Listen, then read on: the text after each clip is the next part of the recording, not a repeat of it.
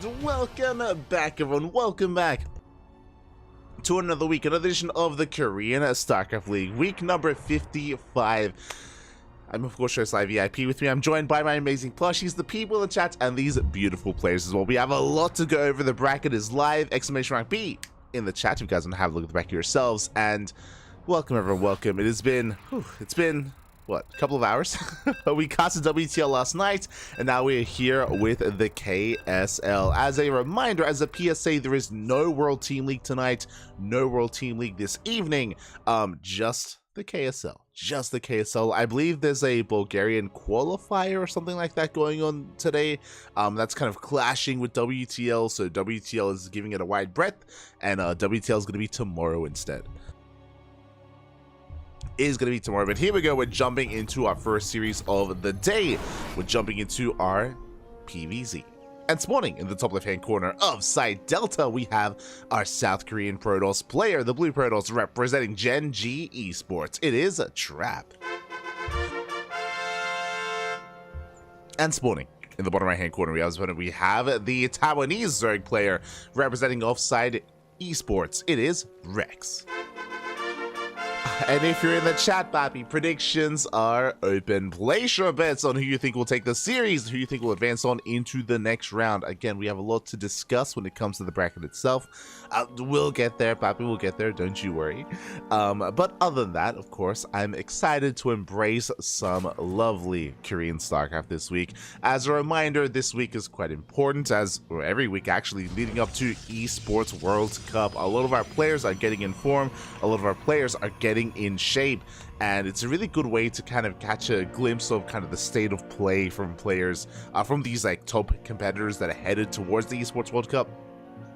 Not really applicable to both Trap and Rex, but will be applicable to some of the other matches that are currently on the horizon here, regarding especially some traveling players and some newcomers to the Korean scene.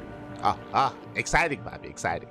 Until then, a big shout out to a couple of people in the chat. A shout out to Ortinko for subscribing to Twitch Prime for 4 months. Bobby, thank you so much for resubscribing. Hope you enjoy the content, hope you enjoy the casting. Likewise, a shout out to a new subscriber, son of Hisashi. Gracias, Bobby. I'm assuming a Hero of My Hero Academia reference. I'm assuming, I'm not too sure. But thank you so much for subscribing for the first time with the tier 1 sub. Thank you. Gracias, gracias. And welcome to the KSL, the Korean StarCraft League. Again, this is I think I said weekly at the start. It is a bi-weekly tournament. Every 2 weeks we have the Korean StarCraft League. It is not region locked, but it is slotted in at a time slot that is more favored to the Korean region and the Korean scene. As a result, we do have plenty of Korean and otherwise, out of region players competing in this, and again, we can go over that once we wrap up with our first matchup, our first best of 3. For now, Stargate open out of Trap, everything looking pretty normal, pretty standard here from our Protoss player. But if you've been watching recently, if you've been watching the channel, you would know that Trap has been on fire, especially in this matchup. It was this week even where Trap was able to bring down Dark, Trap was able to bring down Rogue as well. Trap is looking insane in the PVZ matchup, and I worry for any Zerg player looking to face off against him.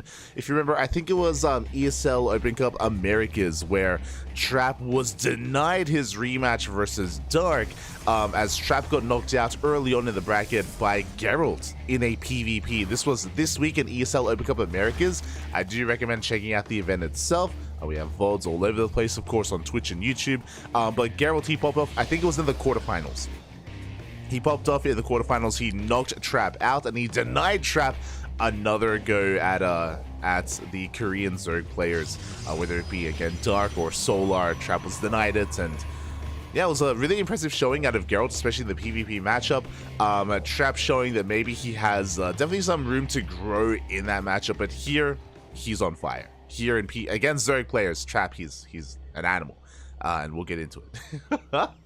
As for now, we have our first Oracle zooming across the map, headed towards the natural. We have a second Oracle on the way. Lings, they rock up to try and delay the third base, but Adepts are in position. Lings, they're going to be shut down, and Oracles, they go for the workers. They catch 2 workers transferring in between the natural and the third base. So far, a nice catch here by Trap. Queen's getting in position, and we're ready for this in the main. 2 queens in the main base, 3 queens at the natural, the unnatural, natural even, and the Oracle's going to be forced back. But 2 worker kills is a good start. Remember, we have another Oracle on the way, and now we can, of course, one-shot drones.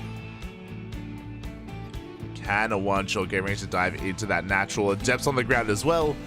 Queen's trying to keep up. For now, just going for creep. And Adepts a shade towards the main base. Oracle's going to be zoned back. Adepts do cancel the shade. Remember, if the shade commits, if we lose the Adepts, then the third base is vulnerable. So we want to try to maintain control of the map here. And we have our follow-up. Thankfully, this time a standard follow-up. It's going to be a Forge and a Twilight Council. Trap has been very fond of Glaive Adepts. Classic has been very successful with Glaive Adepts. He's undefeated so far with Glaives, defeating Dark, Solar, Rogue, Solar again. Like, Classic's been an animal likewise in this matchup. Very fond of Glaives over the past 2 weeks.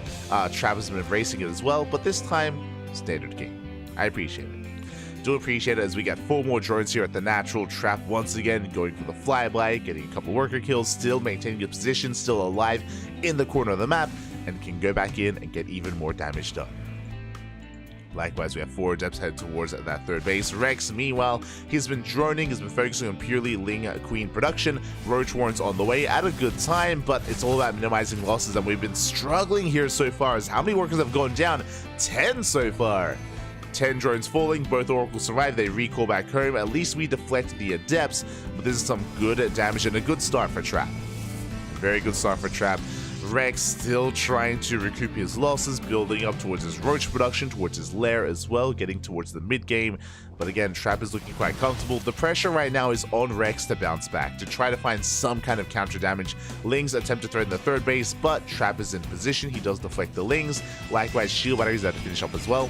Third base is looking quite secure. So far, so good. Meanwhile, we have a 4-gate explosion. Ooh, we're getting up to 8 gateways. No gases. No gases add to the third base, so we're getting up to an 8-gate setup, 8 gates on 3 bases with +1 and a blink. This looks like the beginnings of a very committed 3-base push. A borderline 3-base all-in.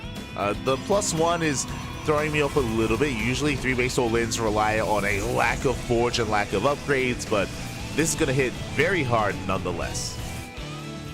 And here comes the move out by Trap, and to defend against this Rex, he has drawn up to 3-base saturation. He hasn't over-droned, thankfully. Lings are on the way, Roaches, Ravagers as well. Rex, he will have the tools to defend, but it's all about the execution, all about how he does engage, and he does catch some of the reinforcements. Up! Casito, not quite, as the warp-in does complete. We don't deny the warp-in. Roaches, Ravagers on the way. We do lay siege with the 4th. And 4th base taking a lot of damage. Lings are coming from behind, but the Roach Ravagers, a little bit too late. Yeah, it is too little too late. Lings are being completely cleaned up. We lock down the main army, and we're going for the kill on the hatchery. And not just that, we're even picking up the Roaches. Yeah, Roaches are going down. Ravagers as well. Rex caught just a couple of seconds too early here, as he just barely was not ready. The hatchery is going to fall, and from here, Trap can just keep on pushing. Behind this, extra gases. Extra gases have been taken. We're starting immortal production. +2 is now on the way. Trap is building up towards the next step, but this 8-gate timing did do very well, very nicely, and now Rex, he's on the back foot. Rex is in a lot of trouble again. He barely didn't have the Roach Ravager ready in time. He had Lings, but not enough support for those Lings, and as a result, that's a kill on the hatchery. Now, thankfully, Rex hasn't lost many workers. He did preserve his drone count, true, and he's going to have to most likely double expand from here. Most likely try to double expand, recover his losses. Losing that building, losing that hatchery means that we are now falling a little bit behind production-wise, and Trap is looking to snowball out of control. Again, he's backing off, he preserves his Stalkers. Immortals are amassing as we speak, 2 Immortals already. The next wave, the next push is going to hit that much harder. Not just with Stalkers this time, but also with Immortals and with Storm. Oh boy, Storm is on the way. So Trappy's setting a pace, Rex is trying to keep up. Again, we still need that 4th base to get up and running. Now would be the time to saturate the 4th as well, but Rex, he's stuck on 3-base saturation. We're stuck on 65, 66 workers. Still not ideal for Rex. Is threatening a counterattack, and we can maybe get something to make something happen here, but we're leaving the Immortals back at home to defend. Stalkers move out, and our goal here is to contain. Deny the 4th over and over again. That is the win condition for Trap.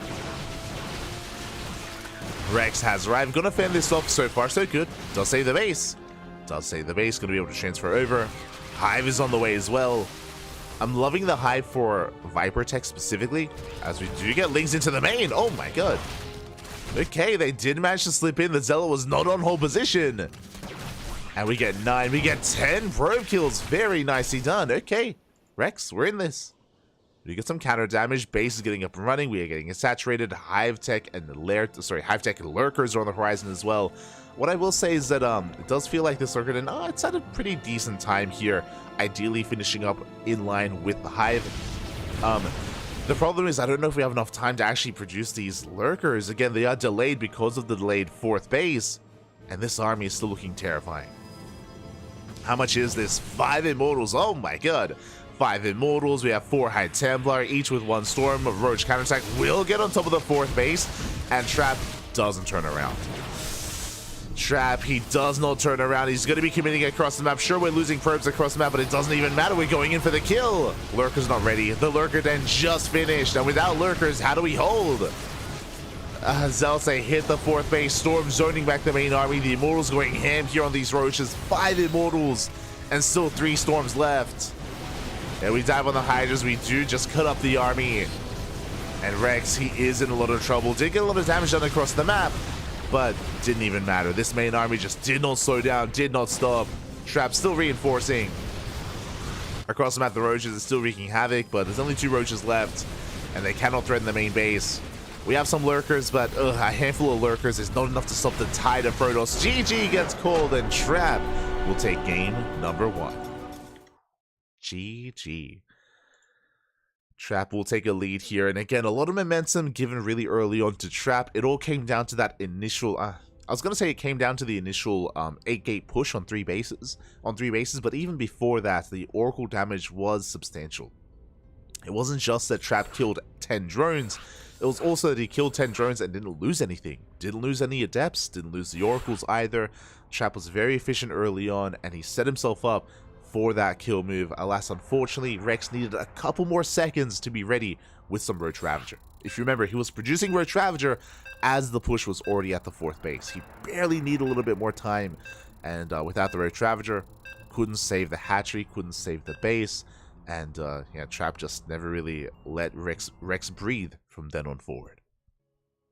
It's a very intense game there from Trap. I'm hoping that Rex can bring it back. Rex, he has shown us in the past, he's shown us in WTL that he can take it to these top tier players, but we have to be on fire, we have to be on point, we have to bring our best to the table here and now. And here we go, spawning in the bottom left hand corner of Alkion, and we out there, never mind. I think it's the wrong map, so we're gonna we'll have to restructure a little bit. It's all good. Un momento. Meanwhile, catching up with the chat, I did notice, thank you so much for the bits in the chat, papi. Oh my god. Ortinco. Gracias, gracias. I'm assuming it's Ortinco and not like Orchinco or Ortinzo. But gracias, gracias. Do appreciate it.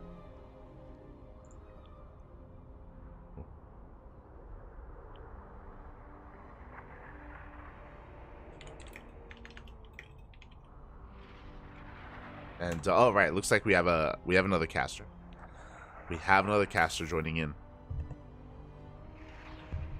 and we are getting ready here for game number 2. Got it right. Okay. Okay. I was concerned.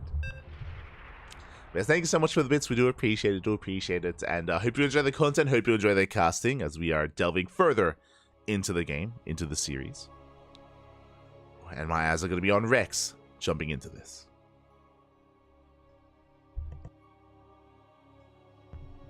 Here we go. Trap's Oracle #1 micro. We did notice over the past 2 weeks, even I think it was ESL Asia, if you remember. We were casting ESL Asia on Monday. I was casting with Yaku, and it was something very, very prevalent there as well, where we were praising specifically his Oracle micro. It was impressive, it was scary, it was disgusting.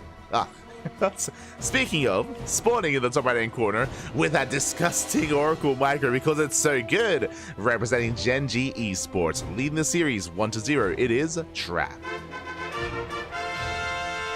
And spawning in the bottom left hand corner, we have the Taiwanese Zerg player, the red Zerg player representing Offside Esports, Up against the wall, he has to fight back here and now to force the ace match. It is Rex.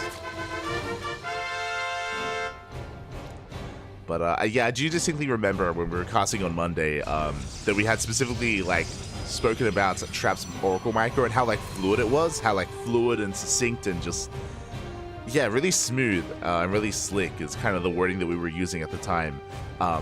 It was impressive. It was very impressive, very terrifying as well. So really cool to see that even though Rex has only been back a couple of months, I mean, it's been like 2 months, right? 2 months, 2.5 months from his military service. Like, Trap is very much so looking in form. His micro is back, his macro is back, and he's getting better and better as the weeks go by. I can say the same for Rogue. Rogue is another player that came back from the military at the same time as Trap. He's also been improving a lot over the past couple of months. But I do think that Trap has found a little bit more success than Rogue, but only a little bit. Like, it's one of those things where it's like, oh, you know, Trap is going, for these like semifinals or finals runs, and like Rogue is only making it to the quarterfinals or semis. But like, they're both still bringing down big names. They're both still like contesting against some of these bigger players. Rogue, of course, recently defeating Oliveira. Rogue did defeat Oliveira also this week as well. Trap, of course, with killer PVZ. They've both been finding success in their own ways. Did Trap just spray on Rex? Is that what just happened? Or did Rex just spray on Trap? Who sprayed who? Oh my god. As we are going to be settling in, there's going to be a Stargate opener here by Trap. Is going to be that Stargate opener, and back at home, Rex is going for his natural, his hatch gas pull into his third base. Standard openers here all around. Nothing too crazy, nothing too fancy yet. My eyes are still going to be on Rex. I mean, I was going to say that my eyes are on him to see, like, when he cuts workers, we might see, like, some committed roach aggression or German taxi or some kind of all-in.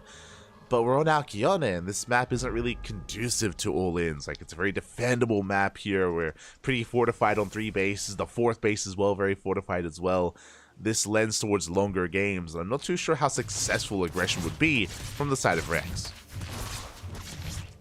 So we may just be in for another more like standard early to mid game. We'll keep an eye on our players. For now, Oracles, Adepts, they move that across the map. Oracles are on the horizon. They are on the way.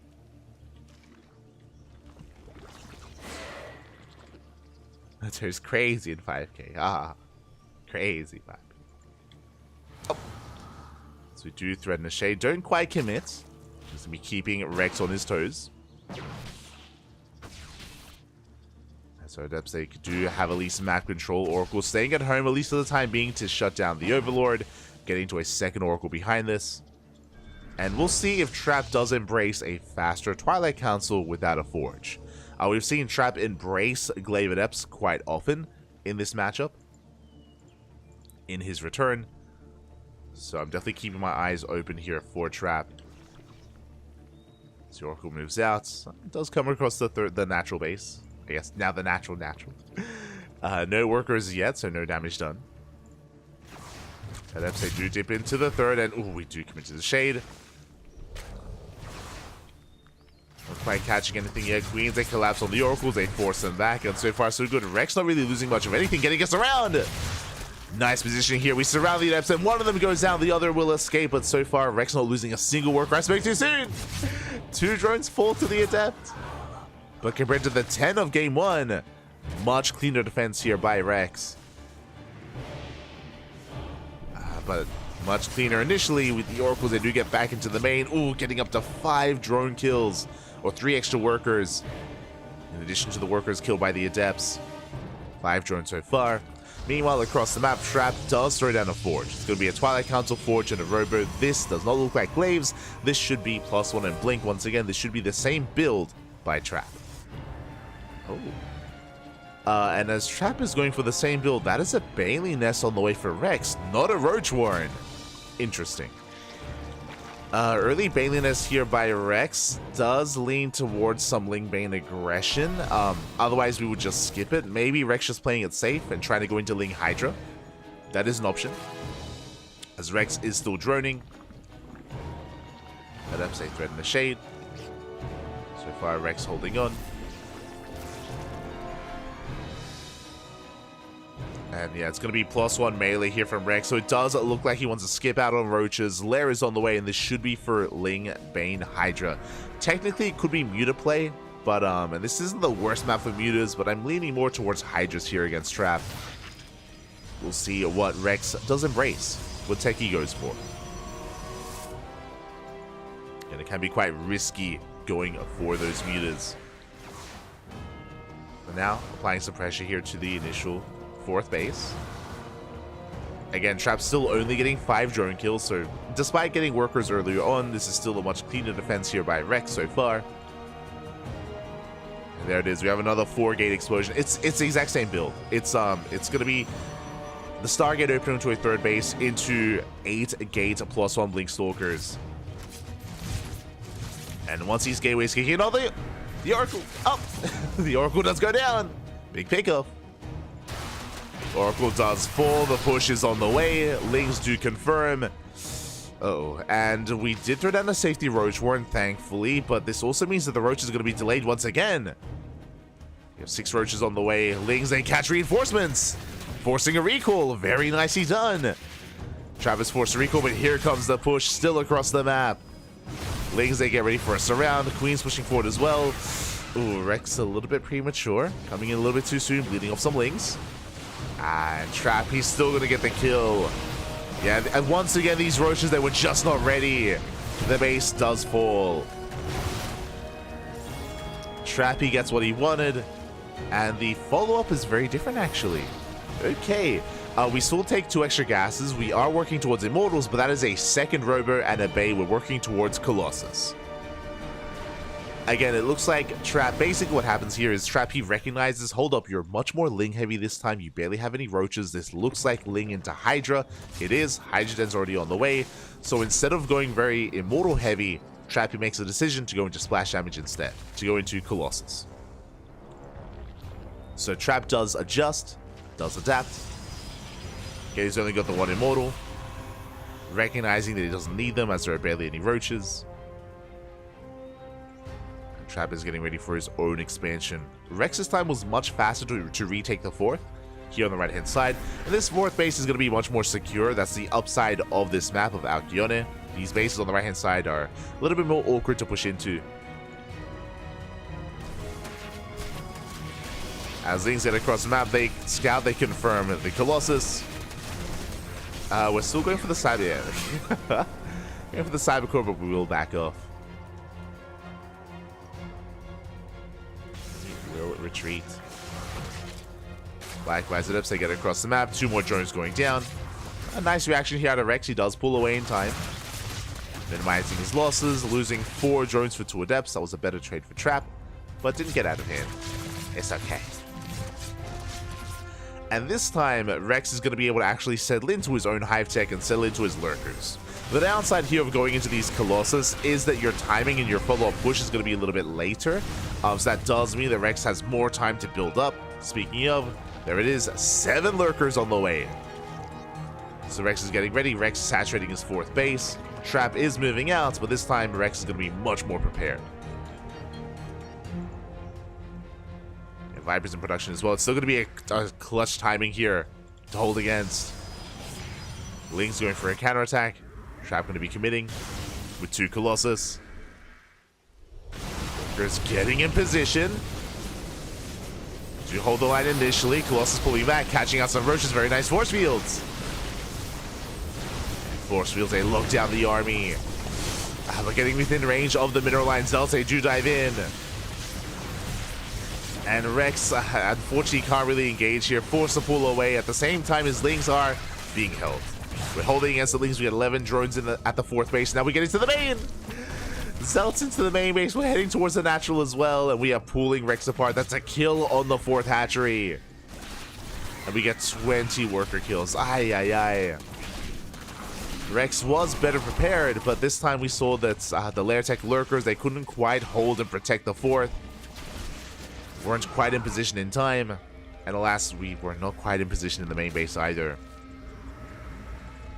So Trap, this time he doesn't push and kill, but he does maim. He does maim Rex, gets the 4th, gets 20 plus workers.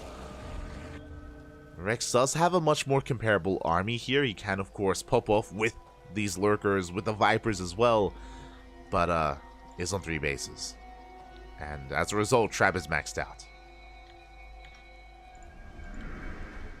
Trap is maxed. Prism's still just stuck here outside the base. I should say poised and rage to dive in. Zealot run by towards the left-hand side, and Trap setting up a tri-pronged attack. And Rex, we're gonna have to pick and choose what do we defend.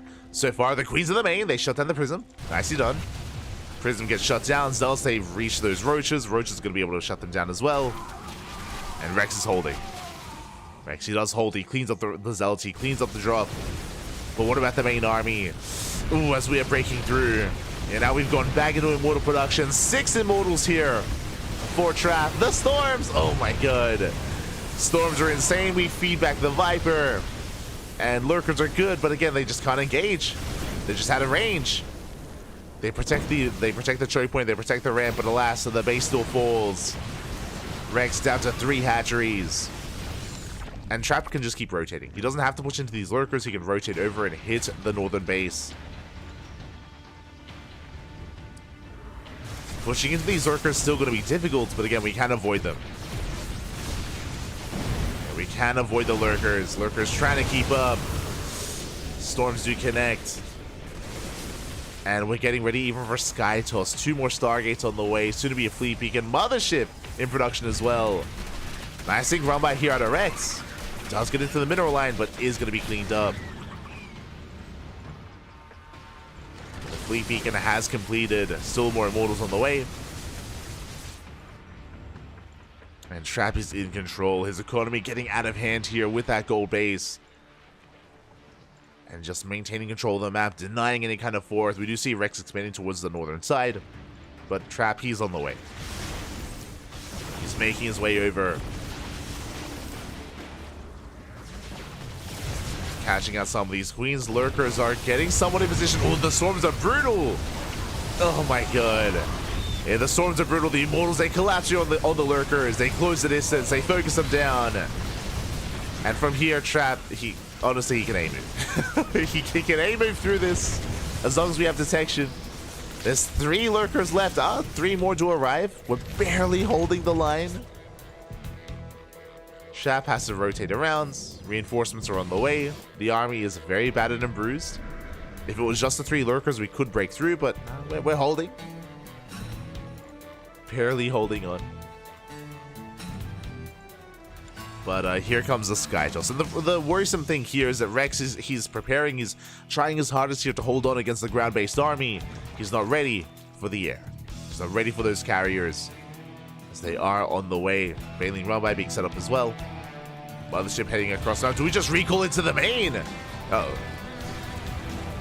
Army's getting in position. Mothership has arrived, and yeah, we're just recalling right into the main base. Lurkers do burrow right underneath. Where are the carriers? Carriers not quite here. A bold recall, but we break through nonetheless. Yeah, the Immortals, they stand strong. They are immortal. They melt the Lurkers. GG gets called, and Trap will take the series 2-0. GG.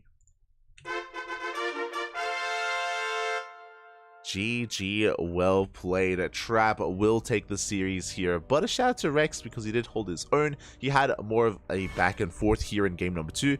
Game 1 was more decisive, true. Game 1 was more decisive and a little bit more one-sided in favor of Trap. Here in game 2, Rex, he was able to get into his Lurkers, get into his Hive Tech. He was able to minimize his worker losses early on, but still was unable to maintain that 4th base. Unable to maintain with that. GG, well played. And we are getting ready for our next series. We're getting ready for the quarterfinals already at this point.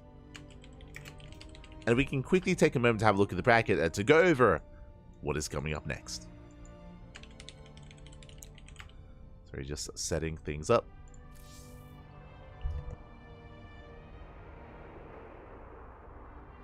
And I'm even spoiling you a little bit already here on screen. Up next is Trap versus Solar. Let's go. So the Zerg opponents, they just get harder and harder. We'll see if Trap can continue his reign of dominance over Zerg.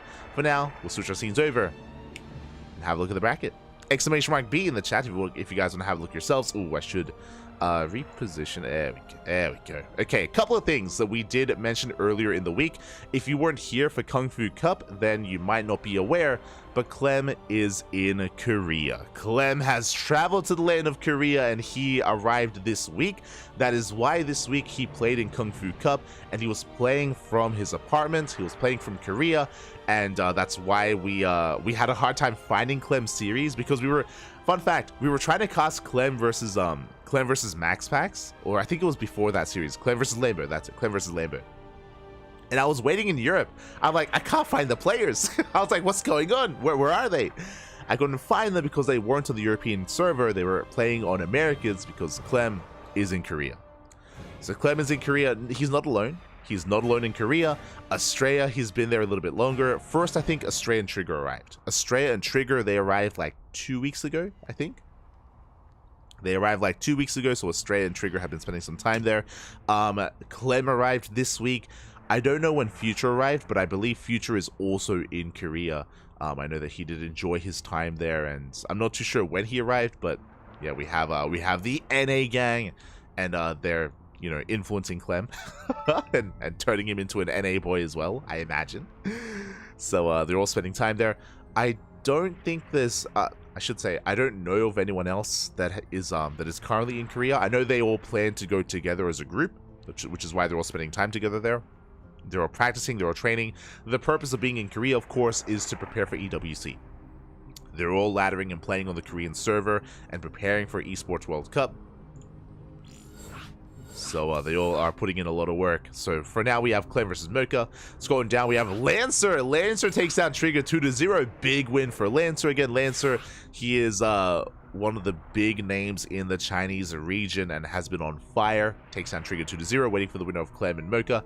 Scrolling down, we have Solar. Solar, of course, facing off against Trap. That is what we are covering. Scrolling down, we have Dark up against Future in the quarterfinals. We have Classic waiting in the quarterfinals for the winner of Estrella and Lemon. Oh boy.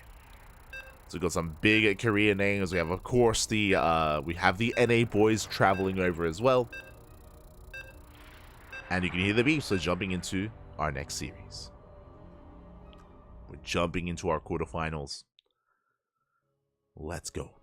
As a reminder as well, when it comes to EWC, the reason why you have not seen Hero as of late is because Hero did announce on his Discord server that he is intentionally not playing in tournaments. Hero, he's not playing in online events. He is keeping his builds secret, keeping them safe. He is practicing very, very hard for Esports World Cup. That is why Hero has been absent for the past couple of weeks in KSL, ESL Asia, Kung Fu Cup, in all these big events. He's been hiding his builds, hiding. But here we go, we have our quarterfinals match, and if you're in the chat, predictions are open. Best of luck, place your bets on how things will unfold. In the bottom left-hand corner of Alkyone, we have our South Korean Zerg player, the Blue Zerg, representing Team Vitality. It is Solar. And spawning in the top right-hand corner, we have his opponent, we have the South Korean Protoss player, the Red Protoss representing Gen G Esports. It is Trap.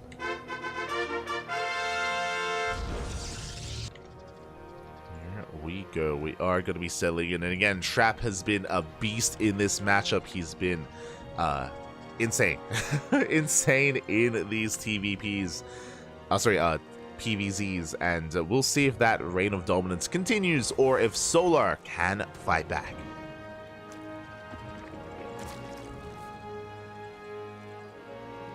We shall see. Again, the current victims this week from Trap include Shin and Dark. He was able to 2-0 Dark. He was able to 2-0 Shin. Trap took down many a Korean Zerg player, but Trap and Solar, they miss each other. They did miss each other this week, and now they're finally facing off in KSL. So we'll see if Solar can do what Dark and Shin could not. We shall see. As for now, we are going to be poking in across the map, keeping tabs here on Solar, forcing the unnatural natural. Meanwhile, Trap going for a standard opener himself. is opening up in a standard fashion.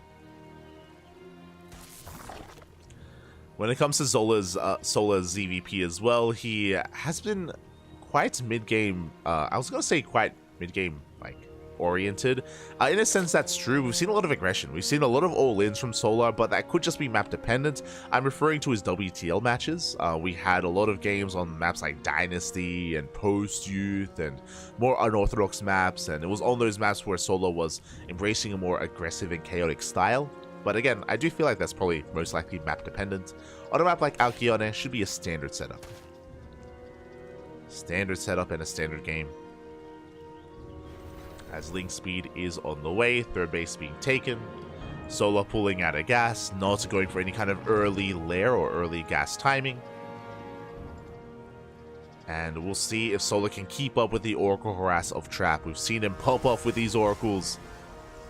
We've seen him pop off, we've seen him get an insane amount of damage.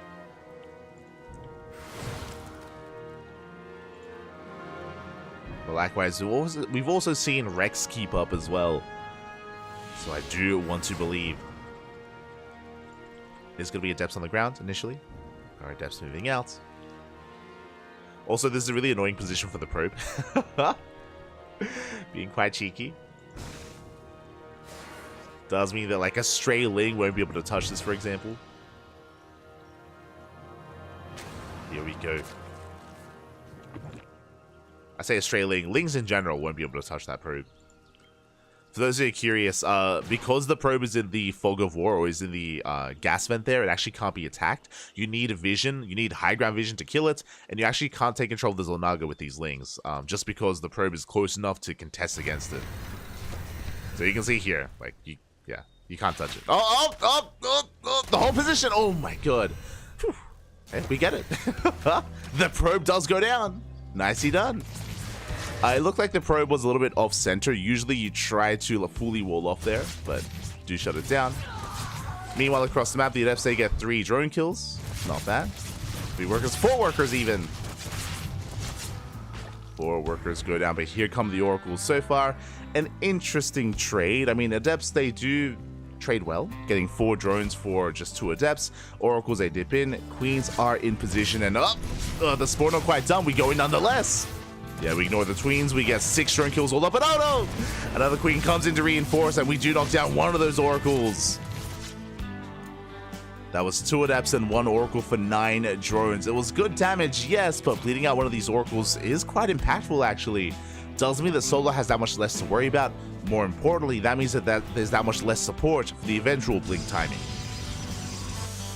So bleeding out an Oracle early on is a little bit brutal. Thankfully, we have a 3rd Oracle on the way, but again, we're still down an Oracle. Adept's going to be threatening a Shade. There's that 4 gateway explosion. It's the same build. It is, oh, actually, never mind. It's a similar setup.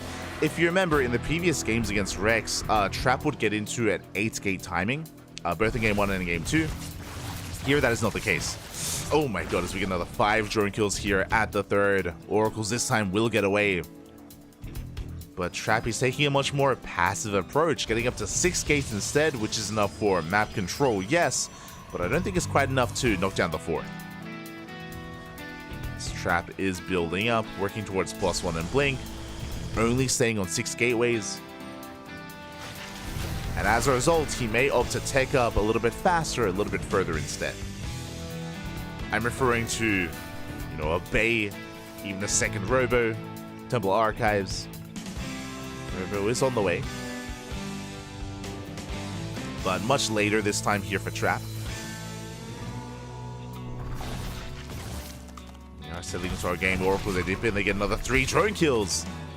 Oh, that's going to be 17 workers in total. This is very quickly racking up. 17 drone kills so far. And again, Trap may not be as aggressive and as assertive here in the follow-up, but he does have a nice lead.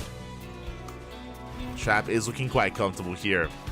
Me, Spire? Okay. And I just assumed it was going to be a Hydrogen, but no, we have a Spire thrown down for Solar. Okay, Papi, let's go. Bold move. Trap is going to be moving out. He's going to be applying some pressure. With this move out, this time there's no Prism. There's no way to reinforce. What you see is what you get. We do focus on one of the oracles, but the goal here is to shut down the fourth base. We'll see if we can. Oh, the force fields! Yeah, we force field the ramp. Lings are denied, and we will deny the fourth. That is going to be a cancel. Ooh. Yeah, the base is canceled. We recall the hell out of here. We do get back home. And again, a big reason why this was so successful, we were cutting roaches. Why are we cutting roaches? For the Spire, right? For the mutas. We were trying to preserve our resources for those mutas. Alas, we were caught with our pants down, and Solar's fourth was denied. So a big win for Trap. But what I will say, oh, we scattered. Never mind. I was gonna say, what I will say, we haven't seen the Spire. We have. Now the question becomes, did we click on the Spire? Because I don't think we have. No side defense here in the main, no side defense in the natural. We do have a shield battery here at the third, but that's more of a precaution more than anything. So these mutas have potential. Now Trap is applying pressure. He's moving out. Yeah, and 100% we haven't seen the Spire because otherwise we'd have Phoenixes on the way. Phoenixes, cannons would be more assertive or take a more defensive stance. So despite his unit seeing the Spire, he's not fully aware of what he saw. So these mutas can pop off. We have Lings on the right, we have Ling Roach on the left. Mutas, where exactly are they? Hugging the edge of the map, moving out. Oracle is forced back. And Trap's attention is being kept back at home. We're going for the cancel. Up! That's a kill! That's a kill, not a cancel. 400 minerals down the drain. At the same time, mutas, they hit the natural base. Now we throw down cannons. Now we throw down shield batteries, but it's too little too late. Probes are going down. Even going toe-to-toe with the Stalkers. A bold move here by Solar, but he will get 9 probe kills, and even more than that. Oh my god, we stick around! 16! An entire mineral line falls. That was 16 workers, but how many for 3 mutas? That was worth it. Well worth it for Solar. Only losing 3 mutas. And the mutas, they back off, they rotate around, they can go back in. Trap's still exposed here on these bases, being very greedy here in his response. Now we have Phoenixes on the way. Again, now we realize that it is mutas. And there's the shield batteries, there's the cannons in production. But Solar suddenly has map control. Catching the Oracle, nicely done. Ooh, bleeding out 1 muta, but he does avoid those revelations. Meanwhile, fourth base still not up and running. Remember, it was killed earlier. And Solar, he wants that base. He wants that Nexus. Storm is not done. No Archons either. We collapse on the High Templar.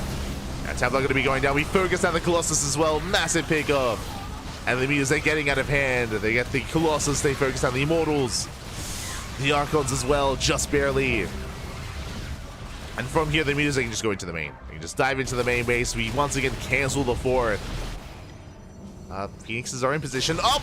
Trying to catch the Phoenixes. We get 1. We get 1. We get 2. We get 3 as well. All 3 Phoenixes go down. We depower the Stargate. The Ling Roach, the ground army does back off, but the mutas are not done. Not enough to defend. And Solar, he's getting out of hand. He's getting out of control. It's always risky going into mutas. Again, if we had realized what we had scouted, if we had realized what was going on, then Trap would have shut this down. But early on, it was 16 probe kills. Solar, the mutas, they paid for themselves already. And then they've gotten out of hand. They've gotten out of control. Trap racing back. He tried to push in. Alas, he was deflected.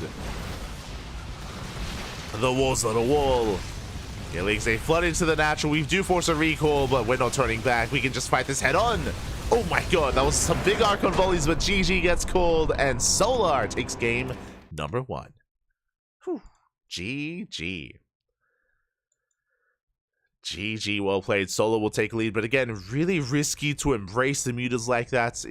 Honestly, if mutas get scattered, the Spire gets scattered, they have a really hard time getting damage done. They have a really hard time paying for themselves. Alas, Trap was caught with what? With his pants down, Papi. They were down. And Solar takes a lead. GG.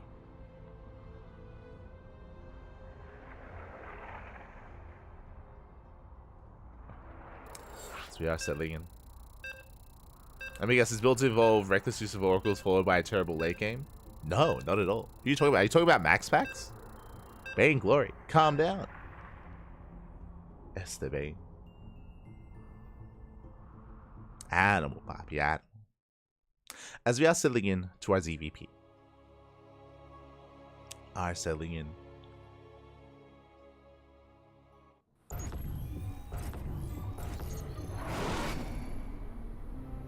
As we're getting into game 2 and spawning in the top right hand corner of Ghost River, we have our South Korean Zerg player, our Red Zerg representing Team Vitality. It is Solar. And in the top left hand corner, we have his opponent down in the series, looking to bounce back. We have the South Korean Protoss player, the Blue Protoss representing Gen G Esports. It is Trap. Here we go. As I'm curious how this is going to play out. Okay, so we're loading into Ghost River. It is going to be a really much more aggressive game, typically on a much smaller map like this. I spoke earlier about Solar. Oh, speaking of aggression. Hello, Solar. Where are we going? I was going to say that when we load into these more unorthodox maps, like Dynasty, like Post-Youth, like Ghost River, that's where Solar clowns it up. That's where Solar, he turns up the aggression. He does decide to do his best dark impression, and the drone has arrived. The hatch block is here. So we go for the hatch block. The goal here is to delay mining, is to force the boys off the mineral line, to force a reaction. Second gateway's on the way. Cybercore is delayed. Tech is delayed. Nexus is delayed. All thanks to the hatchery. So Solar going to be disrupting his opponent. It does expand on location as well. Much safer location here for that hatchery. And he's forcing Trap to dance to his music instead. So again, I feel like for a long time, Solar was known for being a little bit more vanilla in a way. Like Solar was known for being very macro, very tried and true and proper. That has been changing over the past, I would say, month. Over the past like month of play, maybe more than a month. Maybe a couple of months at this point. Where Solar has been hyper aggressive and just hyper cheesy if given the opportunity. Again, it does feel very map dependent. At least from the outside looking in. As we go for the hatch block into the Evo chamber as well, delaying the expansion even further. Let's go. As the drone is still up and running, still can go for the gas steal in the main. Oh, can we go for the gas? Is Trap ready for it? He is. Yeah, the probe is in position with that whole position micro. Yeah, the gas geyser is denied. Solar once again just being as annoying as he can be. Lings are on the way. That's going to be quite an amount of Lings here. Adepts, they do shade in. Ooh, so far, quick moves here out of Solar. Morphs in the gas, the Evo chamber, and the Spore as well. The 1-1-1. Let's go. Does preserve his workers, but we still have to defend here against that counterattack. Lings are in position. We do shut down the initial Adepts. We do force them back. Queens are on the way as well. We do get us around. One Adept will fall. The other does get into the mineral line. Up! Oh, one drone goes down. Good pick up. Second drone as well. Pretty good damage. I mean, I say pretty good damage. That was 2 drones for 2 Adepts. Not the best trade for Trap, true. But the reality is that this early on, every worker kill does count. Like, Solar only has 19 drones, so losing 1 or 2 workers is quite impactful. Behind this, we're following it up with additional Adepts, and that, ooh, is Glaives. That's going to be Glaive Adepts here for Trap. We spoke about it. He did use Glaives to defeat Dark earlier this week. Same with Shin. I was keeping an eye out for Glaives throughout today, honestly, when it comes to watching Trap's games, and he hasn't embraced it yet until now. I mean, I'm making an assumption here. We are still 3-3 in gas. This could be a DT opener instead. We'll see. We shall see. Oh, never mind. As Glaives has begun, and we should be seeing additional gateways. It is going to be the setup for, I imagine, 4-gate Glaive Adepts. And Glaives have been quite trendy. They've been quite trendy amongst the Korean players. The Korean player base. For good reason. It's been working quite well. We get 1 more drone in the main. Trading 1 for 1. Gateways are in production. And we'll see how Solar does respond and how he does scout. We do have a safety Roach Warren on the way, so thankfully the Roach Warren will finish up in time to get Roaches in play, but it's still going to be a tight hold for Solar. Oh boy. Still going to be a tight hold.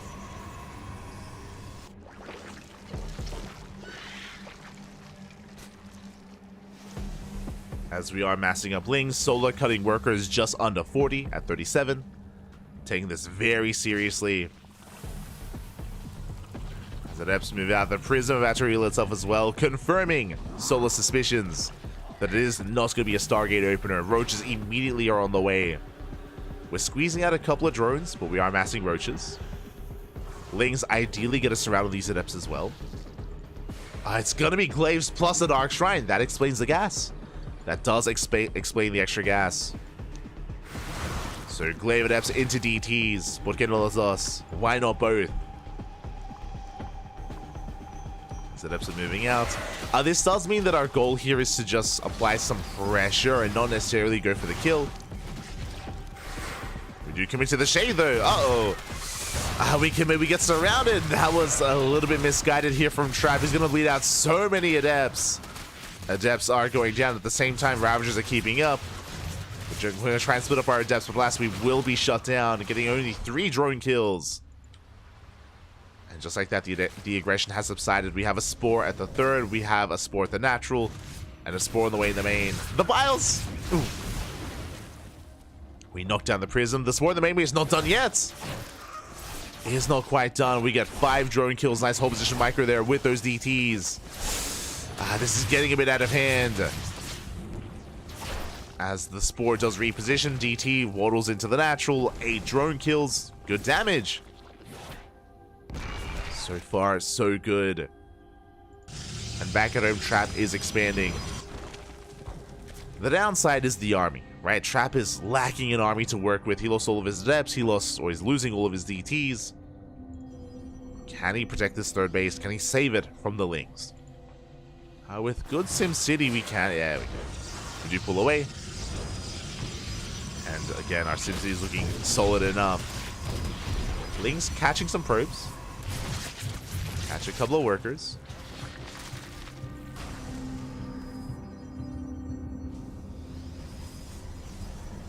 Likewise, Solar going to be forced back, and the game will continue. The game will progress. Solar, he's droning. Trap is getting his 3rd. And the aggression will subside. Aggression will subside here.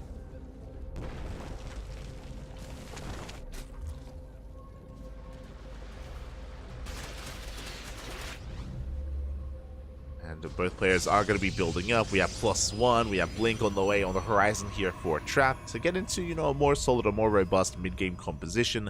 Likewise, Solar is droning and getting into his own Ling Roach Ravager. Yet to throw down any further tech. We don't really have the economy yet to work towards Hydras and work towards a Hive. But we're getting there. We are getting there. So after a very intense start of the game, we're calming things down. Now what I'm concerned about here, which Solar has to confirm, is whether or not Trap goes for a 2-base all-in. Trap has yet to embrace extra gases.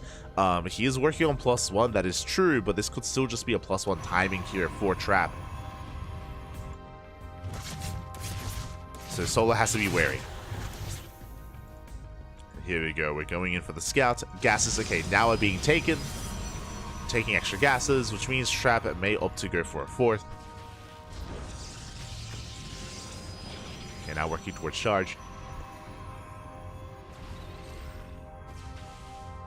So it seems like we're working towards a longer game. At the same time, we do have Trap threatening the natural. We have our Adepts. Keeping tabs with Solar. Likewise, Solar confirms lack of additional tech. Temple Archives now being thrown down alongside the 4th base. Again, we saw the gases, so that was the first sign of the 4th. So Trap is settling in. And Solar going into Swarm Host. Okay, really good read. I was going to say that Swarm Host does well, not against Blink Stalkers, but against Charger Archon. And that's what we're working on. We are working on that composition. Solar able to read this well with the lower gateway count, I imagine. And Swarm Jose's strength does rely on your opponent having a little bit less maneuverability. And likewise on this map, yo, this is a beautiful position here to just lay siege upon the natural. Well, the prism does get shut down. Yeah, the prism does fall, but I believe we did, yeah, we have confirmed the Swarm host. Trap is aware, Trap is getting ready, rotating over. Cannon shield batteries on the way. Lings will hit the south, Swarm host will hit the north, and yeah, Trap, he knows he's getting in position. Getting in position at the natural. Locust Wave is coming in and is going to be completely shut down. At the same time, DT's getting 13 drones across the map. Yeah, the waves does nothing. Lings, they hit the fourth, but yeah, we already have cannons and shield batteries. Lings, they do nothing as well. A very solid response here by Trap. He cripples the economy. He maintains his own. And Solar's looking pretty committed. Look at Solar's drone count. He's maxed out. He's maxed out on, what, 3-base saturation? Very aggressive here by Solar. And his Swarm hosts have yet to pay for themselves. Storm is done. Storm's going to be thrown down, and Roach Raptor trying to dive in. But the Lings are cleaned up. Another Locust Wave making its way over. Oh, it's on A-move! Yeah, it does engage with the main army. It takes down a Stalker, takes down 2. Meanwhile, Roach Raptor is gaining ground. Oh, but the Immortals are in position and we won't be able to break through.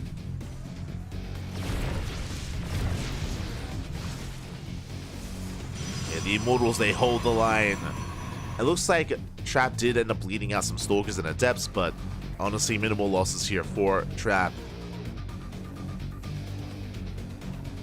Solar's getting ready for another wave, and Solar still has barely droned up, but is taking into a Lurker Den.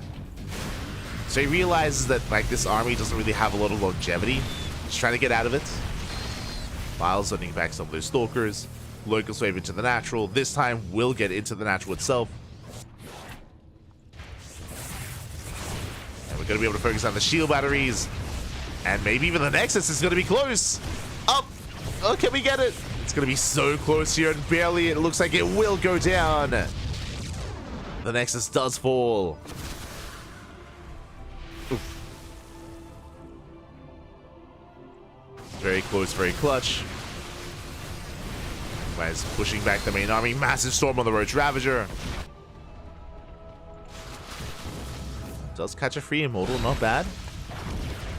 Not a bad pickup here from Solar.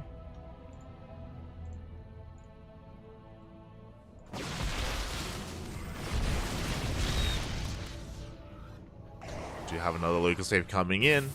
I mean, again, got the Nexus and can force another cancel. Just contain Trap here to 3 bases. That's going to be the plan. Oh, Massive Storm, though. Massive Storm does connect, but it doesn't matter. We force the cancel. Trap denied the expansion time and time again.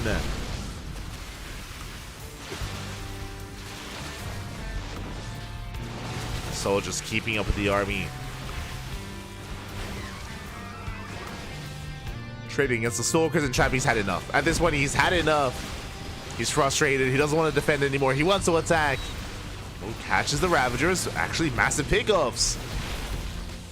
Roach's Ravagers are going down. Back at him. Do we have any Lurkers? The answer is no.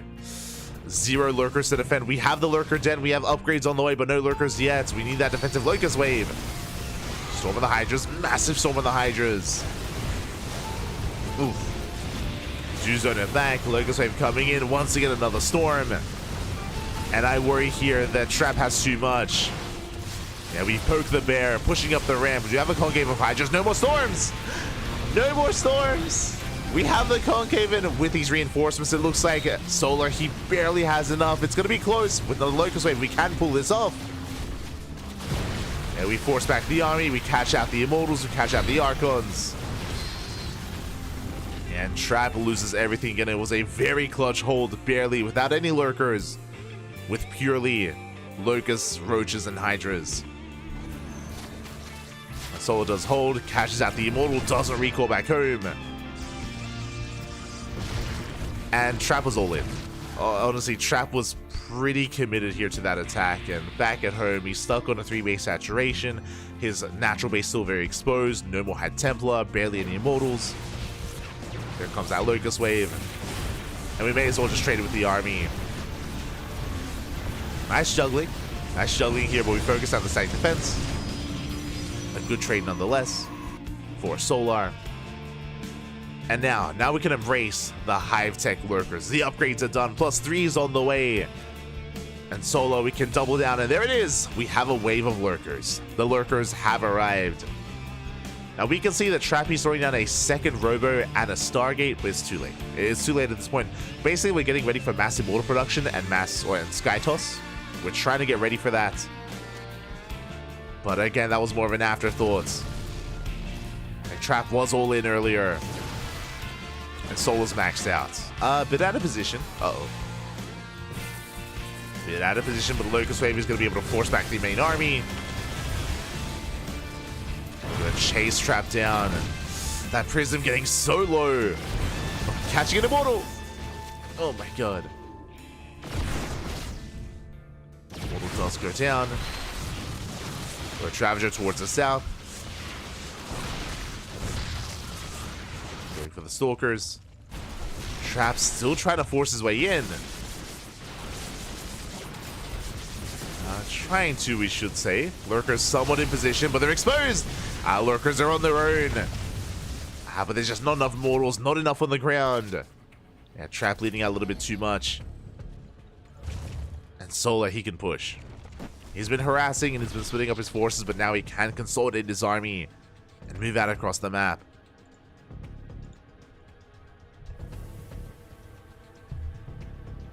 Again, a much more chaotic series and a much more chaotic game, but here Solar is thriving. How many Lurkers do we have? 14! 14 Lurkers. We're pushing in. And we have the Locust, the Swarm Host coming in behind this as well. Yeah, within range of the Nexus. Nexus is going to go down. The Swarm Host, they collapse on the main army, forcing out Storms. Yeah, the Storms are baited out. And that's a kill on the third. 14 probe kills as well, and Trap is going for a base trade. It's his only chance. His only way to win this, if at all, is the base trade. And Solo turns around. Does turn around. Trap already in the natural. You can see how short a rush distance this map is. It's crazy. It takes seconds to get into the natural. But Solo, he has made it back home in time. And he doesn't have to engage, just has to defend. Just has to deflect the army. Trap trying to take another base. He's now on a 2-base economy. Barely a 2-base economy. Locust Wave is coming in. He wants the High Templar. Oh no! The High Templar! We get one! Oh my god, we're gonna get two. Barely gonna get a second one as well. And second High Templar goes down. Massive pickoffs here for Solar. This Trap did leave the army a little bit too idle there. Solar moving out. Trap once again threatening a counterattack. Solar has to respond, and Trap is getting another base up and running. Trap is aware. And yeah, sending out some Roach Ravager. High Templar getting very low. And we clean up the High Templar. Only Immortals remaining. We get a full surround. GG gets called. And Solar will take the series 2-0, taking down a Trap. GG. Oh my god. GG, well played. Very impressive here by Solar. It was a very aggressive, very chaotic series. Remember, game 1, Solar took a risk and rushed into mass Muta, did go unscouted, did go undetected, and Trap was unaware, was caught with his pants down. Here in game 2, we saw that Solar started off with something more chaotic with a hatch block, did lead Trap into Glaive Adepts and DTs, so it was a much more aggressive follow-up out of Trap, which did not pay off. Wasn't able to get the damage that he was hoping for, and Solar was able to shut down that aggression. The game did stabilize a little bit from there, and we saw that Solar was able to embrace those Swarm Hosts, able to pick Trap apart, and not really allow him to settle into a more robust economy. Did knock down and deny the fourth over and over again. And with that, GG. GG, well played.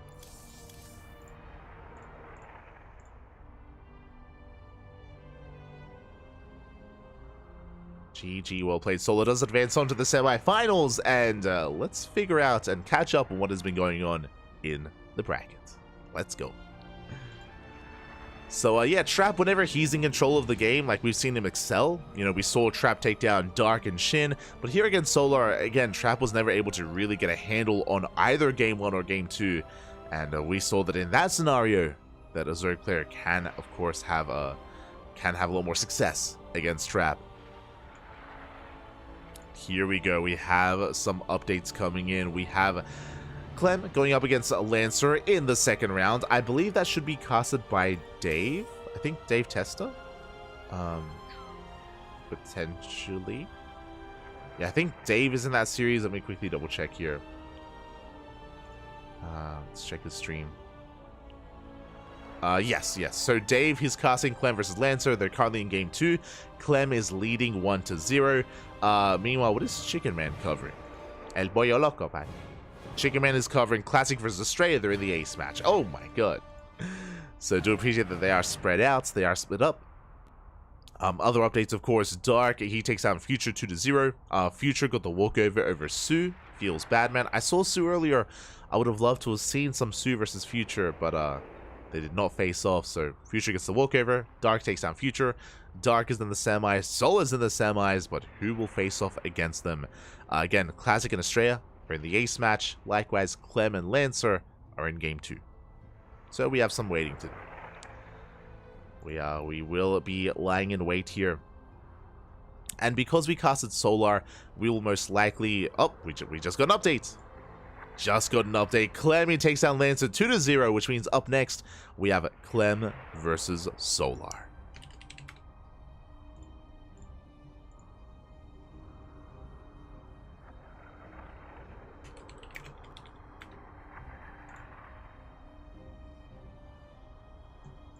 See if we can catch up here.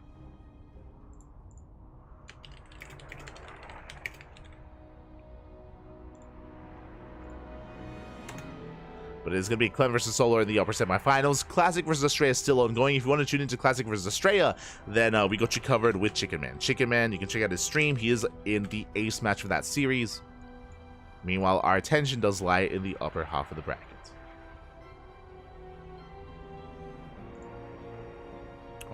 Payouts, of course. So that is going to be the setup that we have.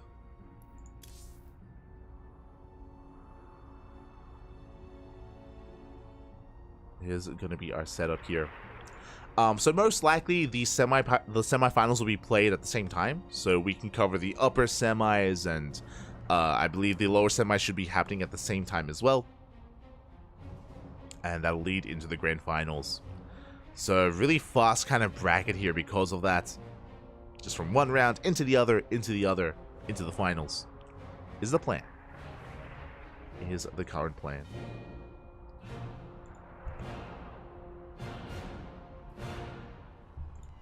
Now, it looks like our players need a moment to set things up. Looks like they do need a moment here, so we're going to be going on a short break. Veto's underway. We're going to be going on a short break. When we return, we will have Clem versus Solar in a Terran versus Zerg matchup. Oh, we'll see you soon.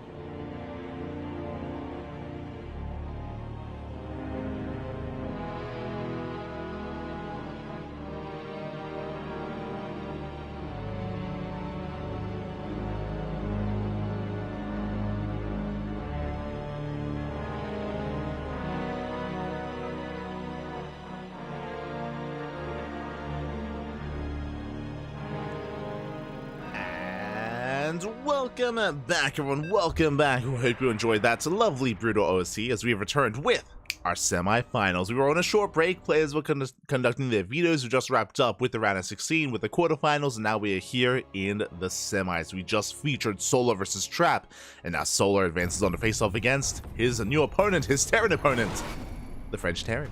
And here we go, spawning in the top left-hand corner of Oceanborn, we have the South Korean Zerg player, the Blue Zerg, representing Team Vitality. It is Solar. And spawning in the bottom right-hand corner, we have the French Terran player, representing Team Liquid. It is Clem. And if you are in the chat, predictions are now open. Place your bets on who you believe will claim the series, then advance on to the grand finals. Will it be Clem or Solar, Terran or Zerg? Who will it be? For those that are unaware, I will reiterate once again. Earlier this week, around a couple of days ago, I think it was on Tuesday, Tuesday-ish, we saw that Clem was on a bit of a trip. He did travel, of course. His reason why Clem did not partake in ESL Americas because Clem was otherwise preoccupied, was making his way across the world to Korea. And Clem is now residing in Korea. He's staying in Korea. The reason for this is the boot camp. He's boot camping in Korea alongside many other players to prepare for the Esports World Cup. Again, everyone knows the best practice is held in Korea. So Clem is there, Estrella is there, alongside Trigger and alongside Future. They're all in Korea. They're all just hammering down. They're all boot camping, preparing for what's to come. So because of that, we get to actually feature Clem in Korean events, like the KSL. We can feature him in KSL. We can feature him in ESL Open Cup Asia, alongside Kung Fu Cup and many other events. So it is really cool to see.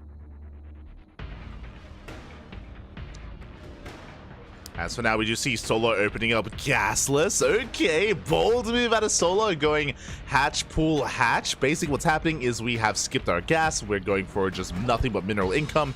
This will delay our second queen, as the first queen is already on the way. Second queen now going to be produced. We're going to be skipping our lings as well, and just focusing on nothing but, of course, mineral income.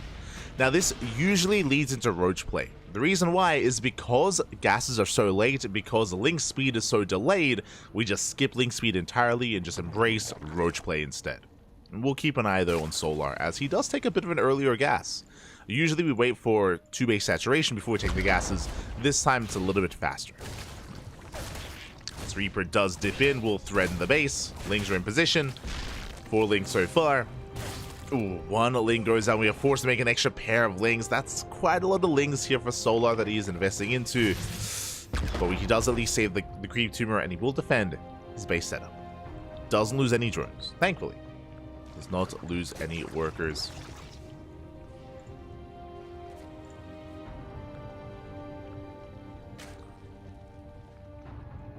We are going to be settling in. Back at home, ooh, a much more aggressive follow-up here. Clem going to be opening up 1-1-1. Okay. I'm not often used to seeing this from the side of Clem, but basically what's happening here, I mean, it makes sense because he scouted the opener. He saw the gasless build. The chances of there being roaches is quite high, so faster Stargate, delayed third base for, I imagine, faster Banshees. I do imagine. As the Reaper does dip in, poking, prodding, being forced back. Ooh, Liberator opener, actually. Okay, you have my attention. Going for the Liberator, not going for the Tech Lab. Hellions rotating around, headed towards the natural base. Remember, there are slow links to defend. The drones, oh my god, they're almost lining up. Almost. 4 drones, not bad. We get 4 worker kills. Ooh, we shut down the lings as well. The barbecue is real. We don't do a game-ending amount of damage, but 5 drones is good nonetheless. Like a strong start here for Clem. Catching 5 workers, moving out once again with another Hellion, or the pair of Hellions. Canceling that larva. And now we're getting into our CC again. This is a delayed third base in favor of Liberators, in favor of faster stim. Liberator is moving out. Again, just a much more aggressive setup here by Clem. Meanwhile, we can see link speed. Link speed has been researched. We are not embracing roaches. It's going to be link speed into, I imagine, Ling Bane. Clem is trying to keep up, trying to keep that pressure on. Once again, sieging up here at the natural. Zoning back the army, zoning back the mineral line. Aliens at the same time threatening a dive. Oh! Doesn't quite commit. But does threaten.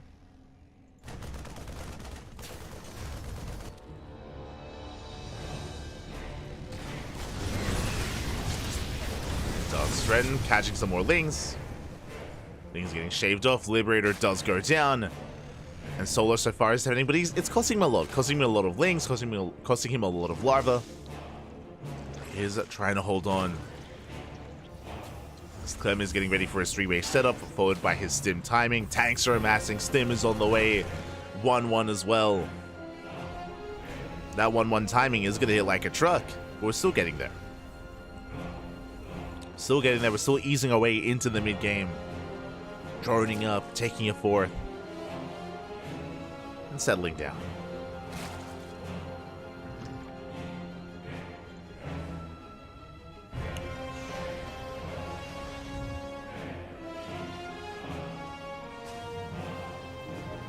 Are going to be settling down. Likewise, ooh, that is a bit of an earlier armory. Interesting. With this armory, that means that this move out will have Hellbats. Hellions, they can morph into Hellbats. They can help buffer for the Marines, support the tanks as well. Once again, a much more committed move out here from Clem. And this move out is going to be a little bit early. What this means is that 1-1 won't be ready for the start of the fight, but can finish up in the middle of the fight instead. So very early move out here from Clem. Sub 7 minutes. We'll see if he can break through. Armory's going to finish up in a couple of seconds. Tanks are sieging. And we're getting within range of the fourth. And the tanks do siege up. We have our first stim. Lings, they collapse in. The Hellbats a little bit too late, but they do morph in and they do zone away the Lings. Yeah, Lings, they shut down the Queens as well. GG gets called as Clem catches Solar out, and Clem takes game number 1. GG, a very, very aggressive setup there by Clem. Again, he hits earlier than usual. As a reminder, he's also able to hit earlier because of the 1-1-1, because of the delayed third base. It wasn't all in from Clem, but it was committed, and he did catch Solar out. GG. GG, well played. Clem does take a lead. Whew. Again, it was a very decisive move there, and again, we barely didn't get into our game. Like, we were looking forward to the mid-game. Solar was still droning. Solar was still getting a fourth base. We were still building up, but Clem was able to shut him down just before he could really stabilize in a way. Just before. And with that, we're now one game away from the grand finals. I'm hoping we can get more of a back and forth. I'm hoping that we can really sink our teeth into this series, but we'll see. We're going to be loading into a bit of a larger map. Going to be loading into Site Delta. So an earlier timing like that, I feel like is going to be a little bit less applicable. Likewise, I doubt that Solar is going to open up Gasless. I feel like we should be leading into a much more standard back and forth here. Much more standard game. I hope. So we are going to be settling in. Here we go. Game number 2 on Site Delta.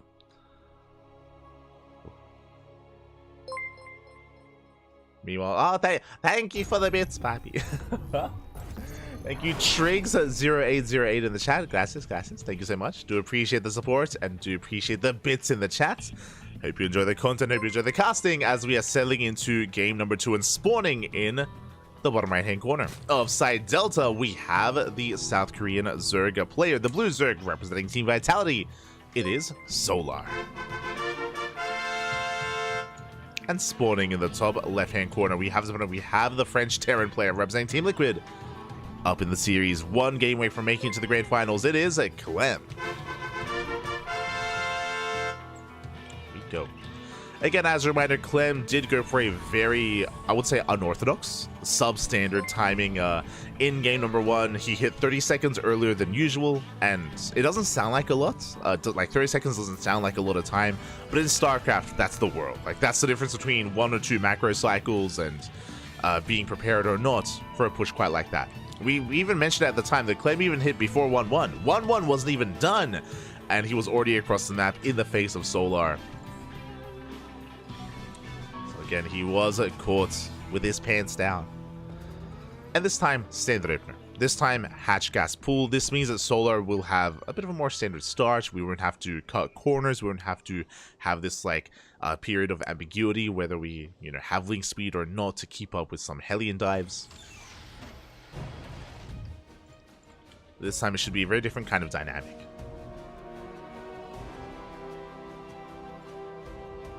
Should be very different here, as Clem is just going for a standard Rax Expand. Likewise, again, hatch gas pool out of Solar. SCV Scout will confirm that this time there is no gasless opener. There is no hyper greed from Solar. And we should be settling into Side Delta. Side Delta is known for some longer games. What I will say though is that Side Delta, you can be spread out quite thin. The longer the game goes on, when you go up to 4, 5 bases, it can be quite difficult to defend your flanks, defend your fringe bases, and things can get very chaotic. It goes both ways. So it can get very chaotic. As Reaper does get across the map, it does threaten the drone. Oh! One more shot! Ooh, barely doesn't get it. Spore is morphed in, and Solar will defend. A bit of a misclick there by Solar, focusing on those rocks for a second. Doesn't cost him too much. He's still able to hold on.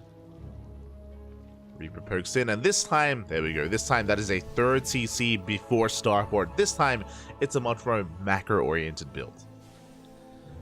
So we're going to be calming things down. As a reminder, Clem went for a very delayed third in game number 1, which also led into the push and led into the timing. Led into the move out. This time we're calming things down, we're settling in. Reaper is testing the waters.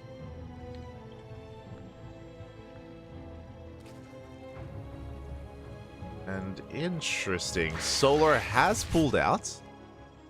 Okay, there we go. I was gonna say Solar, I was waiting for link speed. I was like, we have 150 gas, what's going on? And we're skipping it. We intentionally skip link speed. Roaches are on the way instead. A much safer opener here out of Solar. Honestly, I expected roaches in game 1. That's why I brought it up when I spoke about the gasless opener and how we usually skip link speed with it. This time, we go for a standard opener, but we still skip link speed and we're going into the roaches. Interesting. Now again, Roach Ravager can be a really secure way to get into a game, to shut down early bio tank aggression and to settle into the mid game. It's a very safe way to play. I say that we could commit to an earlier Roach count. There are 5 roaches, 6 roaches on the way. That's a decent amount, not just to deflect. We can try to move out with this. We're still droning up. Like, we're not going all in by any means. And the Hellions, they will confirm. Yeah, they confirm the Roach Warren. Complete. We are aware. Despite that, we dive in. Roaches pop out just in time. And the Hellions, they commit. They're going for the mineral line. They're going for the workers. Can they get any? We get one volley off and oh! We get one drone. One drone goes down. Not quite worth it here for Clem. And he is punished by the roaches. Clem, he is known for his dives. And I mean, he got a lot of damage done in the first game. But here, barely gets anything. Gets one drone. And now Solar, he's just being greedy. He's just droning up behind this. There are still Hellions that can threaten him, but we're able to keep up. We can settle into the mid game. Behind this though, it's going to be 3 CC into Banshee. Cloak is almost done, and Banshees are massing.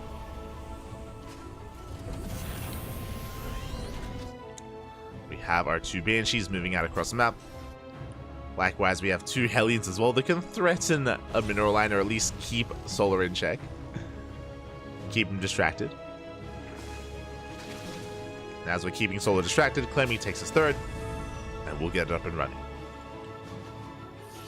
We'll get it up and running here. Banshees, they rotate over. Head towards the natural. Spores in position. Ooh, we do pick off 1 roach. Not bad. 1 roach and a drone. Getting up to 2, almost 3 workers. Overseer is finishing up. Queen in position. We get a 3rd drone. We even do threaten the Queen as well. And honestly, this is all pretty good. I mean, Clem didn't lose anything, right? He didn't lose a single Banshee, so we can always back off and dip back in once again. 4 drone kills so far, getting a 5th drone. Behind this, Hellions, they're just getting eyes on the would-be 4th. Likewise, Solar is investing into +1 melee, so that tells us that it is not going to be purely Roach Ravager. It's going to be Roach Ravager initially, then transitioning into Ling Bane. As Ling Speed does start up as well. So this is the sign here of Ling Bane Roach Ravager. I mean, I'm assuming that Baneling's going to be incorporated as well. As it usually is. And Clem is just building up his own bio army. And there we go, Baneling's on the way. So Clem, he backs up, gonna repair up and top up his army, and he should be getting ready for his first 1-1 push. 1-1 is still a couple of seconds away, but we've built up the tank count, we built up the Marines. We can soon be active on the map with our main army. Meanwhile, Solar rushing into a Hive.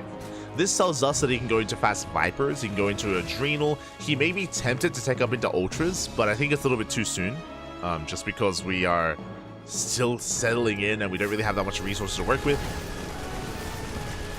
Regardless, Hive is almost halfway done. So I would love to see the addition of Vipers. Vipers, they play a key role in this army composition. The reason for it is we have no anti-air. We have no mutas, no corruptors, no hydras. Like, we have to rely on parasitic bombs and abductions to shut down drop play. So Viper is going to be quite important when it comes to that. Otherwise, we have to rely on purely queens to keep up.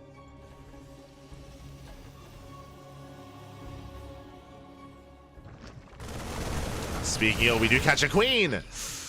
Yeah, full energy queen goes down, and we're going for the other as well. Brutal losses. Yeah, 2 very high energy queens. Both go down. Meanwhile, Clem going for another double drop. Again, the drop play has arisen, and there it is. Viper's on the way. Again, without the Viper, these drops can get very out of hand. As manages, they catch some transferring workers. Ultra Caverns on the way, so we are rushing into Ultras. This is a really greedy move here out of Solar. It's quite expensive to tech up and to invest into Ultra upgrades. And we'll see if he can survive this. But now he's keeping up with the double drop, but here comes the main army. We're pushing out towards the southern hatchery. Towards those southern bases. And we're not in position. The hatchery is going to go down. We're going for the 3rd. And we ignore the 5th for now. And why not both? Why not both here? Banelings are not quite ready. 20 Banelings are on the way, but that's a kill on the hatchery. Ay, ay, ay. Against Solar, just barely not ready for this. Baneling speed not even done yet either. Finishing up in 3 seconds after both bases go down. A brutal timing.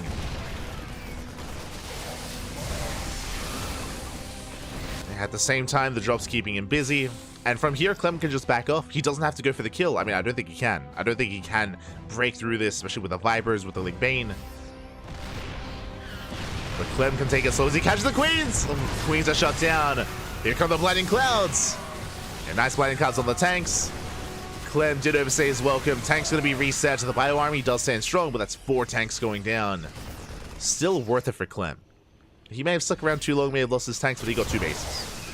He did get 2 bases. And he's still trading nicely. Focusing down the Banelings. Before he does pick up, still active with these drops. Back at home, 4th base. 4th base is up and running. Clem does have the economic lead. He's going for the Vipers. Gets 1. Now 1 Viper goes down.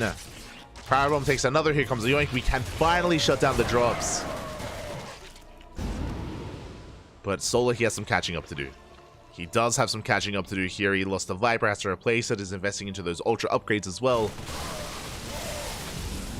Trying to reestablish his economy. Meanwhile, Clem is looking solid back at home. We have the Planetary, 2 more CCs on the way. Sensor Tower's finishing up as well. Did I say 2 CCs? 4 CCs on the way. And Clem is maxed. Clem is maxed out. He's going to be pushing across the map. And Solar is still recovering. Still lacking Larva even as well to max out. He just droned. Solar, he just droned up. Well, to be fair, he does need to, but it's damned if you do, damned if you don't. As the army's already knocking down his front door. Yeah, snipes going off. We catch out the Queen. Ultras have arrived, but we already have the Ghosts. We already have them, Papi. And the first Ultra goes down. Doesn't take many snipes to bring down an Ultra. How many Ultras do we have? 2. 2 Ultras and 1 Viper. The Viper has a lot of work to do. Yeah, we snipe another Ultra. We try to come in from behind. We do catch a tank. 1 tank goes down. Nice Blinding Cloud as well. We did the best we could with what we had, but it's still just too much bio. GG gets called. Clem snowballs out of control and takes the series 2-0. GG. GG, well played. Clem does take it, does advance on into the grand finals. Game 1 was brutal. Game 1 was, again, Solar getting caught off guard, and the game ended before it really began. Here in Game 2, Solar, he was able to get into his mid-game. He was able to get into his own setup, but he was cutting some corners, and we saw that, unfortunately, he did miss the move out. What I'm referring to is when Clem went for the double drop, when he moved out towards the south and went for the 5th and for the 3rd base, if you remember. Unfortunately, the move out was missed, so Solar didn't know he had to morph in Banelings. If you remember, he didn't start morphing in Banelings until the army was revealed, already on his side of the map, and because they weren't ready, Solar couldn't engage. He could not engage, he could not touch the army whatsoever. He had to give up on his 3rd, give up on his 5th base as well, and he was just taking far too many losses. That led, you know, kind of that paved the way for Clem's success. Likewise, potentially, because of the lack, well, a reason as to lack of Banelings and lack of Baneling speed, a lot of gas was being spent elsewhere, a lot of gas was being spent on the Ultras, specifically on the Ultra upgrades of the Ultra cabinet itself, which of course didn't come into play that early on, and yeah, Solar was caught out. He wasn't ready for the push, and GG, well played. Again, just really crisp timings out of Clem, and both in Game 1 and in Game 2, Solar just barely was not ready for those pushes and for those timings, whether it was just scouting them or being too greedy, one or the other. I do think that Game 1 was more of a punish because of the opener of Solar, because of his gasless opener, but Game 2 was brutal. GG, well played. Clem does take it, and with that, Clem is our first player to make it to the grand finals.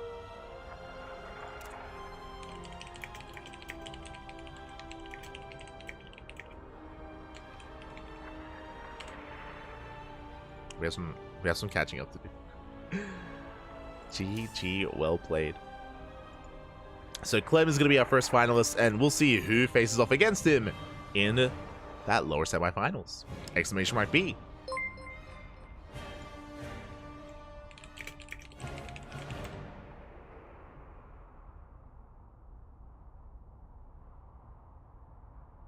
Oh, here we go. The bits. The notifications. But we are going to be checking it out, and it's going to be Dark versus Classic. Now, that has been ongoing this entire time. I believe Chicken Man has been all over that series, and quickly checking, they're in the ace match. Let's go! Chicken Man is covering that. Dark and Classic, they are in Game 3, and Game 3 is on Ghost River. Ooh, interesting. We have Dark embracing Swarm Host, which makes sense on Ghost River. Again, there's that abusable natural. The natural base is very abusable with Swarm Host, as we saw in Trap versus Solar. Very similar dynamic. And then Classic is embracing a heavy Immortal style against Lurker play. Honestly, this can still go either way. Quickly just updating on what's happening. Dark is maxed out, that is true, but he has also some inflated supply because of the Swarm Host. So, yeah, this is still quite back and forth. Best of luck, though. Best of luck to both Dark and Classic. Ooh, there's a lot going on. As they are facing up currently. As they are facing up. And I guess we're going to just wait.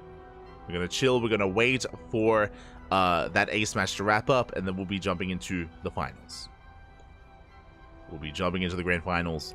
Where it's going to be either a Terran versus Protoss or Terran versus Zerg. For now, I'll do Clem versus TBD.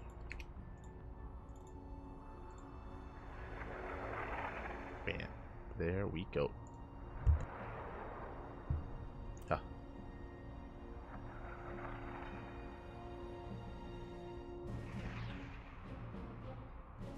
Here we go.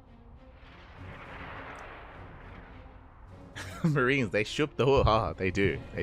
They shoop, man. They swoop. For now, though, yeah, we're gonna be going, I guess, on a short break. If you guys want to check out if you guys want to check in on Classic versus Dark, Chicken Man is the place to be for that series. Also, as a heads up, especially because KSLs are usually a little bit short, they're a little bit shorter, and we don't have a broadcast later on tonight. So there's no WTL. After KSL, we will be having a viewer replay cast.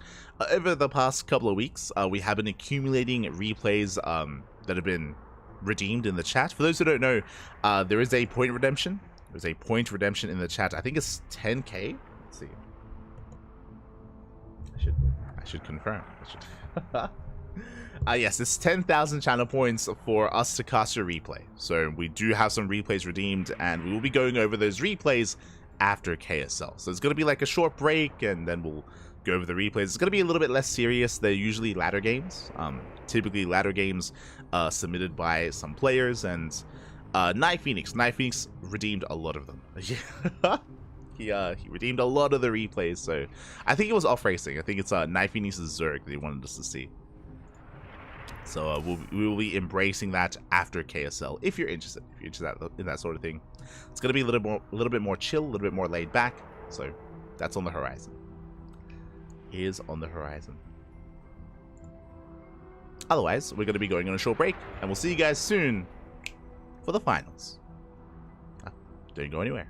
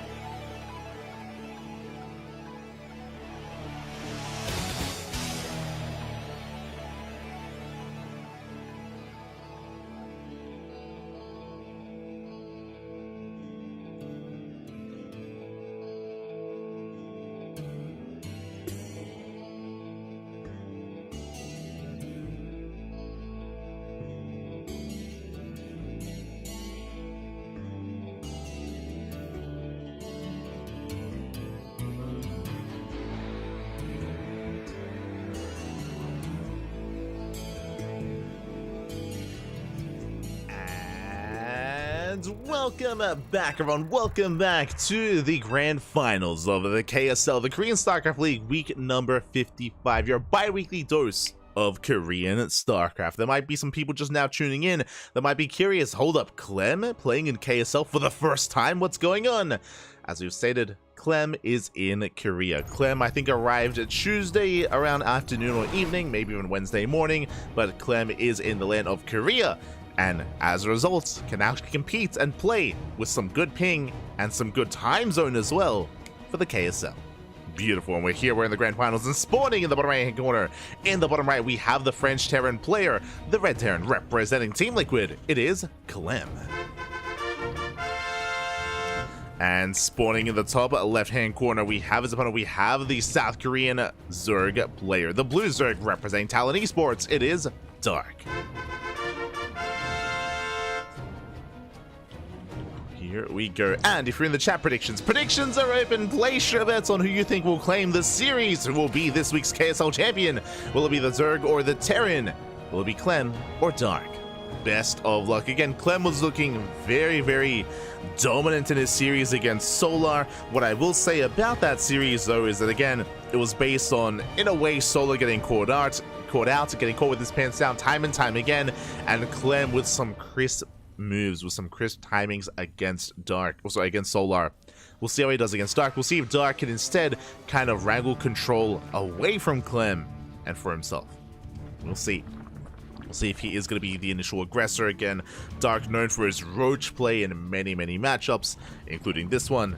So we could try to embrace that. We could try to take a different approach instead. We shall see.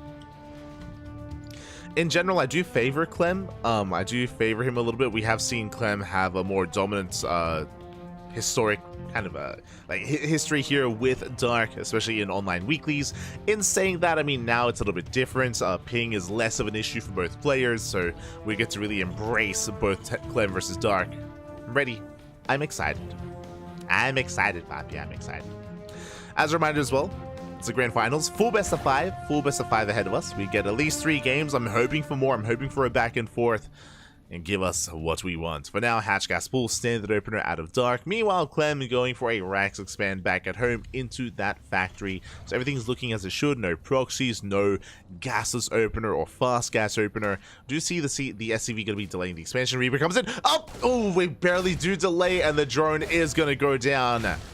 Massive pickoff here. Drone does fall. Third base is denied, and Dark is contained. Dark is contained into 2 bases. Gonna be dancing here with these initial lings. I mean, Clem has already achieved so much with this opener, with this Reaper. And it's gonna be on Dark to recover. It's gonna be on Dark to eventually reclaim control of his own third. His own third base. We can see Dark going for a big lane counterattack to try to force Clem back home, and it works. Clem, he's racing back home with that Reaper, which means Dark can now expand, takes his third base. We're going for the SCVs, and it looks like we will... Oh my god, the KDA charge just in time. We save the SCV up for a little bit longer as Dark, he comes in from behind, shuts it down, but the CC does complete, and the game will continue. The SCV kill was a nice little bonus, but really the purpose of that link counterattack was to force Clem to back the hell off and to allow Dark to expand. Behind this, we have a very aggressive follow-up. It's going to be a 1-1-1. Straight up 1-1-1 here. This is a rare build. We rarely see it nowadays. We more often embrace a faster third CC. So to see this kind of opener is interesting. It's going to be a fast Banshee. We're rushing into Banshee play. This could lead into a armory. Could lead into an armory and into a Hellbat push as well. We'll see how aggressive exactly Clem wants to be with this. Regardless, fast Banshees. Likewise, this would also hard counter and shut down Roach play. If Dark had thrown down an early Roach Warren, if it was working on a Roach Rush and a Roach Push, then Clem would be ready for that as well. We can see that that's not the case. We can see that Dark, he does make some lings to defend, to keep up with the Hellions. Ooh, and has more lings on the way, so really safe play here out of Dark. I mean, Clem is known for his dives. We saw that a lot against Solar. We've seen that in the past historically as well.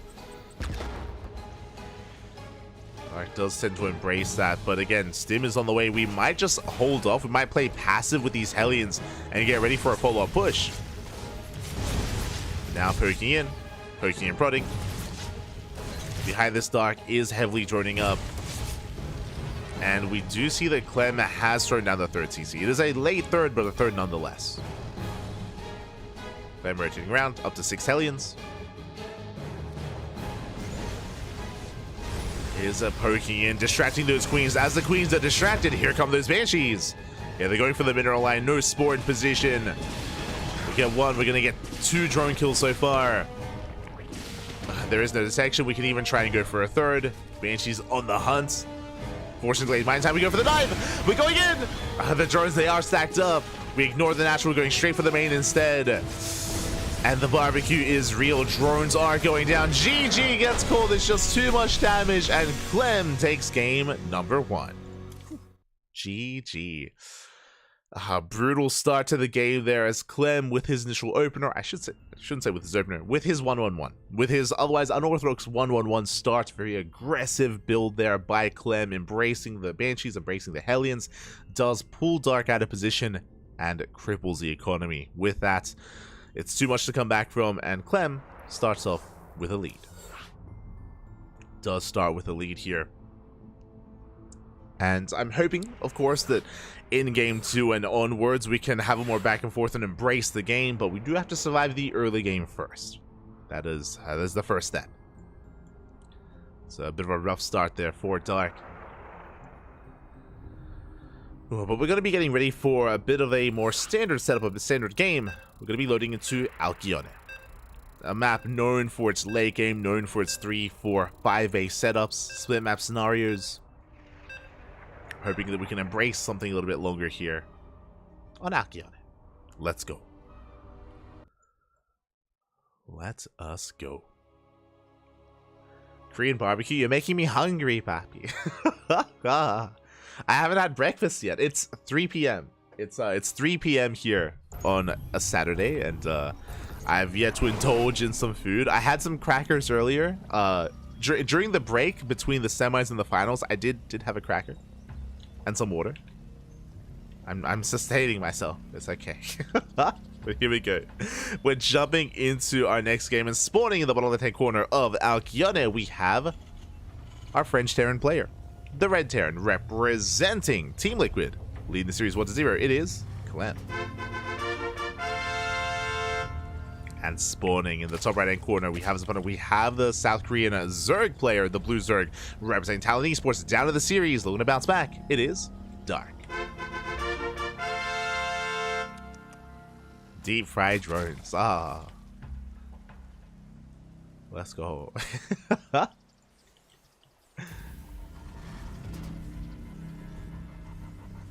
mean, I'm thinking of like fried prawns, prawns even. It's been so long. I want some prawns, papi. For now, we're going to be settling in, and we'll keep an eye on Clem to see if he once again goes for a more aggressive start.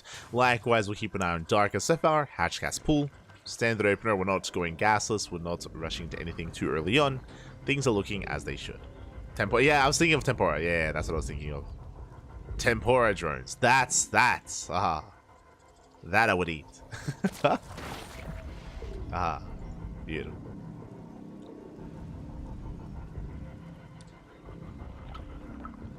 But yeah, after this, I might order some food. I say after this, after the replay cost, after the viewer replay cost, we'll embrace some food. It'll be beautiful. I might stream later on tonight as well. I might do like a ladder session. My personal streams are very rare. I don't stream on the CranKy Ducklings. I don't ladder on the CranKy Ducklings. This is personally or prohibitively for just tournament play. Like tournaments and casting is here on the CranKy Ducklings. I do stream from time to time on my personal channel, and because there's no cast later on tonight, I might do a ladder session. But I'm probably gonna get some food first. I get some food first, then I might ladder later on. Is the plan for today. As once again, oh my god, he just keeps doing it. Once again, we get here in time, we deny the third base, we get a kill on the drone. This time, Dark was much faster to re-expand and much faster to embrace the fourth, or the backup third. But it was good damage nonetheless out of Clem. Does get a drone kill. Behind this factory is on the way, getting ready for the add-on stop, getting ready for Hellions. And once again, Clem, he did this against Solar as well. He did it game 1 against Dark. We have a 1-1-1. Delayed third CC on our Kionivore maps. We're hunting down the Overlord, Papi. Let's go. The Rax is floating on over, and we will shut the Overlord down. Again, just really aggressive stuff here from Clem. We'll shut it down. We'll hide the follow-up. And what exactly are we hiding? Again, the 1-1-1. With this kind of setup, I'm curious if we are going to be embracing an armory this time. There is always potential to throw it down for a Hellbats. For now, it's going to be Liberator, not Banshee. Lings are diving in. The Marine is going to be shut down. But the Hellions do race back. Up! So do fully wall up. Lings do get eyes on the starport. They don't confirm... Oh, they do confirm the lack of add-on. So a very nice scout here from Dark. Likewise, because the Rex was floated, he also knows that there was no add-on building for an add-on swap. So Dark is aware that he doesn't have to get ready for Banshees. Hellions moving out. Lings once again going for another counterattack. We do have one Hellion at home to defend. We can focus on SCVs. Oh, ooh, not quite. Yeah, second Hellion has arrived. We do deflect the army of, or the Lings of Dark. Behind this, we have our Stim. Liberator did pop. Third TC now on the way. Is quite late, quite delayed. On the way nonetheless. Boy, Clem does hunt down those Lings. Back at home, Dark droning up, getting up to soon to be 3 base saturation. Spores are getting ready for Liberators. Liberator has arrived. Spores in position. And yeah, we're going to zone the Liberator away. Will deny mining time here at the third. Hellions will be denied as well. They wanted it, Papi. They wanted the drones. They don't quite get it. Or lost mining time. Hellions sharking around.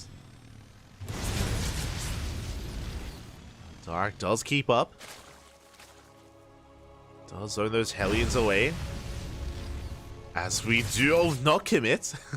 We thought about it. Clem, calm down. Leading out a Hellion. Behind this, we're building up towards our tank push. We have tanks amassing. Stim is on the way. We're getting ready here for our follow-up. And we'll see how quickly Clem decides to move out. If you remember, in the previous game, or in the previous series against Solar, Clem did move out early on before 1-1. It was a very early timing there out of Clem. I'm curious if he does the same this time. Isn't quite the same setup, though. As Clem did move out at around 6:30, if you recall. But this time our tank production was delayed. We only have the one tank for now. And third base is going to be floated over.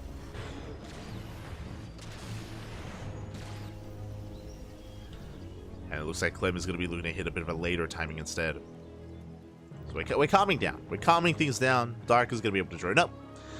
Fourth base on the way. Fully saturated here on 3 bases already.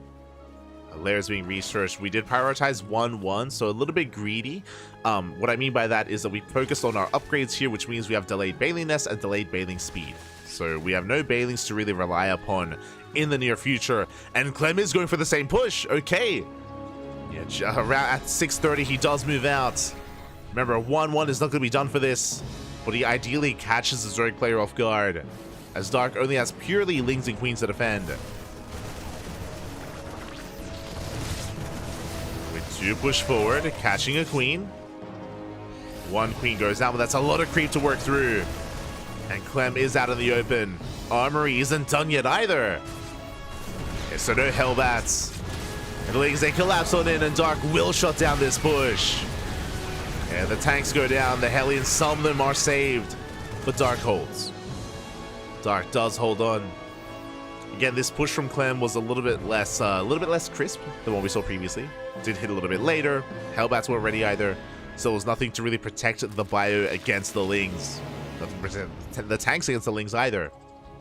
And the game will progress. Whew, let's go. The game will progress. 1-1 is done, but Clem, he missed his timing. So he has to back off, is relying on drop play, 4 CCs on the way, and we have a game. That's what's important. We have a game, Papi. Let's go. As Darky's keeping up with the drops. 4th base getting up and running. 5th base on the way as well. Bathing speed about to kick in as it's almost halfway done. As we do get some decent surface area onto these Marines.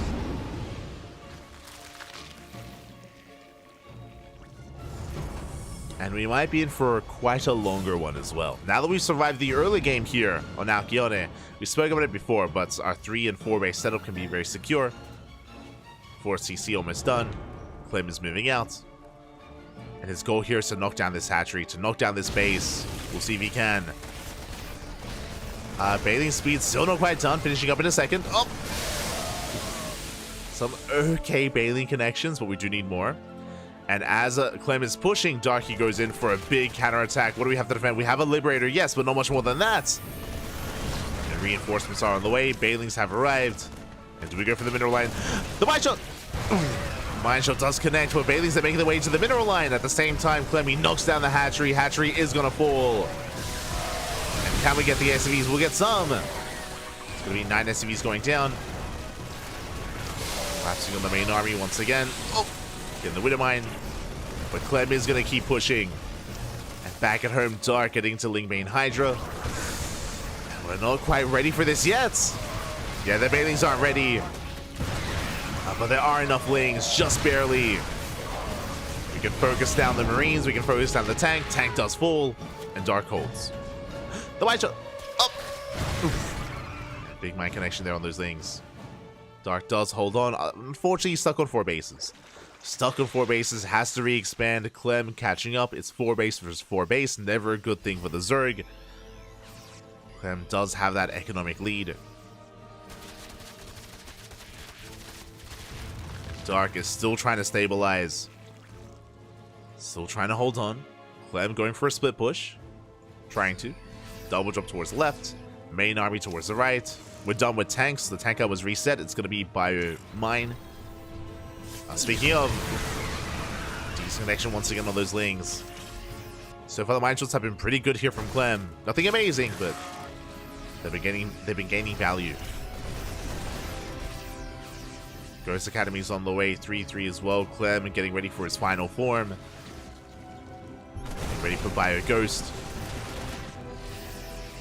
And Dark is double expanding. He has to. He has to double expand at this point. We need a 5th base. Hive has begun for Dark, and we'll see if Dark can hold on to any of these bases.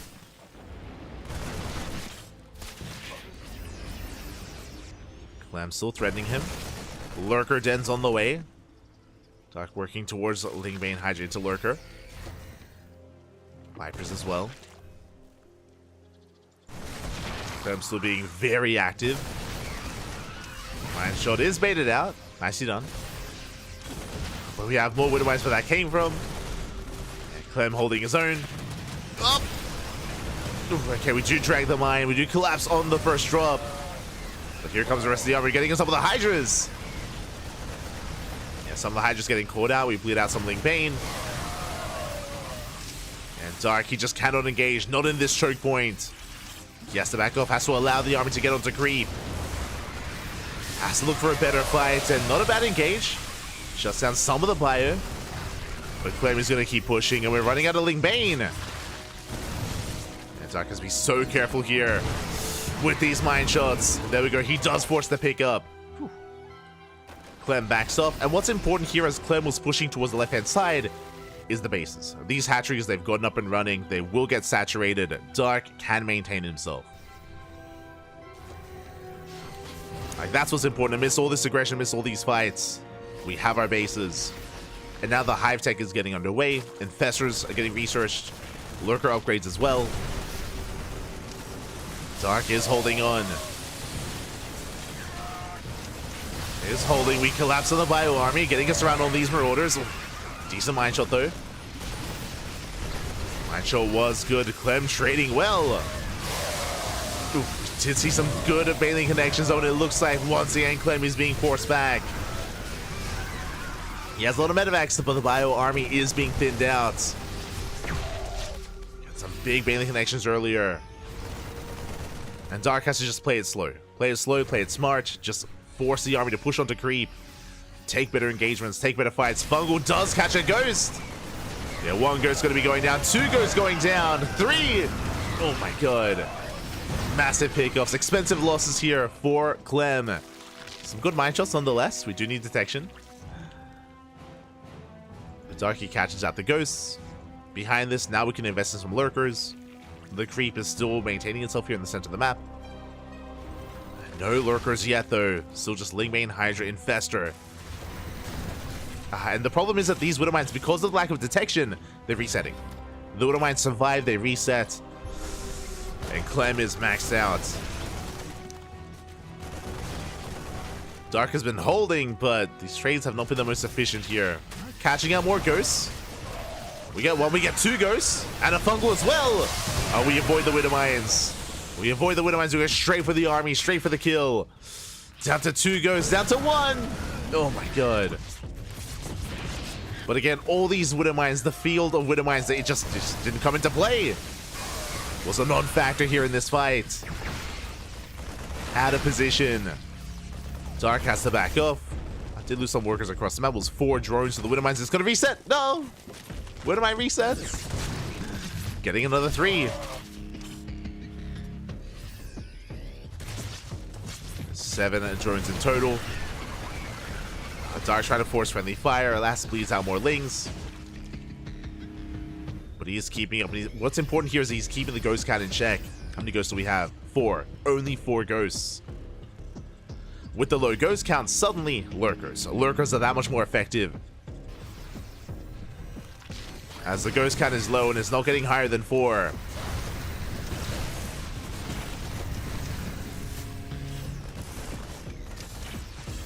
But it looks like the lurkers are going for a counter-attack instead. Bold move here by Dark. That's that much less supply to defend.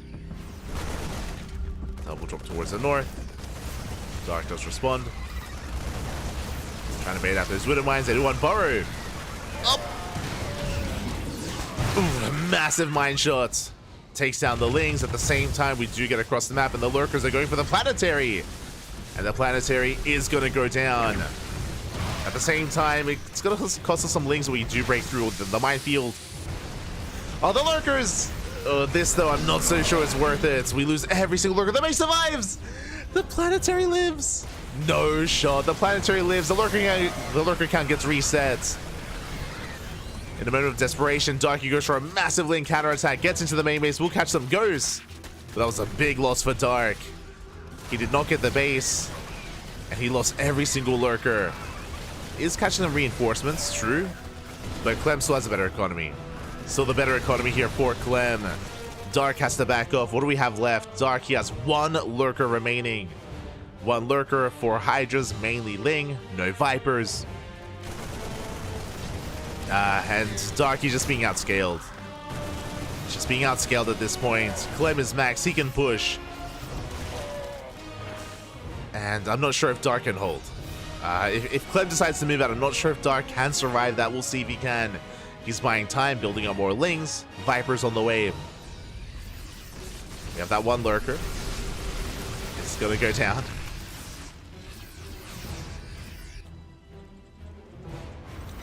Lurker does fall. Mine just going off. Nothing major. But Dark is being active on the map, and he's keeping Clem scared.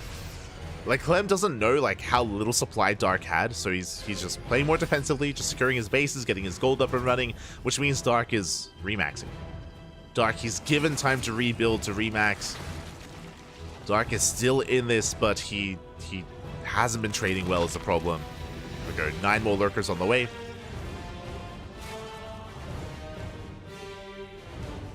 And now the Terran has a goal.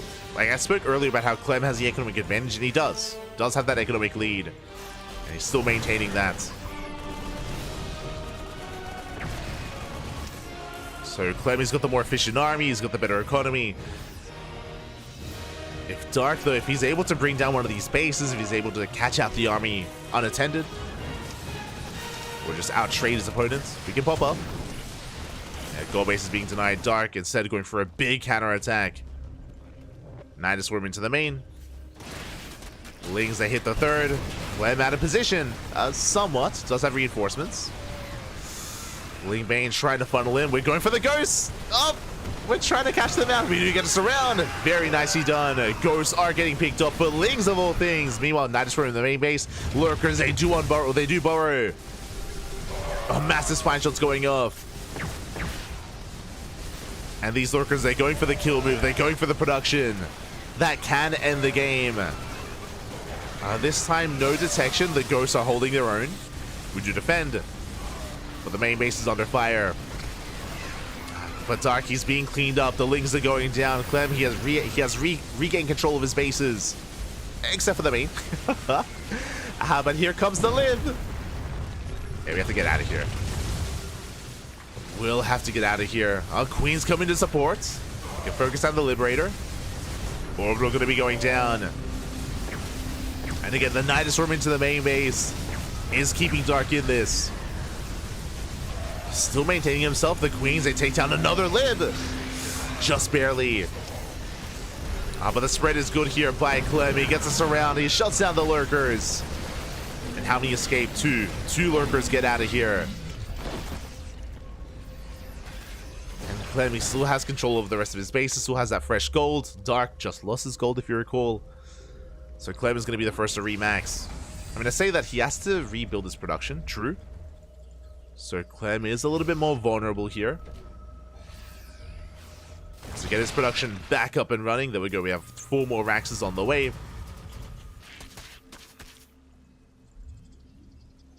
Dark rebuilding his Lings. Getting up to how many Lurkers? 11 Lurkers. Oof. Was 11, down to 10. Up! Okay, nice split there from Dark. Very, very quick moves. Does avert disaster.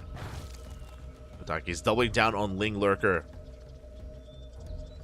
Clem making 3 Liberators at a time. That's a lot of libs. And again, Clem is going to be the first to max out as he's taking another expansion, another base. What I will say though is that Clem is spread thin. Basically, Clem is turtling. We have libs and mines on the left, libs and mines on the right. Now the Nidus into the main.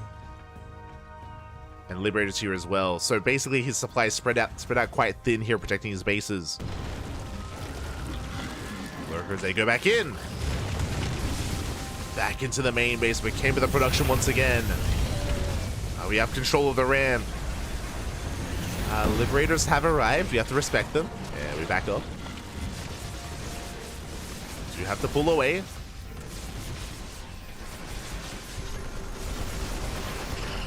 Catching out one of the Lurkers. Dark rotating over. Okay, really good moves here by Dark. Abusing this position as much as he can.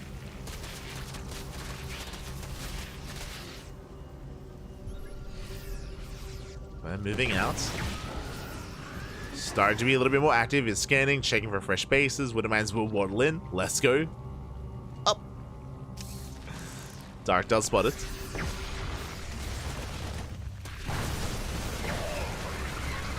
Dark is retaking bases. Meanwhile, Lings, they don't quite get on top of the Ghost. Not this time. Nice snipes going off. Meanwhile, Nidus Storm on the right-hand side. We're going for the planetary, but Liberators are in position. Lurkers, they have to back up. GG gets called, and Clem will survive. We'll take game number 2. GG. Whew, GG, well played. Clem with a 2-0 lead here. Dark did well this time. Dark here in game 1 was over before it really began. Here in game 2, though, we had more of a back and forth. And again, the Nidus Storm in the main base was a really, really strong move from Dark, which did allow him to actually pose a threat to Clem to actually fight back against him. But alas, didn't kill him is the problem. And Clem was just outscaling Dark. Dark was getting outscaled, and now we're getting ready for game number 3. Potentially the final game of the series. I'm hoping for more of a back and forth. I'm hoping we can fight back and have a game 4 and a game 5. I'm hoping, Papi.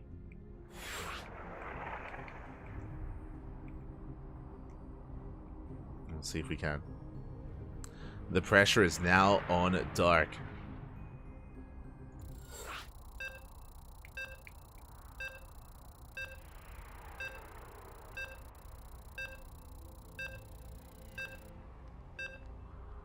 light space when he sees the lunkers, Bobby. Yeah. Of course, Bobby, of course. Ah, it's beautiful. And it did give Dark a fighting chance, but again, like, unfortunately, we spoke about, like, the first lurker push, if you remember. The lurkers towards the south when they hit the planetary, like, we lost everything. We lost every single lurker. We didn't kill the base. Like, again, Clem was just out trading Dark quite heavily there. And, of course, had the better economy, so it was just, yeah, looking stronger as the game went on. Dark did pose a threat at times, but in the end, we have our player here in the bottom left-hand corner of Dynasty, leading the series 2-0, one game away from becoming this week's KSL champion. It is Clem for Team Liquid.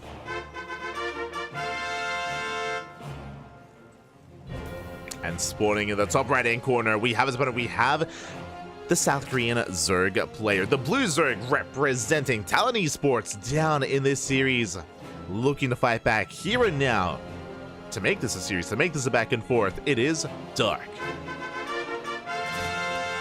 And I'm not gonna lie, I'm a little bit in shock. We're loading into Dynasty. I mean, it's a best of 5, so there are other more important vetoes, I suppose, but other maps have been vetoed instead. Dynasty has slipped through the cracks, and I'm curious how this plays out. More often than not, all-ins. Like, more often than not, we have Roach all-ins here on Dynasty. Whenever we try to go into a longer macro game, I've very rarely seen a Zerg player win. Not gonna lie. I've very rarely seen a Zerg player win a Dynasty without going for an all-in. So I'm curious how Dark plays this out. What I'm referring to, of course, is the gold base. I'm referring to the gold here, which is a base that a Terran player can take. There we go, SCV's on the way. So the Terran player can take an economic lead early on. Zerg players cannot take their own. They can take it later on as a fourth. We can take this as a third, and then take this as a fourth. But early on, Terran players will have that economic advantage. And because of that, that's why we've seen a lot of Roach play.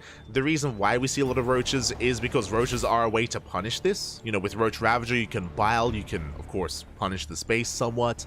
That's why we see a lot of that in this. Very little Ling Bane, as Ling Bane cannot really touch the economy here. So we'll see how Dark does approach this. As Dark is opening up Hatch Gas Pool, going for the third. Going for the third base. Meanwhile, we do see Clem opening up with our initial Reaper, moving out across the map. Does thread the natural.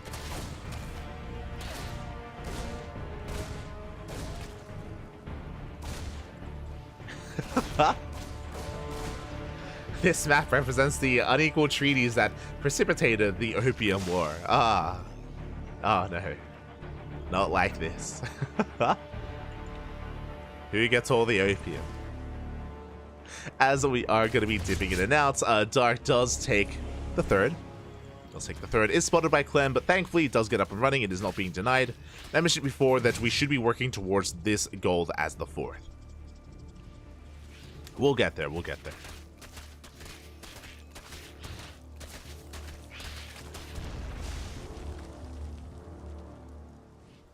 For the time being, Dark is embracing Ling's speed. It's not going for even earlier Roaches, not this time. Selling in, droning up. Meanwhile, Clem, once again, he's been in love with this opener. This is a rarity, but this is now becoming a bit of a shake-up in the meta, as Clem almost every game today, not just in this series, but today, has gone for a 1-1-1. 1-1-1 opener, delayed third CC, rushing into Banshees. I mean, it does make sense against Dark. Dark, he's known for his Roaches. Like, he's a Roach boy, 100%. So Clem, in a way, is playing safe against that, but also turning that safetyness into aggression, as Banshees are being prioritized. Banshees are on the way. Dark moving out, spreading creep. Gaining access to the third. Third CC now on the way for Clem. Again, it was delayed in favor of the Hellion Banshee. And we'll see what Clem can get done with our Hellion Banshee aggression. It does need to get damage, just because of the delay. Because of the late third. Here we go, Banshees are moving out. Hellions as well. Could be poking in. So far, we are leaving some Queens in position. Ling's on patrol as well at the natural. Darky's ready for the dive. He's ready for Clem to try to pull the trigger.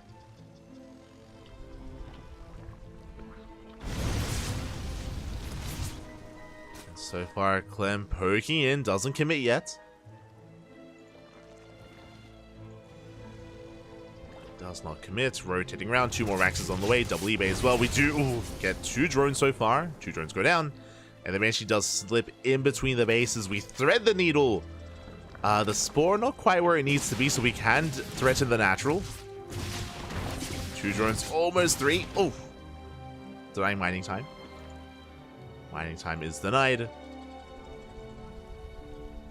Banshee dipping in once again. Getting a drone. Getting 2. Oh my god, 2, 3 drones, 4 even go down. Nice damage so far with the Banshee. Now a second Banshee has arrived. We've gotten 4 so far. Can we get another 4? The Spore did thankfully reposition in the center of the mineral line, so it's a little bit harder to really abuse. Yeah, and the Banshee has to retreat. Spores initially were in position for the Liberator because of the last game. If you remember, it was a 1-1-1 live opener in the last game from Clem. This time Banshee, which did catch Dark off guard, did allow 4 drones to go down. Whew, but Dark defends. Dark does defend. Clem backs off. He's checking. The 4th base is being taken, as we mentioned before. This base is often taken as the 4th. Meanwhile, Clem is getting his own 3rd up and running. And it looks like Clem is getting ready for another move out. Do we have an armory? The answer is not yet. It's just now beginning.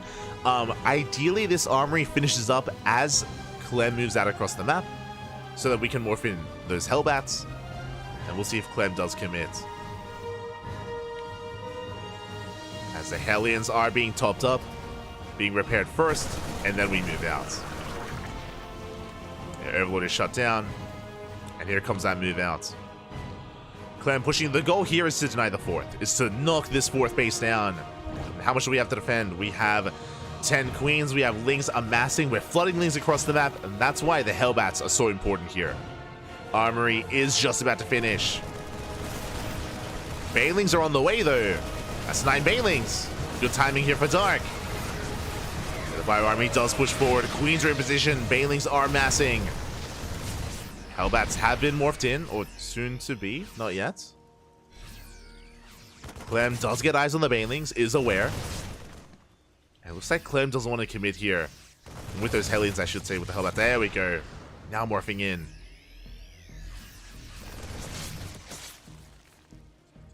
Basically, he's in position to deny surround. If we try to surround, then the Hellbats are here to shut that down. Marines poking forward. More reinforcements on the way. Clem, he really wants this 4th base. He's committing quite hard to it. Now arriving with a 2nd tank. More Marines. Really patient setup here. Setting up his tank behind the mineral line as well. Really far back. Ready for Dark to try to pounce on this. We have layers here. We have our Hellbats. We have our tanks. The Bio Army. So far, the trades are good. Picking up Lings. Forcing out the Transfuse. And here we go. We go for the dive. Bailing speed is done. Bailing speed is now done here for Dark. Not pulling the trigger yet. We are bleeding out Marines. Thought all this Dark taking another base. His goal base has been mining this entire time. Dark is trying to keep up.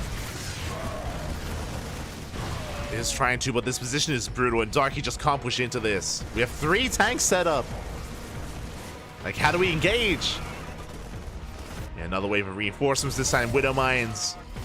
And Clem, he is gaining some ground. Moving back to the tanks. The Hatchery getting low. Yeah, Hatchery taking some damage. Engaging with those Hydras. And Dark, here we go. He does dive in. Getting on top of one of those tanks, but here come reinforcements.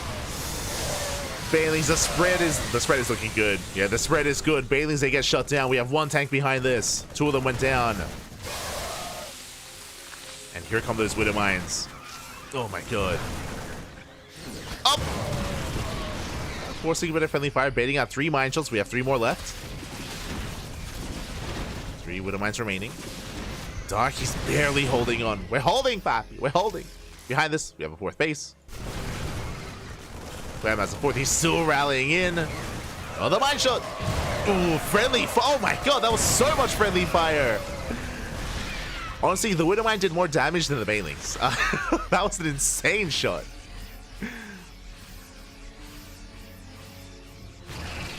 Dark using the Terran units against Clem. Let's go. Does force back the army, and it feels like Dark, he's looking a little bit more stable at this point. At the same time, Banshees, they hit across the map. Yeah, we collapse on top of the tank. The tank is going to go down, and Dark holds. Whew. Dark does hold on. He saves the 4th base, getting into a 5th, and now the game can settle. Now the game is going to settle down for a moment here. Clem working on his own 5th base as well. We can see Dark taking up into Hive Tech. Lurker Den is on the way. The Lunkers, baby, they're coming. Lurker Den is in production. And Dark, for the first time almost the entire game, has breathing room. For the first time in a long time, he can take a deep breath. We can chill. We can spread out our army. We can take a breath for a moment, but Clem, he's back. Clem is back. Widowmine's pushing forward. Mine shot's going to be going up. No major connections. Oh my god, we shut down the Widowmines. We do defend. How many Widowmines was that? 8. That was 8 Widowmines, and like we had like 1.5 shots going off. Ay, ay, ay. Yeah, brutal fight there in favor of Dark. Shuts down the Widowmines, barely takes any losses. At the same time, hits the Southern CC. SCVs are going down. But I'm not quite ready for this. Some okay mine shots, but we do still have control of the 5th. Likewise, Clem losing ground towards the north as well. I feel like for the first time all series, Dark actually has momentum. Like, in the previous 2 games, it'd be Dark like holding on and barely surviving, but no, this time Dark, he has map control. Does have map control. Knocking down the rocks, threading the fresh mining bases, something that he just wasn't able to do even on Alkione. Clem is still pushing forward though. Still maxed out, both players are. Lurker's not coming into play yet. At the same time, Dark going for his own counterattack. And a big reaction. Clem out of position. He does pull back home. And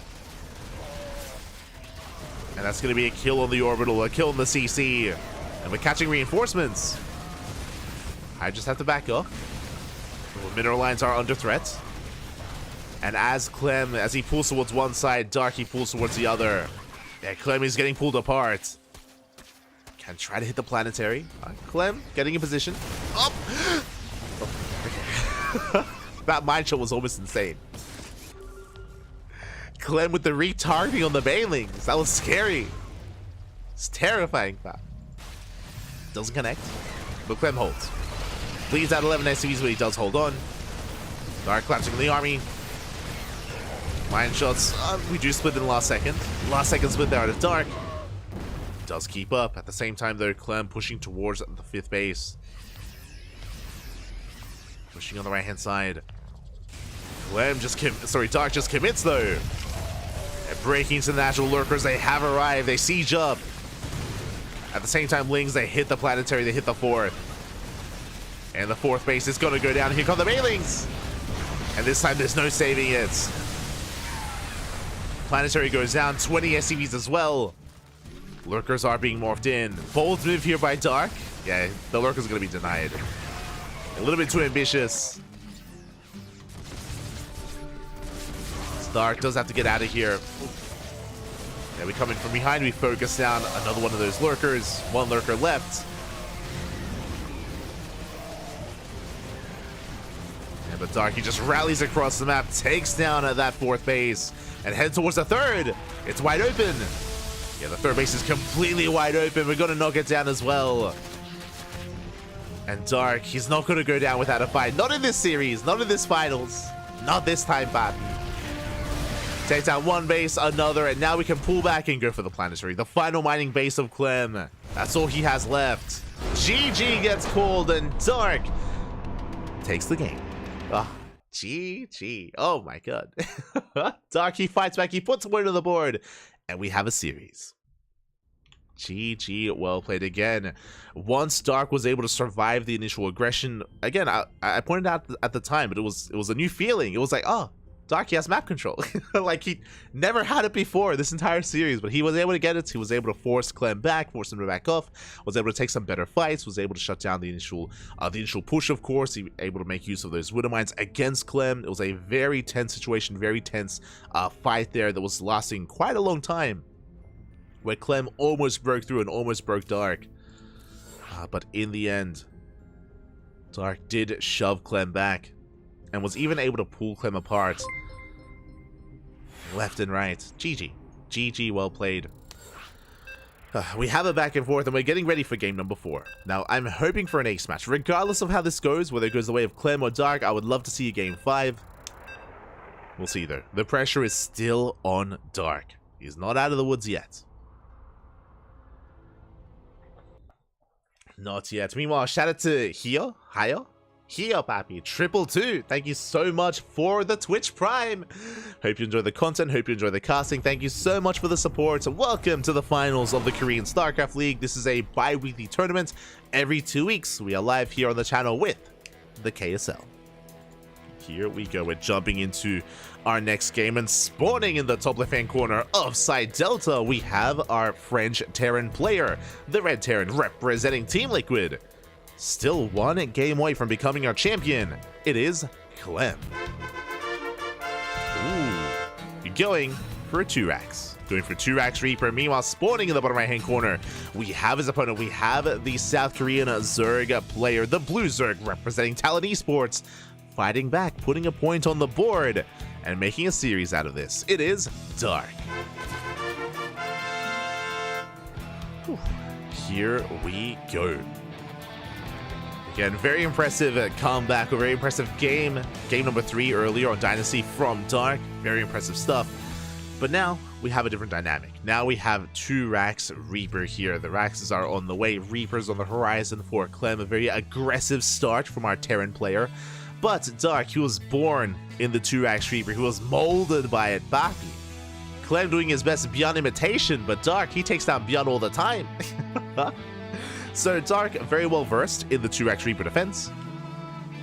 Very well versed. It's going to be on Dark to scout this and to respond. Now, Dark has different responses. He does from time to time be quite greedy. So, winding it back a little bit, the purpose of this opener, the purpose of this build for the side of the Terran is to deny the third.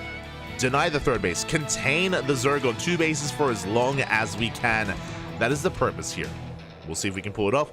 If Dark can somehow get a third base up and running and slip it by, then he'll be ahead. Otherwise, we'll have a more back and forth. Like Dark, he could try to, he could just respect Clem and just stay on 2 bases that much longer, play it safe. But Dark does like to play life on the edge from time to time. Reaper is spotted. Yeah, the low ground wall has been confirmed, and Dark is aware. Dark is aware. Back at home, link speed about to begin. There we go, link speed is on the way.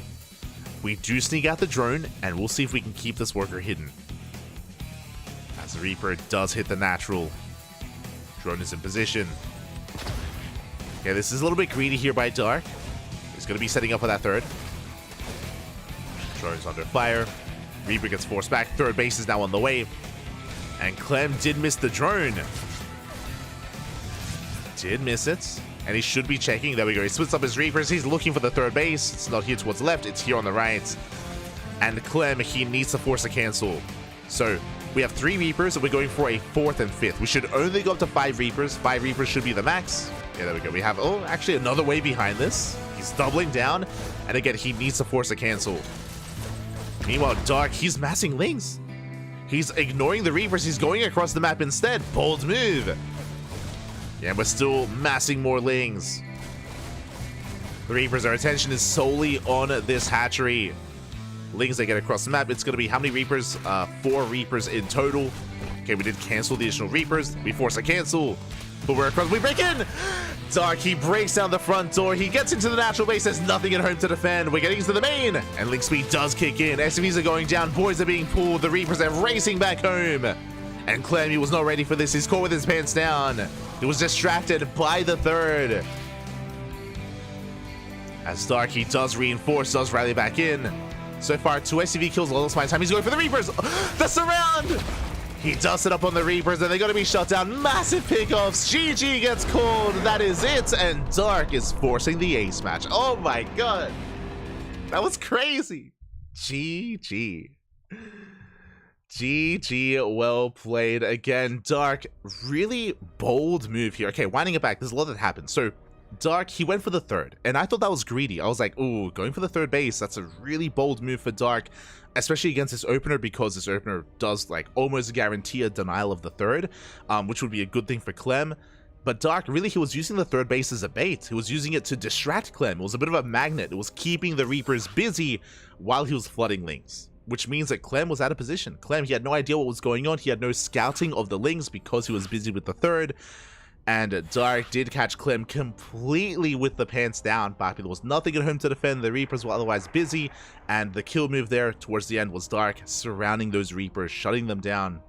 And that was it. That was game. GG, well played. Again, really risky response against the 2-axe Reaper, because if Clem had seen the Lings, if he had realized that they were moving out, then he pulls back, then he walls up, then he defends, and then he's in a better position, right? Like, then he's in a commanding position, I would say, against Dark, because Dark was not droning. Like, he was so committed there. So really risky move there out of Dark, but that's how he plays. He takes risks, Papi. He's an animal. An animal, Papi. With that, we have an ace match. We have a game 5. Let's go. Let's go, Papi. We have an ace match.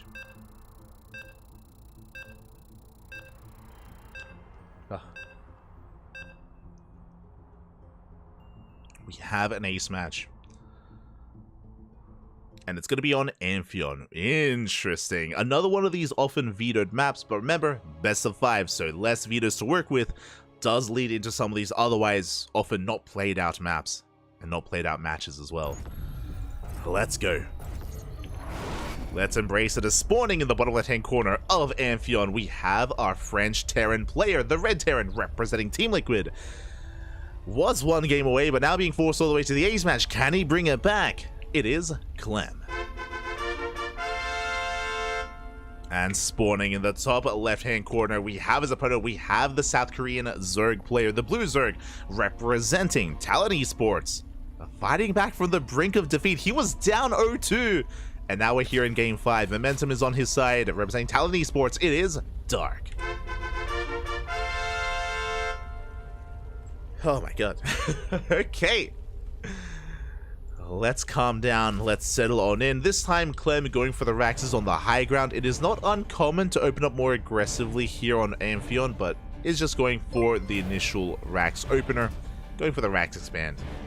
Meanwhile, a shout out to, oh my god, a shout out to N.A. Hammy, or Nahami, N.A. Hammy, number 7. Thank you so much. God, thank you so much for gifting us up in the chat. Gifting us up to the community does go to kindest chains. Oh, can chains be kind? Chain me up, Bappy. Thank you so much for gifting us up. Do appreciate the support. Do appreciate it. Hope you enjoy the content. Hope you enjoy the casting as we're calming down.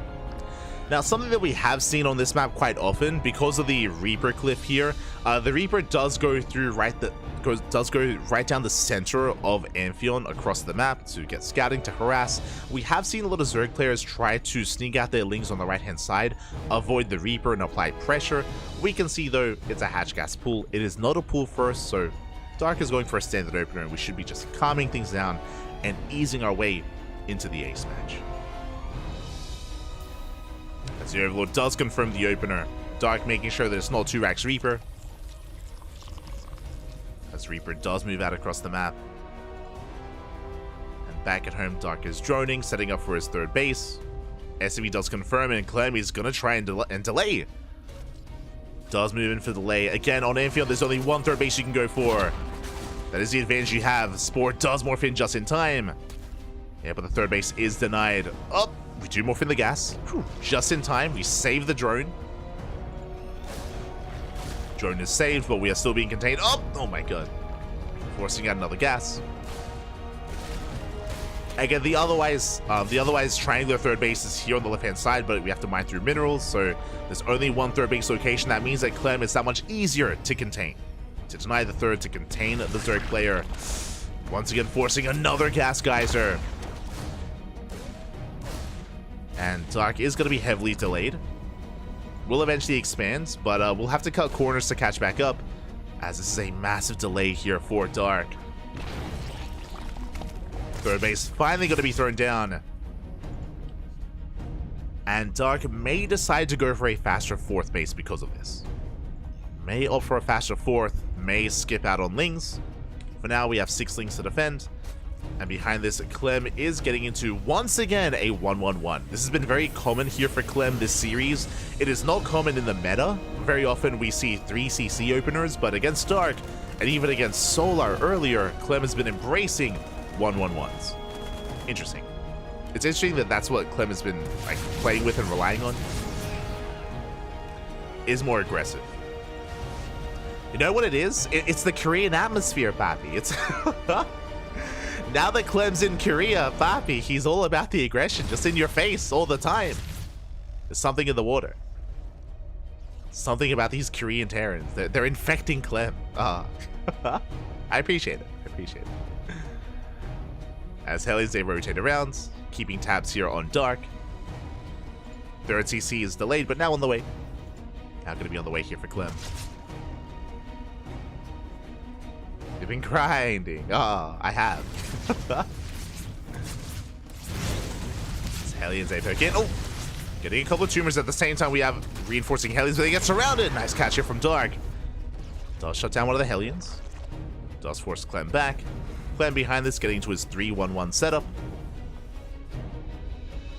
And he should be building up towards a push. Keep an eye on him. Hellions have to back off. Dark is stabilizing, has been droning. Behind this, Liberator does arrive in the main spawn. Not ready for this. 2 drones. 2 drones go down. Some of the queens have to respond. But Dark still has to keep up with those Hellions. As we deny a lot of mining time in the main base. Hellions don't dive in. And they get eyes on the fourth, but it looks like it should get up and running. We'll take some volleys. But the queens keep up.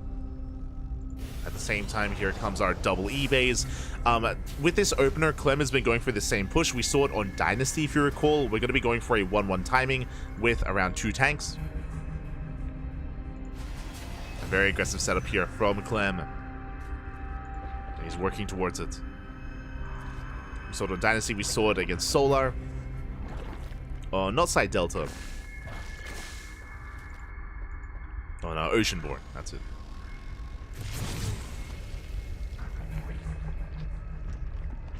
And even in game 1 against Dark.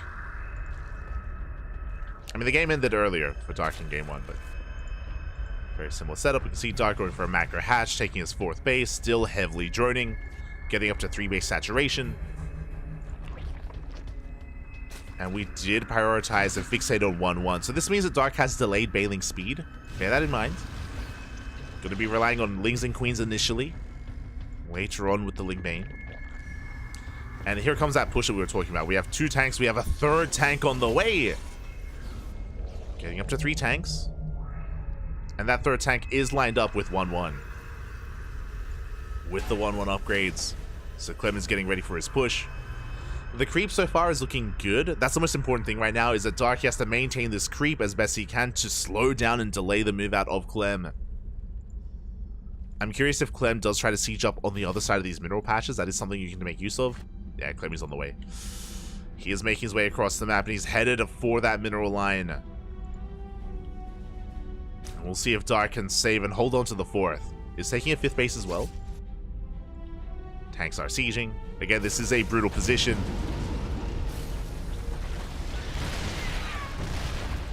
Marines, they do hop on over. More reinforcements on the way. Hellions as well. The armory is almost done. And the goal here is to morph in Hellbats to protect these tanks. Yeah, big tank volleys going off. The Queens, they commit. They do commit it. 1 Queen goes down. We save the Marines. Oof. And that was a bit of a bloodbath there. Queens and Lings going down. Hellions have arrived. Soon to be Hellbats.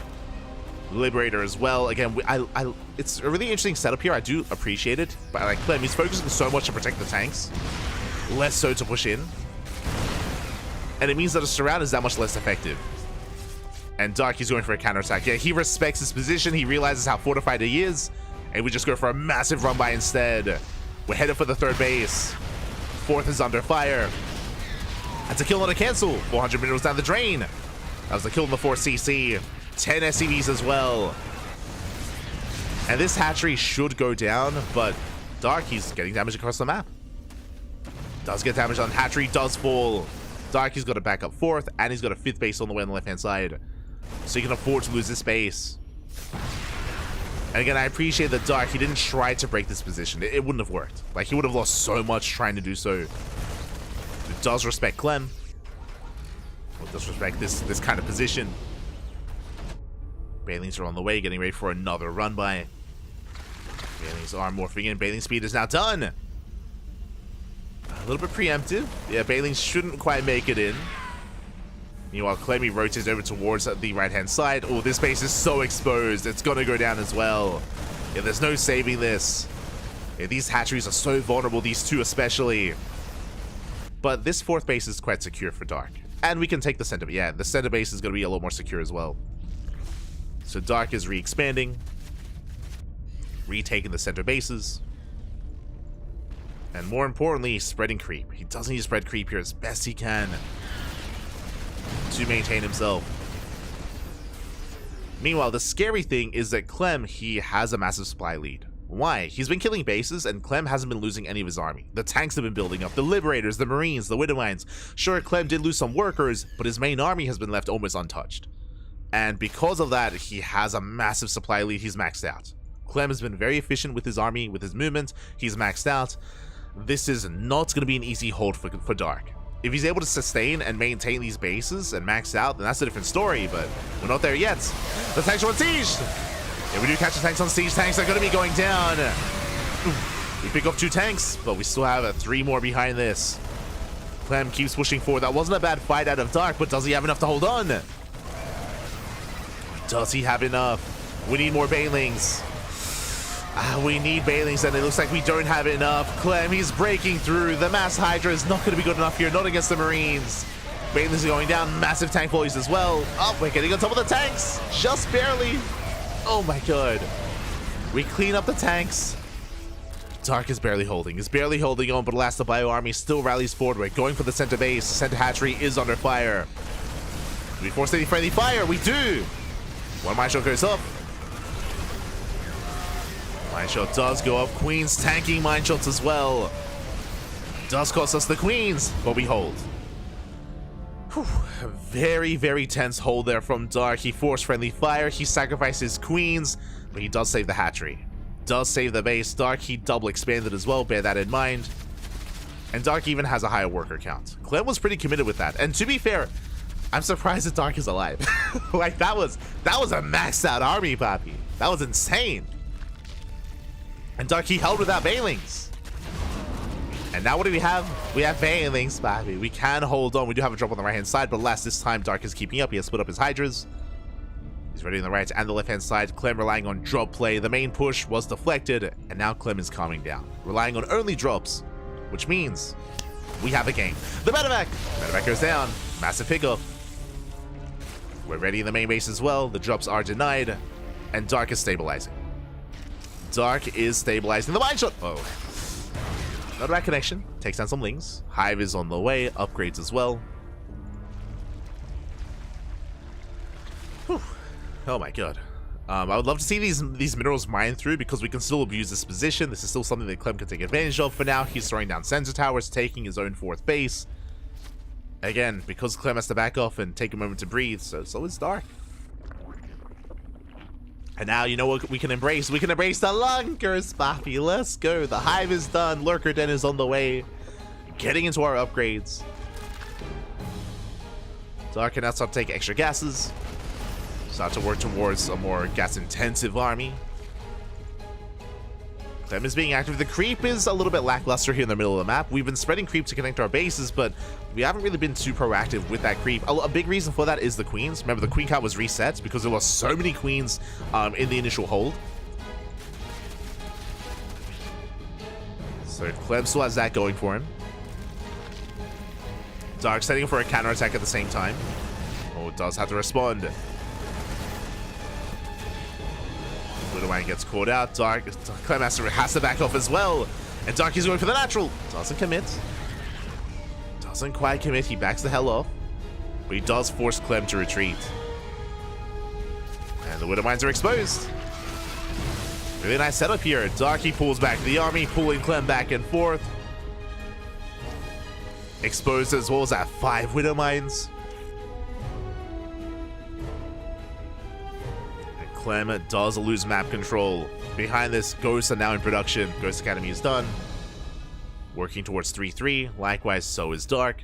Working towards +3 carapace. Double drop finally coming into play. Does deny mining. Mine shots not too bad. Pretty good connections. We get some decent mine shots. Army still positioned in the main.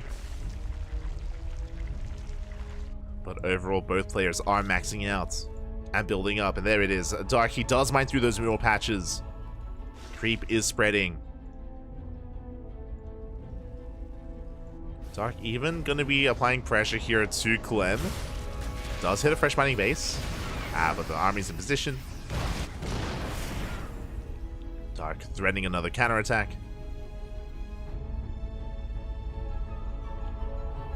And Dark just waiting for those upgrades to kick in. No lurkers yet. We are lacking our lurker upgrades, so until that really kicks in, we can't really embrace them. Now just Ling Bane Hydra. And Clem is turtling.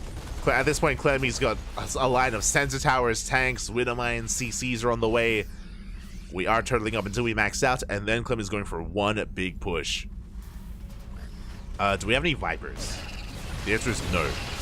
No Vipers, no Spellcasters. It's purely Ling Bane Hydra Lurker. Now we're making 11 Lurkers. Nidus Worm as well is on the way. But it is going to come down to Clem's move out. I'm not so fond of Dark pushing into this. Like, pushing into these siege lines is going to be difficult, and it's going to be quite inefficient for Dark. So he can't be aggressive himself. He has to wait for the Terran. Oh, and we're not going for the Nidus initially. We're going for Droplords. Let's go. This is a way to bypass this. I was saying outside of a Nidus Worm, we can't really break this, but drops are on the way. Nidus Worm into the main. Droplords being set up.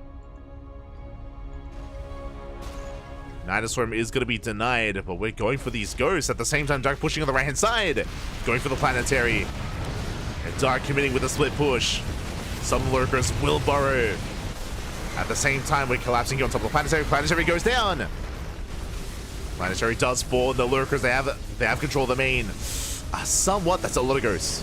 That's a lot of ghosts here for Clem. And big snipes going up. And it looks like Clem will clean this up. Yeah, Clem, he will shut this down.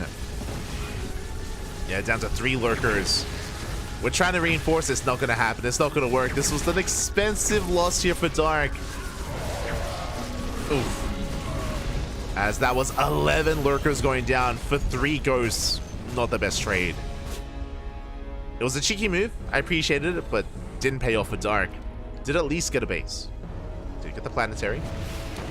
Both armies are maxing out. This position does look that much more vulnerable, true. We could try to dive back in. And we're going for lurkers on the right-hand side. There's only 1 ghost. Yeah, the ghosts, they have to reposition. And we drop into the main. Once again, Dark pulling Clem apart here. Pulling away his attention, testing his multitasking as well. Yeah, Ling's into the main base. Lurkers on the right-hand side. Ghosts know where they need to be. And we're camping the main. Aye, aye, aye. Big mine shot, but Ling's, they're going for the tank. The tank is going to go down. We get a tripod attack here from Dark. Clem, he can barely keep up. Does catch out a lot of these overseers. Ooh, that is actually going to supply block Dark. A lot of overseers go down. Dark is going to be supply blocked, at the same time catching out more stray tanks. Nidus Worm into the main. Tanks are going down, but this will eventually force a reaction out of Clem. The melees! Oh, we almost catch the ghosts. No detection. And nice spread, nice control here from Clem.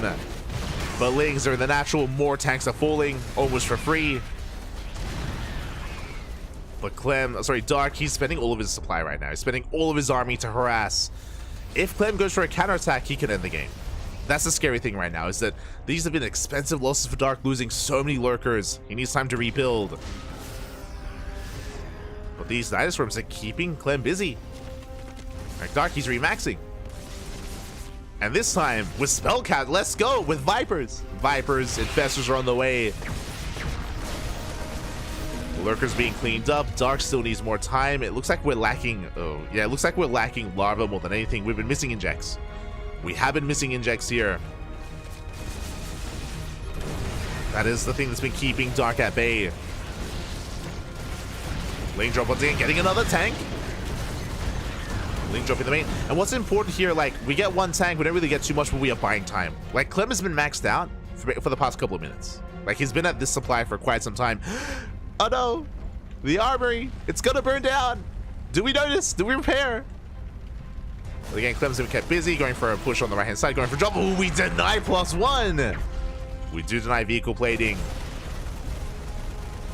Armory does burn down. Dark keeping up. He gets eyes on the fresh mining base. He's going for the ghosts! Late reaction out of Clem. He does pull away though. It does preserve those ghosts. But the base is spotted. Lings, they come in from behind. Don't quite find any tanks, but they do catch reinforcements. There we go. Tank is going to go down. Another Nidus into the main. Yeah, Dark is now remaxed. He was vulnerable. Dark was vulnerable for a while there, but no, he has been able to rebuild his army. Yeah, Burrow in the main.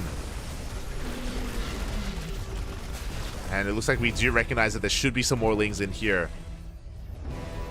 Do we though? Uh-oh. Lings, they hide. There we go. We go for the unburrow, distracting Clem. At the same time, Dark pushing on the right-hand side, going for the planetary once again.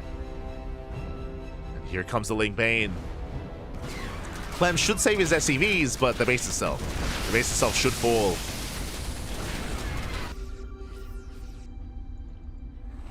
Main army pulling back. Bailey's, they're going for another mineral line. Not the most saturated mineral line here for Clem. We just go for the base. We go for the orbital. Not much less scans. Orbital does fall. Ghost Academy as well. Oh my god. Ghost Academy goes down, as again it was rebuilt on the right hand side and now shut down once again. No more ghosts. And Clem has been stuck defending for a while now. The fungal! There's no follow-up. It was a beautiful fungal, but no follow-up. No Ling Bane ready. That was beautiful though, but not quite there. Where was the Ling Bane? Ready for a drop. We're going for a drop into the main base. Calm down, Doc. Calm down. Yeah, we're setting up for the June drop. Honestly, the main base looking very exposed. There's no turrets, no sensor tower. It hasn't been rebuilt. Nidus Worm as well. And Dark hitting both bases at the same time. Orbital has been replanted. But SCVs are going down. And once again, we're just pulling Clem apart. He can't keep up. It's going to be the full mineral line going down as well. 18 SCVs burrowing in the main base. And we just commit. We just keep rallying. Just keep going, Papi. Dark taking every base on the map. Ghost Academy's been rebuilt. And we find it. Dark, he does find the Ghost Academy. Could try to focus it down again for a third time. Yeah, the tank goes down. Ghost Academy under fire once again. This time we do respond, and we should save it. Should. Cracklings are cracked, but they won't quite bring it down. Buildings do get low. We will have to repair. We'll have to repair as the Lings. They did burrow in the midst of all this. Another drop into the main base. Throughout all this, Dark amassing up more Ling Bane on the front lines. The Infestor has actually gone down. The Infestor did fall, so no fungals. And Clem, you can see that he wants to push out. He wants to break free, Papi. He's oh no! There were Banelings, not Lings. They unburrowed. Massive connections. The mules as well. We just mule hammered. The mules go down.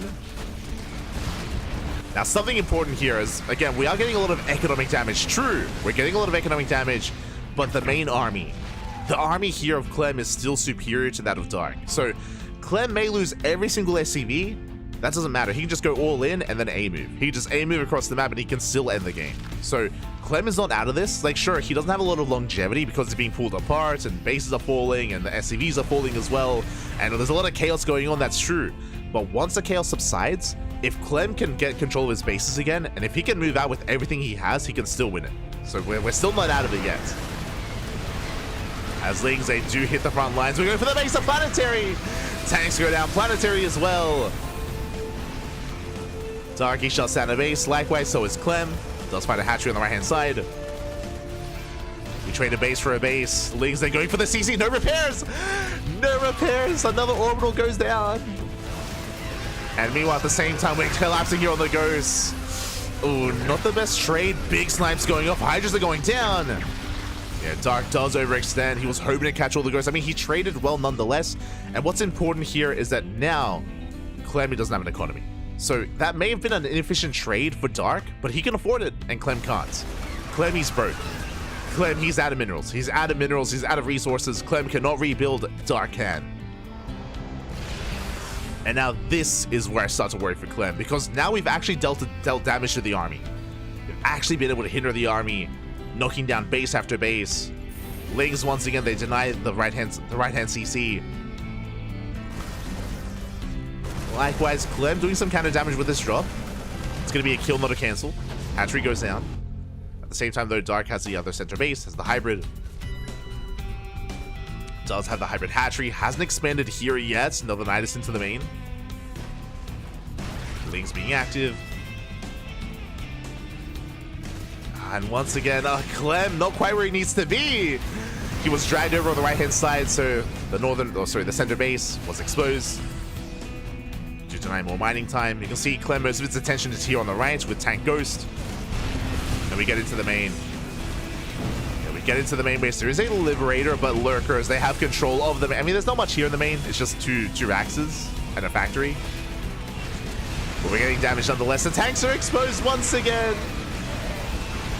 Yeah, the Ghosts are being pulled left and right, time and time again. Never where they need to be. As the Ghosts are being distracted, pulled into the main, which is why the forward base was exposed.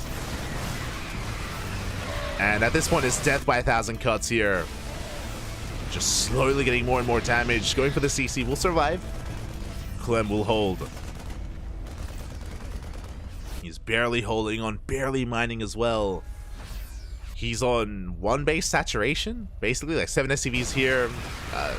7 SCVs here. But we find the final army. GG gets called. We catch out the Ghosts finally. And Dark will take the series 3-2. 3-2 will be this week's KSL champion. GG. Oh my god. GG, well played. Very impressive game there out of Dark. Very high octane as well. As a reminder, winding it back, Dark almost died early on. It happened like 10 minutes ago, but if you remember, Clem built up towards his initial 1-1 timing. He was able to knock down a base. He did lose some SCVs in the process, but afterwards, the second push of Clem, when he maxed out, he was at 200 supply. Dark was at like 170. Dark barely had any bailings as well.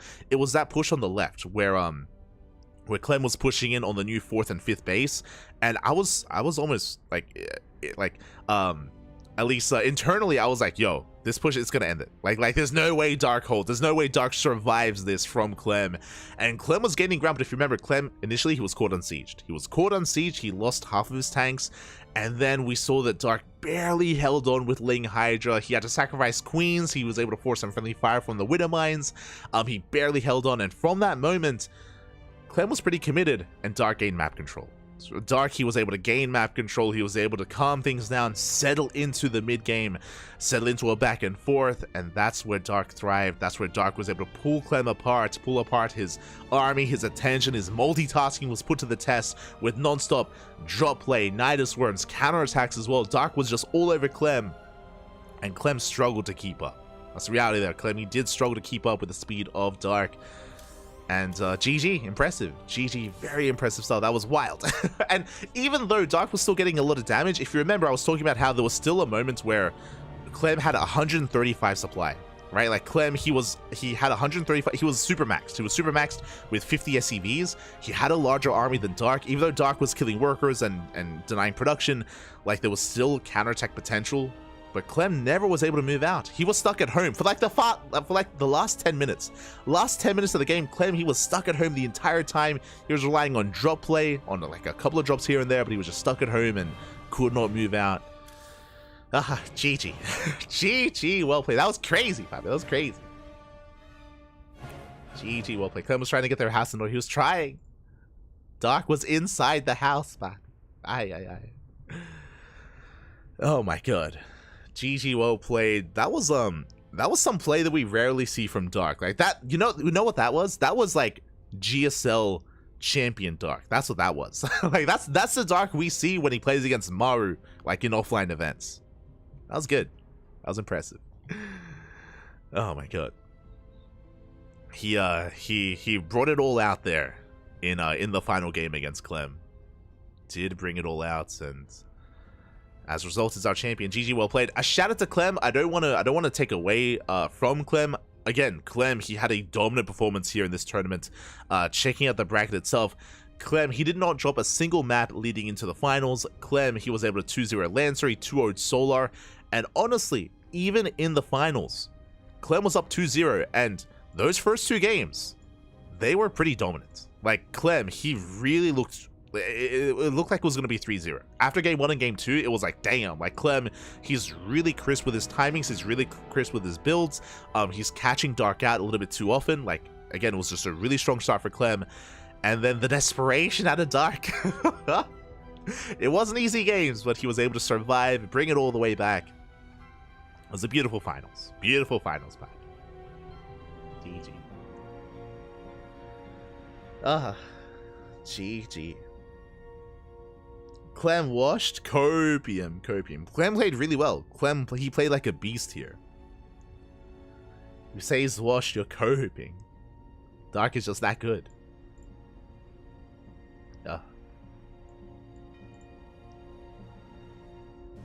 Oh my god.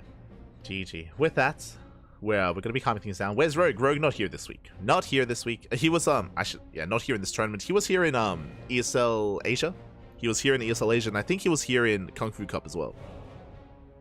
But not here today. With that, GG, well played. Congratulations to Dark. My condolences to Clem, but he had a beautiful performance making it to the finals, and he made the finals as amazing as it was as well. You know, you don't make a good finals with one player, you make it with two. Make it with two, papi. So GG, well played. For those who are maybe unaware, just to reiterate once again, Clem is in Korea. He's in Korea, and he has been there less than a week. So what's important about that is the reason why he's in Korea. He's in Korea to practice, to train, to be in a better environment, to focus on the game, to focus on StarCraft. He's there with other foreign players as well, and they are boot camping essentially, and all in preparation for EWC. So both our players are looking good, and they're going to look even better in a month. That's the reality here, is that Clem and everyone else, they're all going to be improving, not just Clem, but also the Koreans. Dark, Hero, for example. I keep bringing Hero up, but Hero has not been playing because Hero did announce that he was focusing on preparing for EWC, and he's going to stop playing in any online tournaments until EWC. So a lot of players are taking it seriously. A lot of players are investing a lot as well to of course, get into and to prepare for the World Finals. It's all in preparation for the World Finals, so everyone is going to get better and better. It's going to become even harder from here. It's going to be beautiful, man. It's going to be beautiful. Who else is with Clem? Estrella, Trigger, and I believe Future. I'm on the fence, but I believe Future is with them as well. So the NA boy, basically, Clem is being adopted by the NA scene. You know, Clem, he was European for a while, but now he's American, papi. He's being influenced by the NA boys, and adopted as well. So at least for the next couple of months, I think he's gonna go buy a different nationality, Kappa. Oh, here we go. We will take, yeah. Adopted, papi, adopted. Rainer is not in Korea, for those that are curious. Rainer he was in Korea, but Rainer, he is back in, I keep forgetting. I want to say Malta. I want to say Malta. We had confirmation like a couple of weeks ago, but Rainer is on vacation. Rainer, he's on a bit of a vacation before going back into practicing, I'm pretty sure.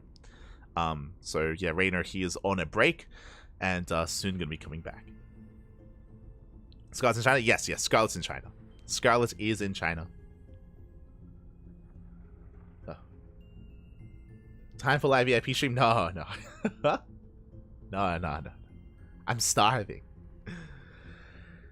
But with that, we're wrapping up. With that, we are wrapping up. We're going to be wrapping up at least our first broadcast of the day, and we're going to be going on a short break. Just to quickly reiterate, !KSL, I didn't shout it out, !KSL in the chat. If you guys want to support the Korean StarCraft League, there is a link to the Patreon for KSL to help boost the prize pool and support Korean StarCraft, so do check it out, do support it if you wish. Otherwise, tune in 2 weeks. This is a bi-weekly. Every 2 weeks we have KSL, we have it for you, so do check it out, and do consider dropping by the channel once again in another 2 weeks. Meanwhile, we do cast here on the daily basis. Every single day we have some kind of StarCraft to cast, whether it's KSL, WTL, Kung Fu Cup, the ESL Open Cups, Sparkling Tuna Cup. Tomorrow is going to be our next big broadcast. Tomorrow we're going to be casting Sparkling Tuna Cup first, and then that's going to lead into World Team League. So back-to-back, 2 broadcasts tomorrow, 2 events, 2 tournaments. That's what we have tomorrow. Meanwhile, today we only have the 1 cast, or the 1 event, but we're going to be going on a short break, and I'm going to be back in a couple of minutes with a replay cast. For those that are curious, in the chat there is a replay, there is a point redemption for replays, so we can cast your replays if you wish. So you can submit a replay to be casted. Typically they're ladder games, sometimes they're tournament games from, you know, events that pro players have played in and maybe we didn't get to cast, so sometimes they redeem them. And we are going to be embracing that here and now. We're going to go into a short break. I have to set up all the overlays, set up the matches, and we have some replays to go over. You know, we try to find some time in our schedule to cast these replays, and we have some time today because we only have the 1 cast. So yeah, look forward to it. It's going to be less serious. It's going to be less just less serious and less formal. They're more so ladder games than anything, so stick around if you're interested. Otherwise, if you're not, then be back tomorrow. Tomorrow in just over 24 hours, we're going to be live here with the Sparkling Tuna Cup. That is our weekly open tournament, and we do feature players from Europe, America, Korea, Southeast Asia. They all come together for the Sparkling Tuna Cup. Mainly Protoss, a lot of PvP, a lot of PvPs in Sparkling Tuna Cup, very rarely anything else. Best of luck to all our Terran and Zerg representatives out there. There's only a handful of them. So if you want some PvP action, we got you covered in Sparkling Tuna Cup. And of course, WTL after as well. But now, we're going to be going on a break, and we'll see you guys soon after the break. See you soon, Papi, see you soon.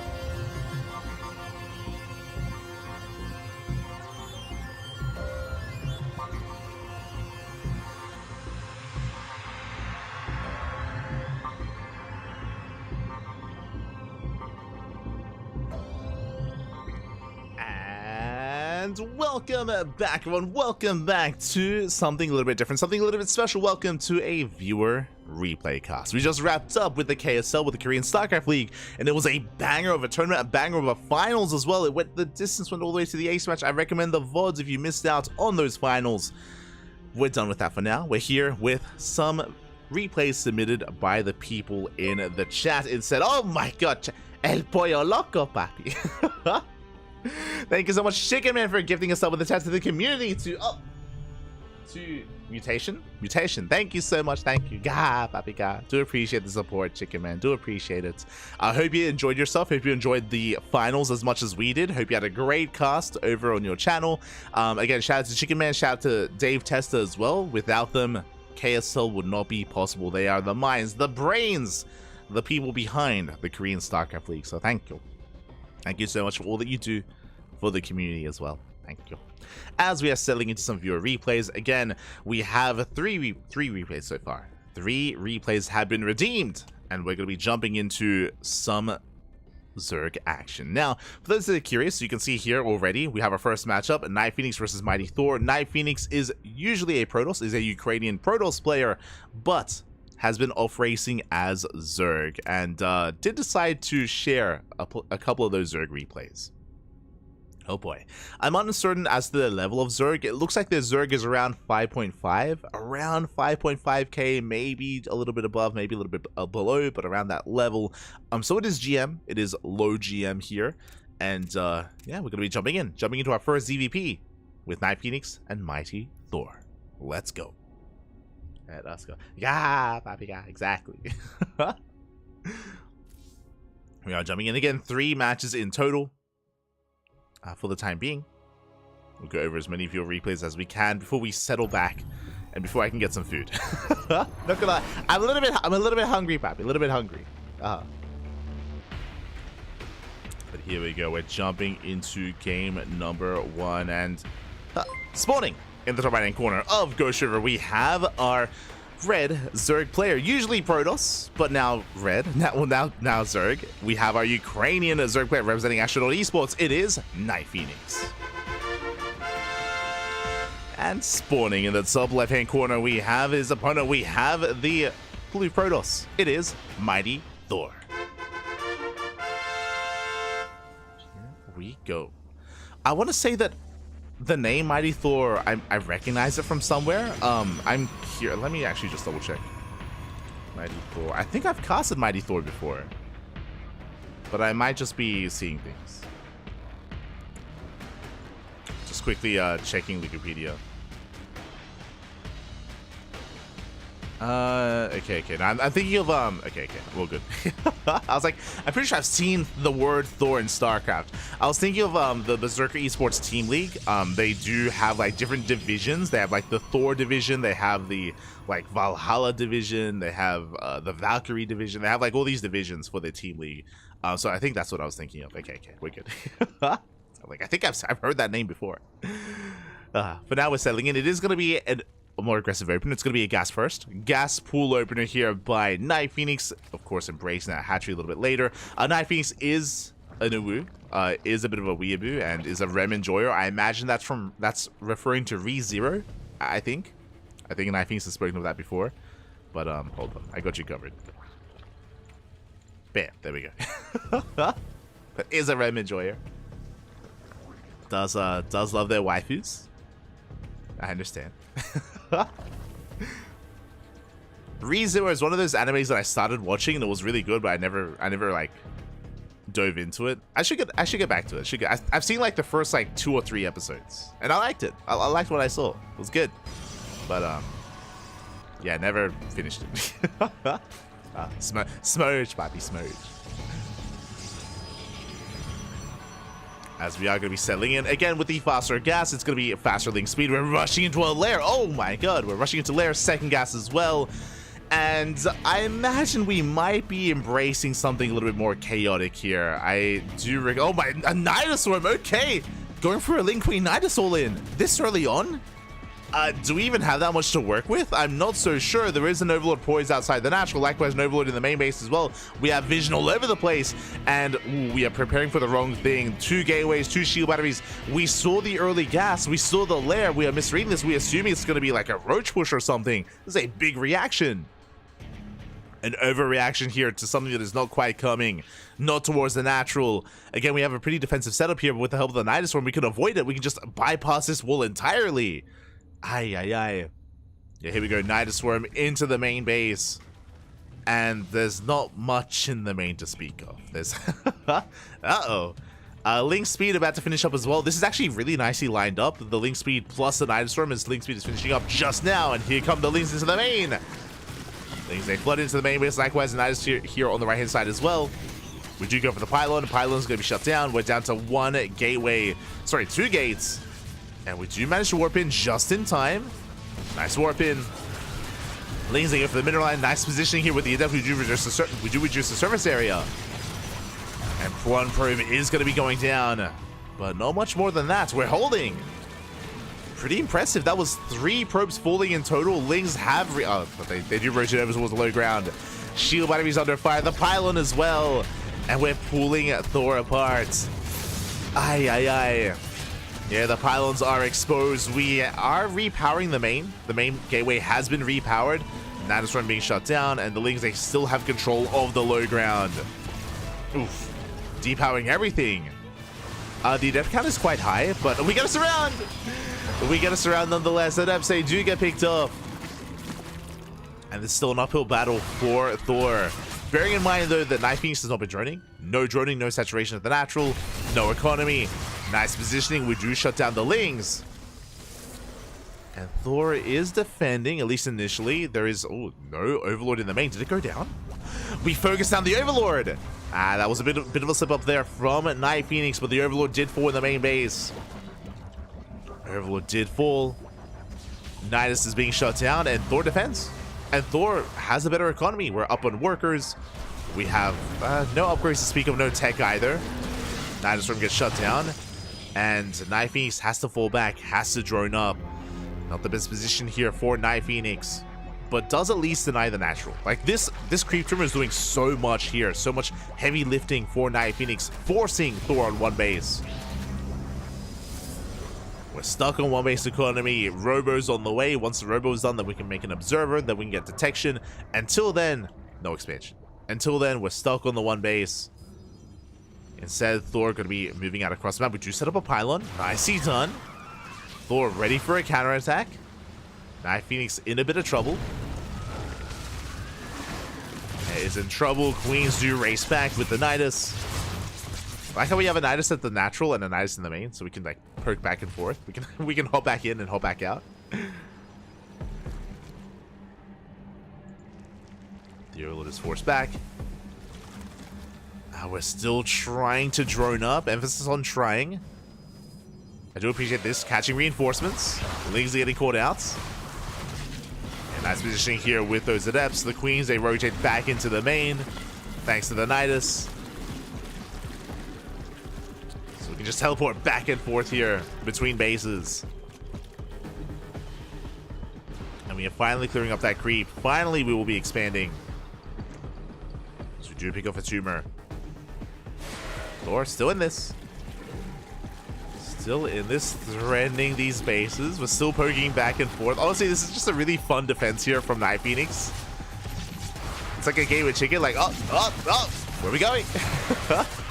And we go for the surround. It looks like we should have enough to shut down at least the initial wave of adepts. We force the shade. More reinforcements on the way. Actually, this is getting out of hand. Just Pure Lane Queen struggling to clean up all these adepts. Now we have Zealots. And this space looking that much more exposed. We're going for the Spire is on the way. I remember seeing a screenshot, actually. I'm pretty sure Night Phoenix posted a screenshot of this game. I know what's coming. And here we go. Night Phoenix down on only on 2 gases. Bear that in mind. Barely an economy to speak of. Spine Crawlers are on the way. And here we go, Thor pushing in with a massive supply lead. Lings, they engage. They're going to be completely shut down. Yeah, Lings are falling. The queens are exposed. We have to get the hell out of here. The queens. Oh, they're being targeted. And not enough energy for a transfuse. One queen goes down. Can we body block the other? We can. And we have control of the natural. The queens, the Lings, they all fall. The base as well. But what's important right now is we're buying time. We're buying time for the mutas. The hatchery will fall. But we're holding on one base. That's going to be 5 mutas on the way. What is our anti-air? We have 1 stalker. Sorry, 2. We have 2 stalkers. 1 across the map, 1 back at home. 3rd stalker is morphing in. Now, 6 mutas can one-shot workers. They can one-shot probes. True. No shield battery either. No shield battery. Speaking of, mutas are revealed. The mutas are revealed here to the army. And how much are we going to lose? Like, the mutas will eventually clean this up. Eventually. They're going into the Nidus. Oh my god. That's so, I mean, that's pretty smart as long as the Nidus Worm survives. Nidus across the map. We sent him out. Yeah, the drones do make it. They do survive. And we're going for a base trade. Oh my god. Mutas will clean up this army. And what do we have across the map? We have two stalkers. We recall. Recall back home. Oof. Zealots have made it. The drones will struggle. They get around on 1. They're going for the stalkers. They want the stalkers, papi. Oh no, they get out of here. Yeah, they do get out. They bypass the army. They're getting across the map to actually mine. Mutas, they focus on one of the stalkers. They're down to 3. 3 stalkers left. 7 mutas. Down to 6. Oh, they're still in 7. 1 stalker left. 1 stalker remaining. That is our anti-air. Thor warping in 2 more stalkers in the main. Shield battery as well. We should hold on to the main. The main base should be safe and sound. The drones, they make it back home. They can mine. We have an economy. We have an economy, papi. And the mutas, like, they can't fight this, especially within shield battery range, but they're dragging the units outside of range of shield battery. There, we can pick up some stalkers. There we go. A 4 stalker on the way. We do pick up a pylon, but Thor defends. Whew, okay, Thor, he should be able to hold on. The pylons are under fire, though. We're getting the 2nd pylon as well. Yeah, Thor playing a little bit too scared there. Doesn't quite engage. Yeah, playing very carefully. Pulling back. Back at home, the Night Phoenix still droning up.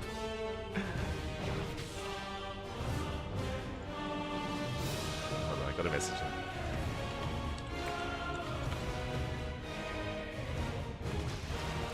Mutas, they do manage to get across the map. They do race back.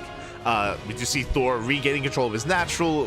Bearing in mind, Night Phoenix is still on 1 base economy, but is making nothing but mutas. And how many mutas do we have? We're up to 10. 10 mutas now for Night Phoenix. This is a pretty threatening count. We have to be careful here. I do think that head-on Thor can still take it, especially with Guardian Shield. We can activate Guardian Shield. I would love to see a shield battery here on the low ground. I feel like we need a shield battery on the low ground as well. We're out of position though. Mutas, they get into the main. They can one-shot probes. Probes are going down.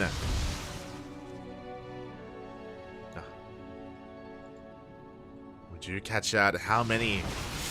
19 probe kills so far. Ugh. Wreaking havoc here in the main, catching even more workers. We have the overcharge. The overcharge means nothing. We still one-shot. Thor can barely keep up. Not like this.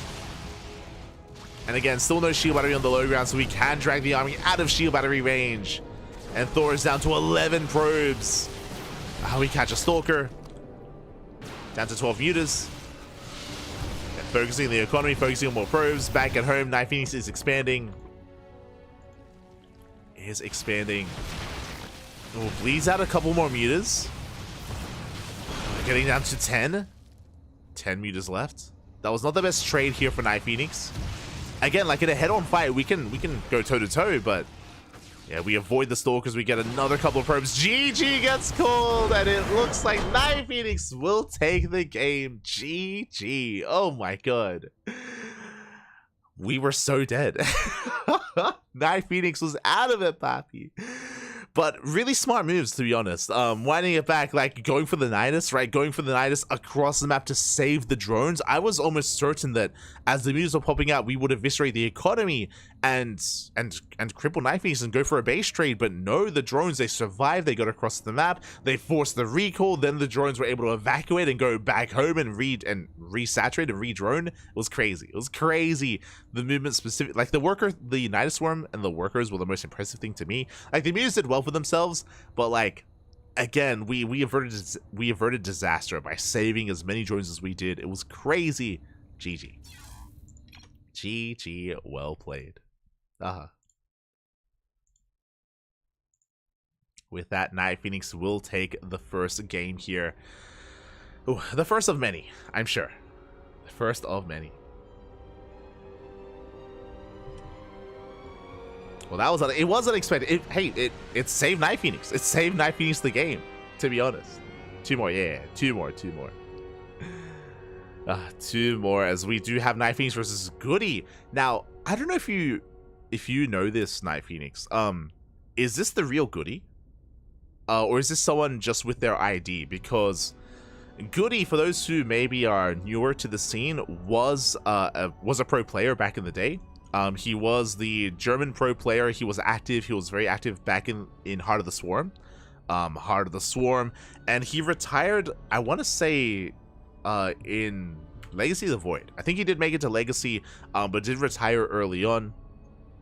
Checking Wikipedia, he retired like 2016, then he came back for a little bit, then he retired again. So Goody is a name that I have not seen in a very, very long time. I remember him competing like back in the day in Home Story Cups, in of course WCS Europe as well. So yeah, I was a little bit shocked, a little bit surprised to see Goody playing again. It's been a long time. It's been a very, very long time.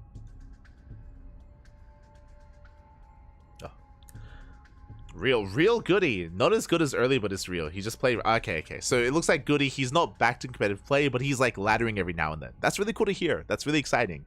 There's a couple of players like that. Like Nurchio is another one. Like Nurchio, he was laddering again recently, and he was playing in Polish tournaments. So it's really cool to see Nurchio back for a little bit. Like every now and then, you see a player return after a long hiatus. So yeah, it's really cool to see Goody still somewhat active, at least laddering, I should say. Is really cool to see. So up next, Night Phoenix versus Goody. Let's go. Big fan of Goody. StarCraft is a hard habit to break. It's true. It's not good. Oh no. Once you start, you can't stop, Bobby. You can't stop.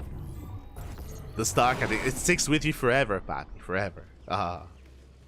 We can't quit. Not my fan. Yeah. I mean, you know. You are a REM enjoyer. So, only so much. As we are settling in and spawning in the top left-hand corner of Side Delta, we have our red Zerg player representing Astronaut Esports. It is Night Phoenix. The Ukrainian Protoss playing a Zerg, and spawning in the bottom right-hand corner, we have the German Terran player, the Blue Terran himself, the ex-pro. It is Goody. And I don't think I ever casted Goody. I think Goody was before my time. Like, we started casting competitive StarCraft in 2019, and Goody was somewhat active in 2019 and 2020, but like barely active. So yeah, it's my first time. It's my first, might be my first. Let's go. As it is once again going to be gas first. Okay, gas first opener out of Night Phoenix, going gas into pool into a delayed hatchery. Very aggressive start. And I'm curious if Night Phoenix does the same build, even against Terran. As a reminder, in Game 1, this led into Link Speed, into a fast lair, into a second gas, into Mutas, or into a Nidus all-in, into Mutas as a follow-up. We'll keep an eye on Night Phoenix to see if we do something similar or something different with this fast gas. We shall see. As across the map, we're just going to be settling in. Goody going for what looks to be a Rax expand. CC on the high ground. Very safe expansion here from Goody as the command surge is about to be thrown down. Meanwhile, there it is. Lair is on the way. Insanely fast Lair here from Night Phoenix. Of course, we're still mining gas. This should be for Ling speed, but we'll see if we embrace something a little bit different, as I'm leaning towards the same build 2 games in a row. Like, it's... there are some players that I guess when they off race they learn like one build and that's what they embrace, that's all they do. Could be the case here. We could be seeing like nothing but gas first into Lair. It's possible. Ling speed is on the way. Ling speed is on the way here, as likewise Goody moves out with our Reaper. Going for a Reaper scout. Overlord's getting position. We have an Overlord here at the natural. We have an Overlord poised to go into the main. Reaper does engage with the Lings. Does confirm that the hatchery is late. So Goody is aware. He is aware of the late hatchery, is aware of the flash respawning pool, but we have not scouted the lair. Not yet. We need to scout. We got 1 Ling so far. And we do confirm the lair timing. Big scout here from Goody. He is aware that something is wrong. Something is amiss. Does confirm both gases, and I'm sure he's checking for a Roach Warren, checking for any further attack. And there it is. Nidus Worm is thrown down in the face of Goody. Goody is now aware. He can back off. And back at home, Cyclone. We already had the CC on the high ground. We already had our CC set up here in the main base. So a very safe start already from Goody, getting to his 1-1-1. Cyclone production has begun. We're fanning out our vision, looking for any kind of overlords, any Nidus Worms. And we are committing, at least so far. We are committing. Now, we have seen that as a follow-up to this, we can go for a Spire. That is going to be somewhat available here tonight, Phoenix. Overlord goes into the main, but we do get eyes on this. We do confirm, and we will shut this down. Yeah, Marines are in position. Boys are being pulled. Cyclone has arrived as well. Cyclone doesn't go for the Overlord, but will just focus and shut down the initial Nidus Worm. Yeah, the Nidus Worm is denied, and we're holding. I do appreciate the Nidus Worm with the natural. I like the idea of only using this for the Queen. It's going to be Lings, but I like the idea of popping out with the Queen and spreading creep. Spreading creep and delaying the expansion and forcing scans. That I do like. As Nidus Worm does finish, Lings popping out. There's not really much they can do here. We have a bunker as well, so Goody is looking pretty secure, and Night Phoenix is droning. Night Phoenix is droning up. No Queen has arrived, so no creep yet. It looks like we are keeping our Queen back at home. So, again, I would have loved to have seen, you know, some tumors, but that's not going to be happening here. At least not yet, from the side of Night Phoenix. Overseer going to be forced back. And Goody is going to be embracing his 1-1-1. Factory other, let's go! In like the back of my mind, in the recesses of my memory, I do remember Goody playing mech back in the day. I do remember that. So we're going to be embracing mech here and now as well. Banshee's already on the way. Tanks are amassing. We have the same follow-up. It's going to be a Spire here to try to bounce back and get map control and harass the mineral lines of Goody. We'll see if Goody can rescout. Honestly, in this kind of game state, I would not be opposed to a scan at this point, just because, I mean, you can afford it. You know that your opponent was all in, you know that your opponent was committed, and you defend against the initial aggression. So I feel like we can afford a scan potentially to try to get a read on what's going on, to try to figure out whether we're going into Roaches, Spire, could even be Swarm Host. Like, there could be some nonsense here with Infestation, but it was Swarm Host, so I would not be opposed to it. But now, we do waste a scan here. I think we were concerned there was a tumor, but unfortunately there wasn't. So scan is spent back at home. Again, we can afford a scan, I guess, but not really worthwhile, as Goody is expanding and taking a third CC.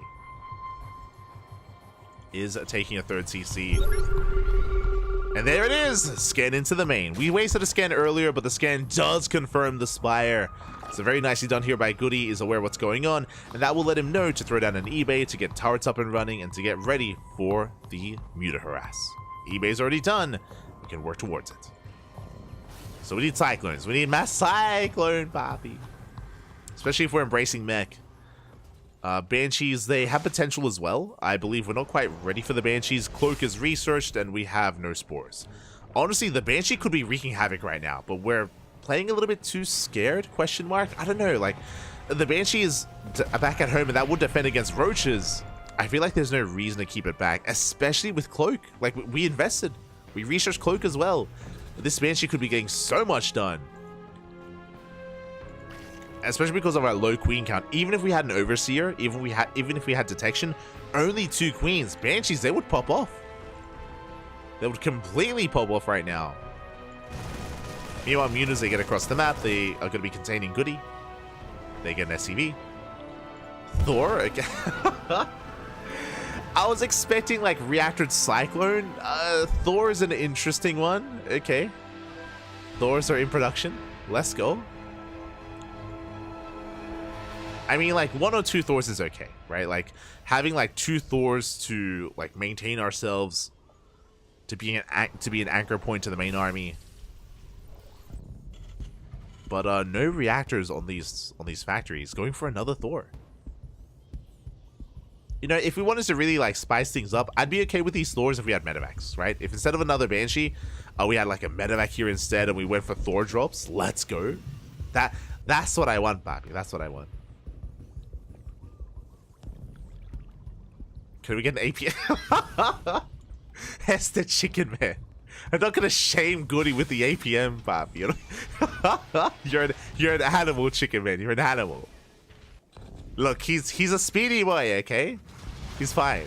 Don't worry about it. Don't worry about it, Bob. He's as fast as he needs to be.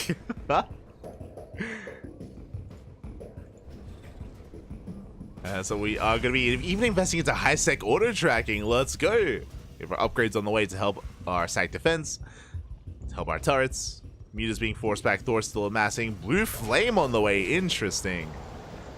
And we do finally have a reactor on the factory. That's good.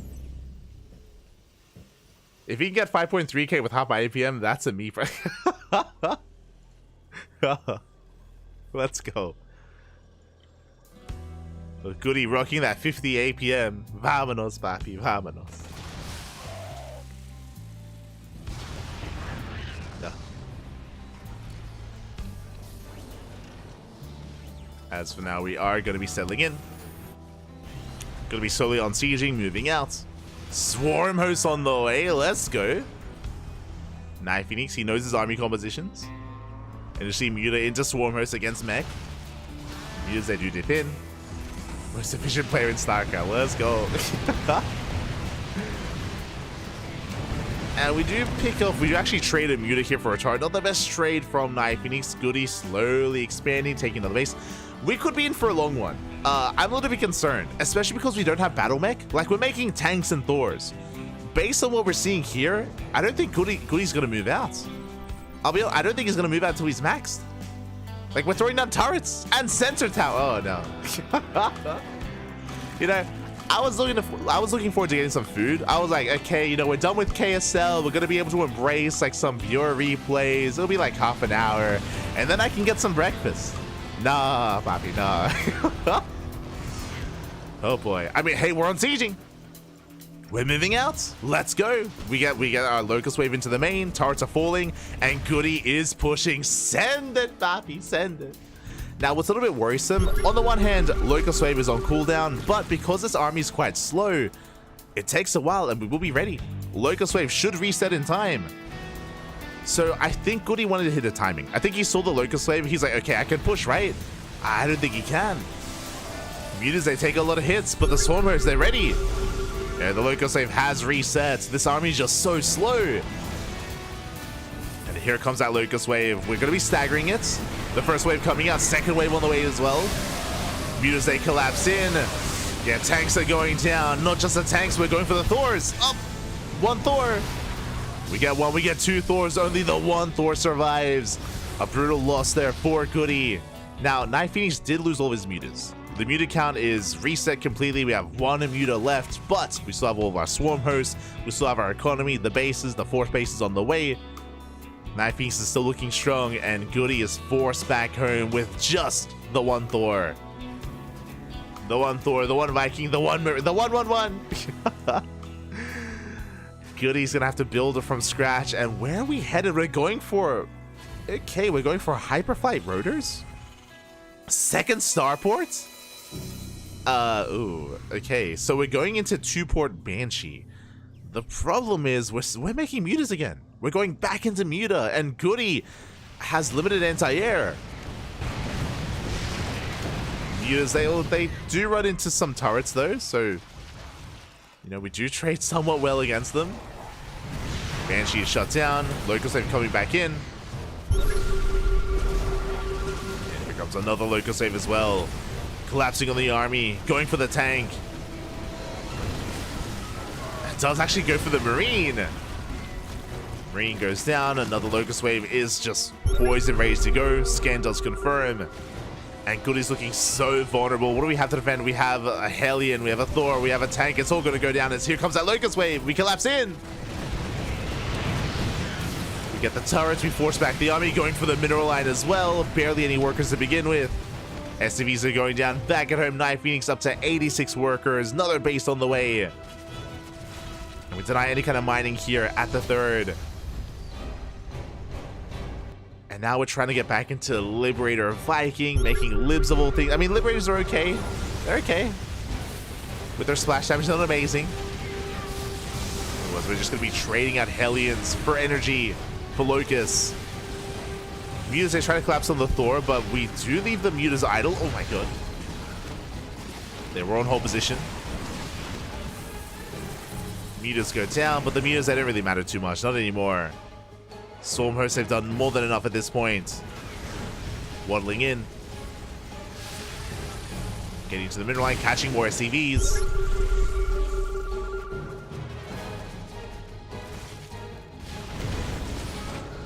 More denied mining time here, and we do see just a flood of Lings moving out across the map, and Scooty just can barely keep up at this point. Has invested quite heavily in the Liberators. Oh my god! It's a lot of anti-air. Liberators go ham, show us the freedom! Ah, not quite. Storm Hosts, they get away. They do waddle back in. That's going to be a kill on the third TC. SCV's going down as well, and GG gets called. Night Phoenix will take the game. GG, well played. A wild back and forth. There was potential, I think, for Goody to just turtle. I'll be honest. If Goody just decided to just pitch his tent and just turtle on up instead and just go for a longer game, I feel like there was potential there, definitely for the meching player. But alas, instead we went for a move out. Unfortunately, we were caught out in the middle of the map. Goody did lose everything. The Thors, the tanks did survive with one Thor towards the end, but did lose a little bit too much there in that push. It did feel like, again, it did feel like he wanted to try and punish the Zerg player for that Locust Wave, but by the time we got across the map, I mean, the Swarm Hosts were ready. They were ready once again. And Night Phoenix did shut him down. But really cool to see Goody. Again, especially because it's not like we ladder on Europe, or especially here in Australia. I'm not really too privy to which players are active or inactive on the European ladder. So to see Goody is really exciting. Really cool to see. Big fan, big fan. With that, GG does go the way of Night Phoenix. And now we have one match left. We have one replay left. We're going to be getting ready here for some Ukrainian on Ukrainian action. It's going to be Night Phoenix versus Michnek. Let's go. Michnek, I've been keeping my eye on him. Michnek, it feels like he's been improving. Feels like he's been improving over the past couple of months. He's been getting better. He recently did join Hyper 1, a new team. So Michnek is getting a little bit more support.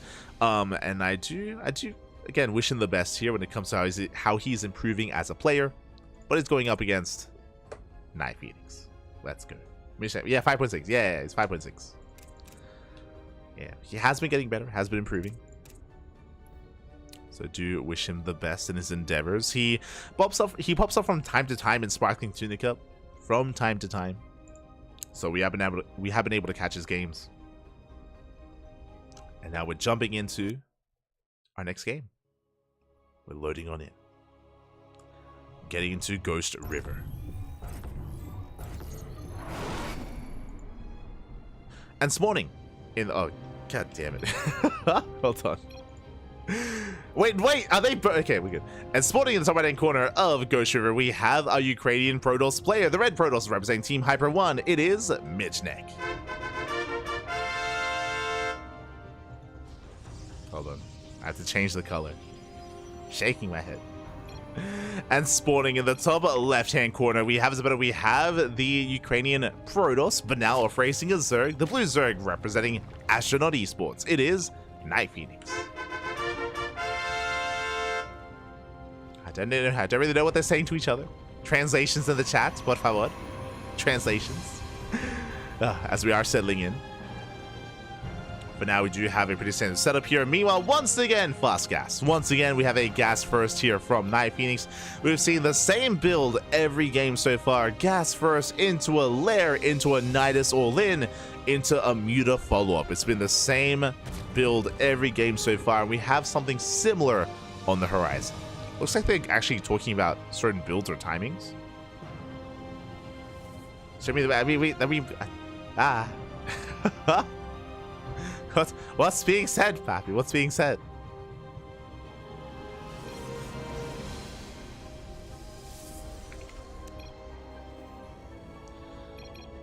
So we are going to be selling in.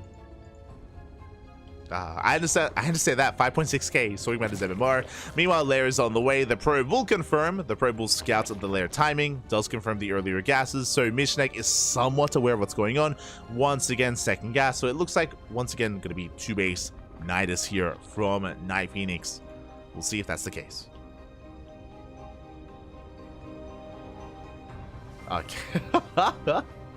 I see. That, Smudge. Este Night Phoenix. Hannibal, Papi, Hannibal.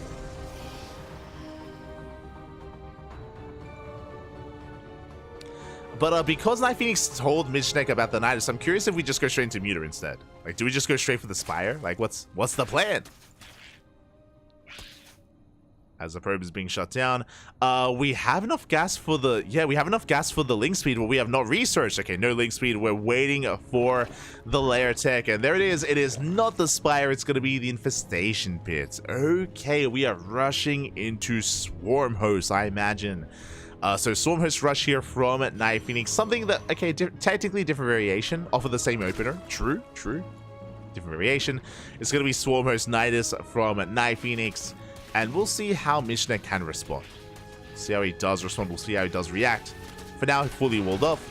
Mishnek has a piece of the puzzle, and it looks like he is prepared for a Nidus worm. He's rallying here in the main base, looking for the Nidus. Likewise, rallying here as well.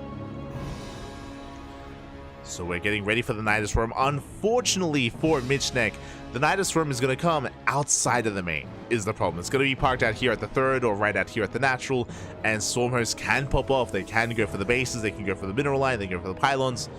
What do we go for? Mishnek in the dark throws down some safety shield batteries. Does make sense. I mean, Mishnek is terrified. He's terrified of what's going on, doesn't know what's coming, doesn't know what's happening. Is trying to get ready for what is to come. And here comes that Nidus. Nidus is on the way. How many Swarm Hosts do we have? We have 2 Swarm Hosts for the time being, soon to be 3. Nidus Swarm does finish. With only 3 Swarm Hosts, we can't really do much, I'll be honest. It might be wiser to just, like, pull back, to, like, wait and hold on to our Swarm Hosts a little bit longer here. But there we go. Locust over into the main. We're going to reveal our hands. Probe is going to go down. And now Mission, now he knows what's going on. Ah, I see. I understand. We do get some probe kills. Not bad. A little bit surprised. Oh my god. That's 6 probes go down. 6 workers do fall. We're going to be responding, I imagine, with Blink. Twilight Council's on the way. I mean, another response, another reaction could be a Stargate. A Stargate for Void Rays to hunt down these Overlords, to hunt down these Nidus Worms, and to shut them down. But we're not going for the Stargate. We're going for the Twilight Council instead. Interesting. Okay. As we get another Nidus towards the left-hand side. Going for the natural. Stalkers do reposition. We do have a shield battery. We should be okay as long as we pull away. We have to pull away our workers. And we do trap 1. We trap 2. Okay, 2 probes do get caught out. Ooh, a 3rd probe as well. Barely not. Okay, much better defense. Much better defense here by Mishnek. He does retain himself for now. Does hold on. Looking at the Locust Waves, we have... Sorry, looking at the Stormers, we have 6. Soon to be 7. Soon to be 8. 8 swarm hosts. Trying to rotate around. Blink is on the horizon here for our Protoss player. Again, I'm not fully sold. I mean, Blink is a good way to keep up with swarm hosts, true, but that's if we already have it in the mid game. Uh-oh. Are we going for the pylon? We're going for the mineral line. And we do dive in. We get a probe. We're going for the shield battery initially. Shield battery does go down. And we just go for the mineral line instead. 2, 3 more probes. At the same time, Locust Wave towards the natural catching stalkers, going for pylons. Good value. Efficient trades. Yeah, very efficient trades here from Night Phoenix. Third base is on the way. We're getting Burrow as well. And that swarm host count is getting higher and higher. That's the scary thing here. We're getting up to 8 swarm hosts. By the time Blink kicks in, we can actually pose a threat to them. We can be active. We can try to hunt down these Nidus worms, but the problem here is that the stalkers have to move out of position to actually bring them down. And once they do, we can just hit from another side. So it's easier said than done to hunt them down with these Blink stalkers. Overcharge is spot. We get 1 stalker so far. We get 2. Oh, barely 2. 2 stalkers go down. Blink is done. And we have to try to hunt them down. We have to try to hunt down these Nidus worms. Locust Wave into the main. We're going to get 1. 1 Nidus does fall. Boys are being pulled away. We're going to get a second Nidus worm as well. The Overlord is still live. The Overlord is still up and running. And we go for the Nidus in the main. We're getting it up in the main base instead. We have to blink back. Forcing the recall. No high ground vision. We do get here in time. Just the 1 Nidus left towards the left-hand side, but we still have the Overlord. It is seen, it is spotted. We do shut it down. So Michnek, he's somewhat restabilizing here. We're getting a better handle of the game state, but oh my god, we lose 2 pylons. And the problem here is that Night Phoenix has been droning up, does have the better economy, is on 2 bases. Is supply blocked. Oh, sorry, that's Michnek. Michnek a little bit supply blocked, unfortunately, but we do find the final Nidus worm. And we do shut it down. Okay. Okay, now that we're somewhat stabilizing, we need a third. We desperately need a third base. We need a probe up. And we need to get our economy up and running. As we can see, Night Phoenix working towards link speed. And that's quite a hefty swarm. 18 swarm hosts. Oh my god. That's too much. Too much, man. Yeah, Locust Wave is going to be forced. The army can back up. At the same time, we do get eyes on the Nidus. We got eyes on it, but can we focus it down? Ooh, it looks like we barely can. Nidus swarm is denied. Another Nidus here on the right-hand side. Michnek getting a handle on things. Still no third base, though. Still no third Nexus. Is concerning.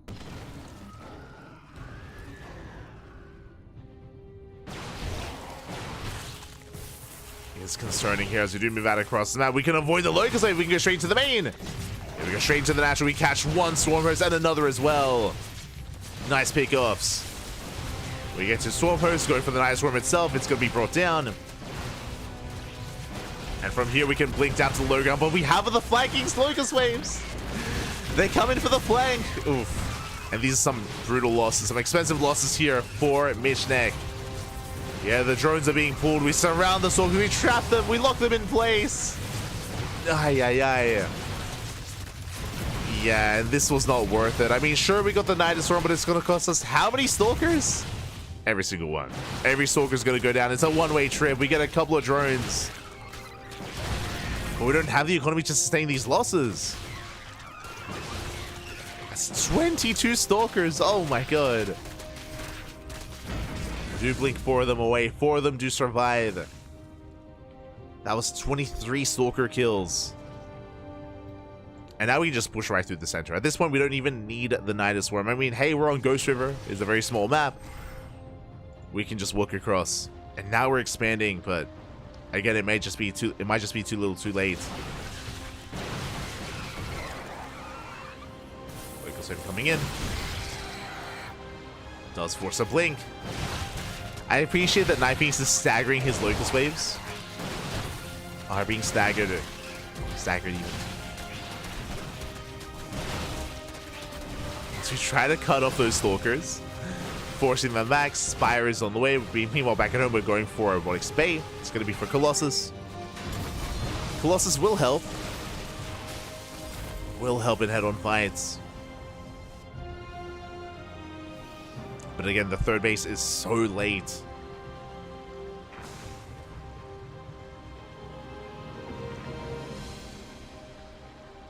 And now we see that Night Phoenix has so much freedom. So much freedom to not just make use of this economy, but get into Spire play. Get into Mutas.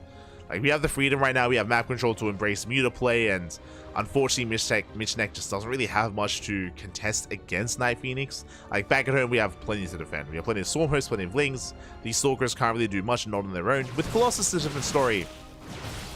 With the Colossus. But on their own, they really only have map control. As the Stalkers are forced back. Third base still trying to get it up and running.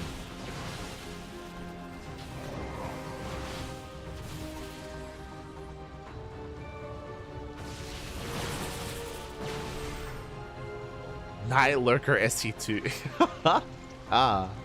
One day. Different opening, same opener, but I guess different tech of choice. We do catch some of the Mutas, not bad. 2 Mutas are caught out. At the same time, though, the mass Muta wave does get across the map. We catch out some of the reinforcing Stalkers. Oh, the Stalkers are going down. We catch a Colossus. Up.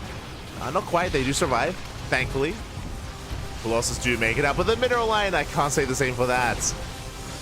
That was a good 6 probes falling. And now Night Phoenix is pushing. Suddenly, the Zerg player has map control, moving out towards that natural. Stormhosts are waddling on over. Mutas are keeping the Stalkers busy. And Night Phoenix is about to max out, even collapsing on the main army. This I'm not so sure of. We're going to trade with Stalkers.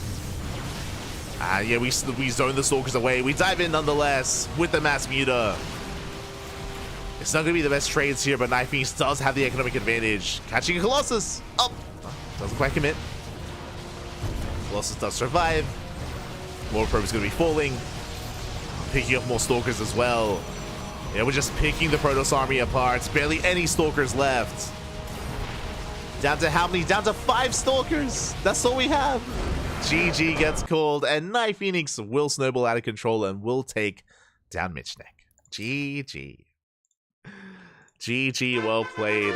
Disgusting, Pappy, disgusting. With the same opener going for a fast layer, but going into Nidus Worm Swarm Host instead of Ling Nidus here. So different follow-up, still hyper aggressive. Again, I'm not too fond of Michnek's response to going to Blink Stalkers. I would have preferred something like Stargate into Void Ray, just because it's a little bit faster. It's a little bit faster to shut down the Nidus Worms and shut down the Overlords.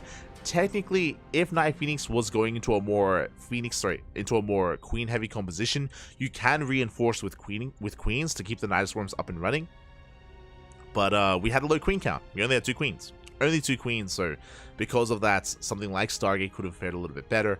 Alas, we waited for the blink. By the time we did, it was just too much damage. Too much damage over so much time, and GG. GG, well played.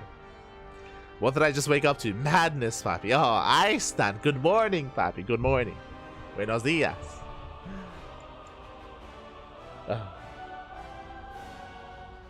We just customs pretty much, and he's trying to blind counter me. Oh, I see. I see.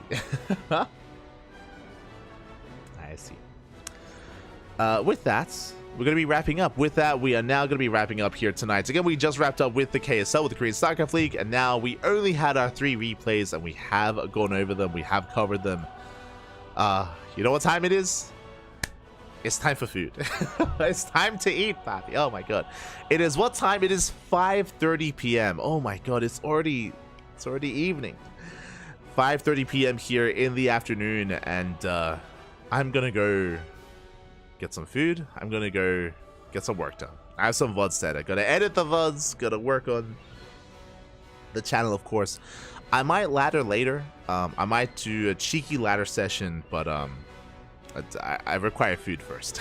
I'm gonna require food first before we think about the ladder. So we'll see. We'll see when we do decide to ladder. For those that are curious, I don't ladder on the CranKy Ducklings. This channel is only for casting. We for the most part, sometimes we do team games. Sometimes we have team games here on the CranKy Ducklings, but for the most part, casting. If you're curious about my ladder session, I barely get time to ladder, so I'm very rusty, but I'm going to be streaming over on my channel, over on Light VIP, over on Twitch. Otherwise, we're done. Otherwise, wrapping up. We'll see you guys next time. We'll see you guys tomorrow for Sparkling Tuna Cup and World Team League. Otherwise, hasta luego. See you when we see you. Oh, you can support us, of course, by following us. Bam! Twitter, Facebook, Instagram, YouTube, and Discord. Social media links are in the chat. If you're interested, you can follow us there. You'll be notified when we go live. Otherwise, you can support us on Patreon. You can subscribe as well on Twitch. You can become a member on YouTube. Other ways you can support us if you're interested to help fund and help facilitate our tournaments. Otherwise, we'll see you guys tomorrow for some more StarCraft. Until then, hasta luego. Ciao, papi, ciao. Hasta luego.